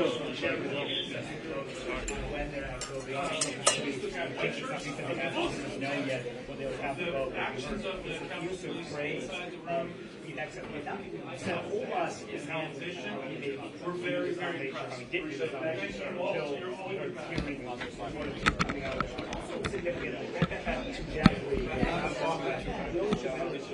well, as you heard the chair there explain, and he explained this repeatedly during the hearing, he said that there has been a bipartisan agreement among the staffs that was reached late last year where they kind of agreed to the terms of the hearing, and so that is why time and again when many Democratic senators asked for a second round of questions, he denied it, saying that that was not part of the agreement and he didn't have any intention of changing that agreement, that he wanted to stick to that agreement. So you heard him there, Chairman Wicker, reiterate that to me. He also, as you heard him tell some of our colleagues as well, he believes that that FBI background check that was conducted into Hegseth was thorough, even though it did appear to exclude not only Hegseth's accuser, but also his ex-wives, although that whole issue was raised during the hearing in terms of Hegseth's alleged infidelity at the time of this alleged sexual assault. And again, important to note that Hegseth continued to deny any wrongdoing there. But that being said, in terms of next steps, we do expect Pete Hegseth to meet with more senators. Sources have told me he will meet with more senators this week and next week. Possibly that could include more Democrats, considering he didn't have a chance to meet with many Democratic members of this committee. And then, of course, this committee, the Senate Armed Services Committee, will be taking a vote as to whether or not Pete Hegseth will be confirmed. If he clears the committee vote, and then, of course, his nomination would go to the full floor of the U.S. Senate for a full confirmation vote. Okay.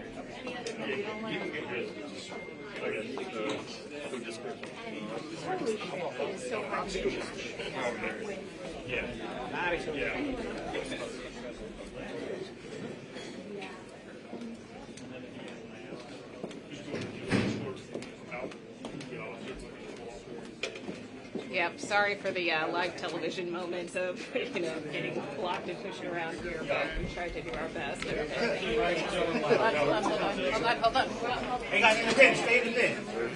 stay there. You got both coming this way.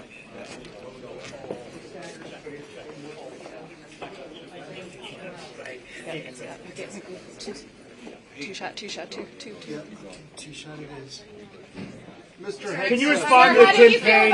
Can you respond to Tim Kaine's exchange? How do you feel about the hearing, sir?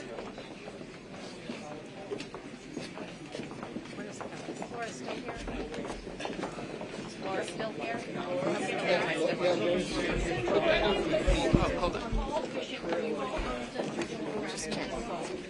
Well, I asked him, questions, specifically about being intoxicated at work, especially at CDA, but also, I referenced other incidences he had, at Fox News. And these are concerns of mine. When I walked in there, my biggest concern was kind of the management experience, his understanding of the Department of Defense. He actually does a pretty good job when you talk about specific policy stuff, I get that. But when I was asking him questions about specific events while he was working at CDA, And I just said, hey, is this true or false? He wouldn't answer the question. You guys are probably watching. He said this is a smear campaign over and over again. And then towards the end of my 7 minutes, I asked him, I said, hey, if you were under oath, would you have given a different answer to these questions?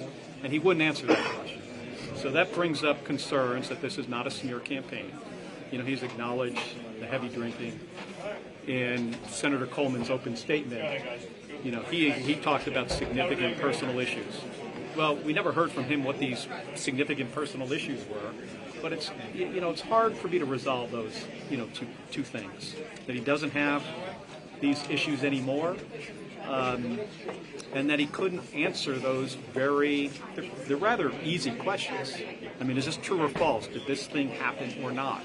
And he wouldn't answer the question. Given that your Republican colleagues did not really push back at all on his nomination, do you think he's on a glide path at this point to confirmation? No, you're going to have to ask them. You said he's not an oath, but it is a lie. It is a crime to lie to Congress. It really doesn't make a difference one way or the other if he raises his right hand or not, doesn't it? No, I think it makes a little bit of a difference. I mean, sometimes we put people under oath and sometimes we don't. In this case, we did not. That's why I asked him that question. But he also said it's a smear campaign. He said it's a smear campaign over and over again. But isn't that a denial of your question? Well, no. I think when I reference, a year and a place and give him some specifics, it either happened or it didn't, and he would know, and he wouldn't answer those questions. Are you troubled that you didn't get a chance to see the FBI? Yeah, we should see the FBI report, and we still could. I mean, do you feel that would have answered more of your questions? I don't know. I haven't seen it. I could answer that question after I see the FBI report, which I don't think we're going to see. What about with respect to the accuser? Do you think the committee should have heard from the accuser? Well, she signed an NDA. If you're talking about the sexual assault accusation in Monterey, she signed an NDA with him, so he would have to release her of that. Do you believe his denials? I mean, he was pretty firm, saying that he was clearly said from this sexual assault allegation. Do you buy his denial of that episode? Well, the questions I asked him were, not about that episode. But his answers to my questions, makes me feel that he wasn't being entirely transparent. Are you aware of the accuser or anyone from her legal team or a third party reaching out to any senators, including your office or anyone else? I'm not. No. All right, thanks, folks. Thank you. So you're obviously a no. You're obviously a no. I'm going to meet with him tomorrow. Oh, you are? What further scheduled. questions do you We're have? scheduled. What further questions No, do you have? I think I'll get more than 7 minutes, so I've got a bunch. I've got a bunch of policy questions. Were you surprised? About specific programs, about some stuff in his questionnaire. I had one at the end. I was, planning on asking him about something that's written in the questionnaire. I'm going to ask him that Were you tomorrow. surprised he didn't meet with them beforehand, before the hearing? Yeah, he didn't meet with any of us except for Jack Reed. That's not typical of how this process is supposed to work.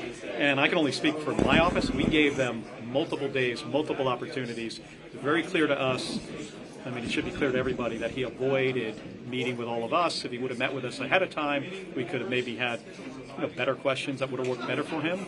We had to go with the material we had. How do you think Senator Reid handled that? Thank you. Good. Great.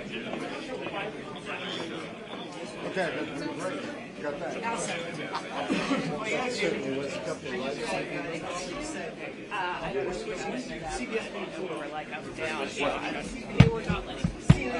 Live shot? No. We love the live shot.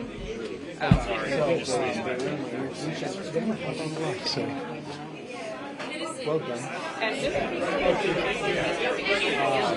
Yeah, I think we should someone should send out the Wicker.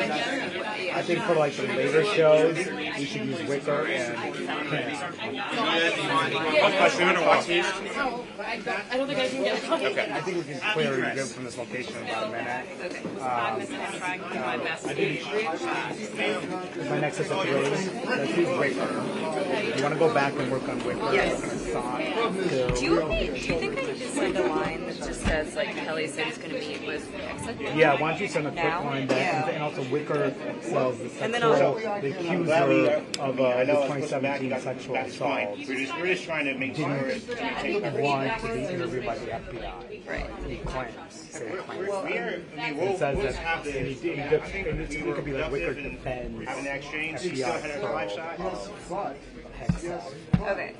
comma, Yeah. as Yeah. Yeah. Do you want me to send those lines right now? yeah, I think so. Then we'll work a follow down later. And then we can work on. certainly I understand like that, the yes. part where me and Kelly from Brady, where I asked him about the end Okay. about Democrats. So- At the end, when he criticized it, I pulled that part of the song, and then we pulled. And so, yeah, and I'm totally aware of, those implications, and, I mean, everyone's trying to get their shot, everyone's trying to cover it. I'll assist you in that, so let's just make sure we continue to have a dialogue when things are happening. I know you're trying to get your shot. We can't have the dialogue when things are happening, because that's when I know, but that's when it all happens. That's when everyone wants to talk when bad things are happening. So, Is that it? I think most of the members are wrong. hopefully everyone got what they needed to get. We'll continue to have these conversations. Are you guys clear now? Yeah, All right. he's gonna go Is traffic. everyone gone? Yeah, Everyone's he's gone? gonna go Okay. out right as you were going live on the events. You go back and work on this.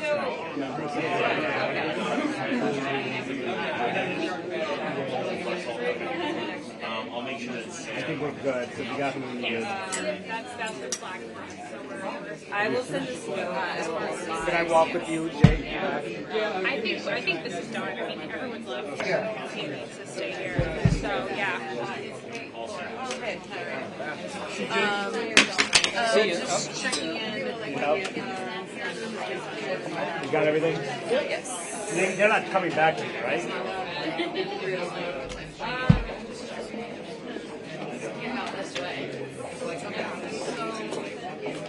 That is all good. Okay. Yeah, more than just about so there's no meeting. You wanted to she just walked by here and said, that's why mom says yes.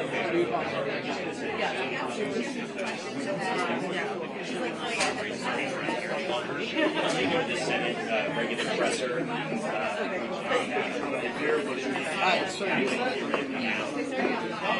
Oh, hey, what's up?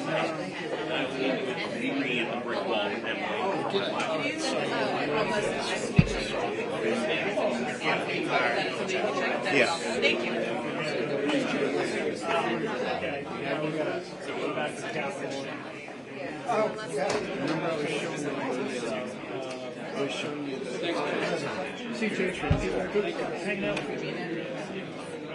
Hello?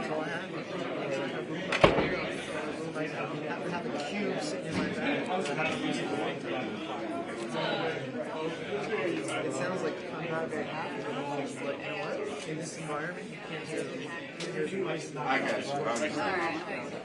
Yeah.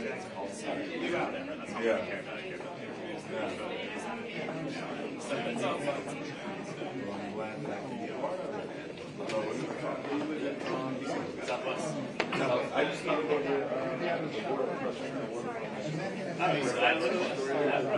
I'm on the same street, so I'm on for love. So, yeah. So you go down that, all the way down to that cases. It's like there's a military base down there. Yes. So I'm literally,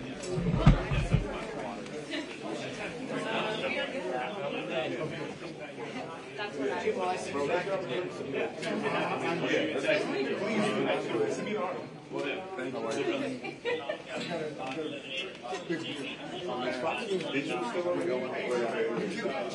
Thanks again, Meg. Appreciate it.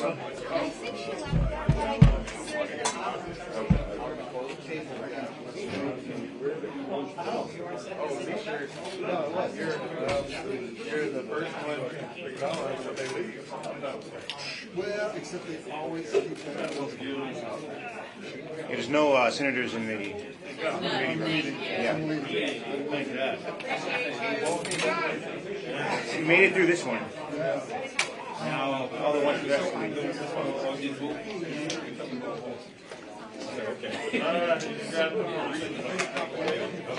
Haven't seen you in a long time. No, Happy New Year. there's no budget, there's no, and I'm like,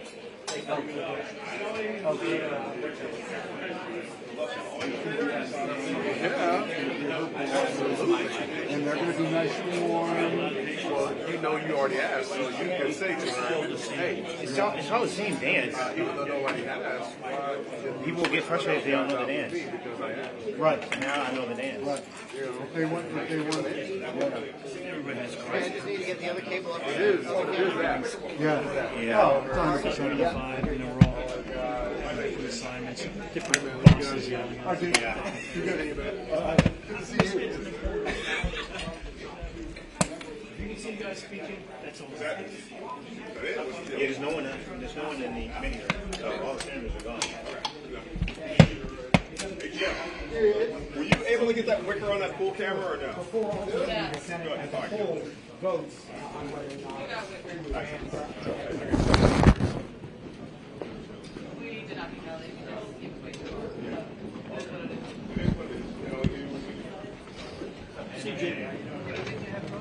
All right, guys.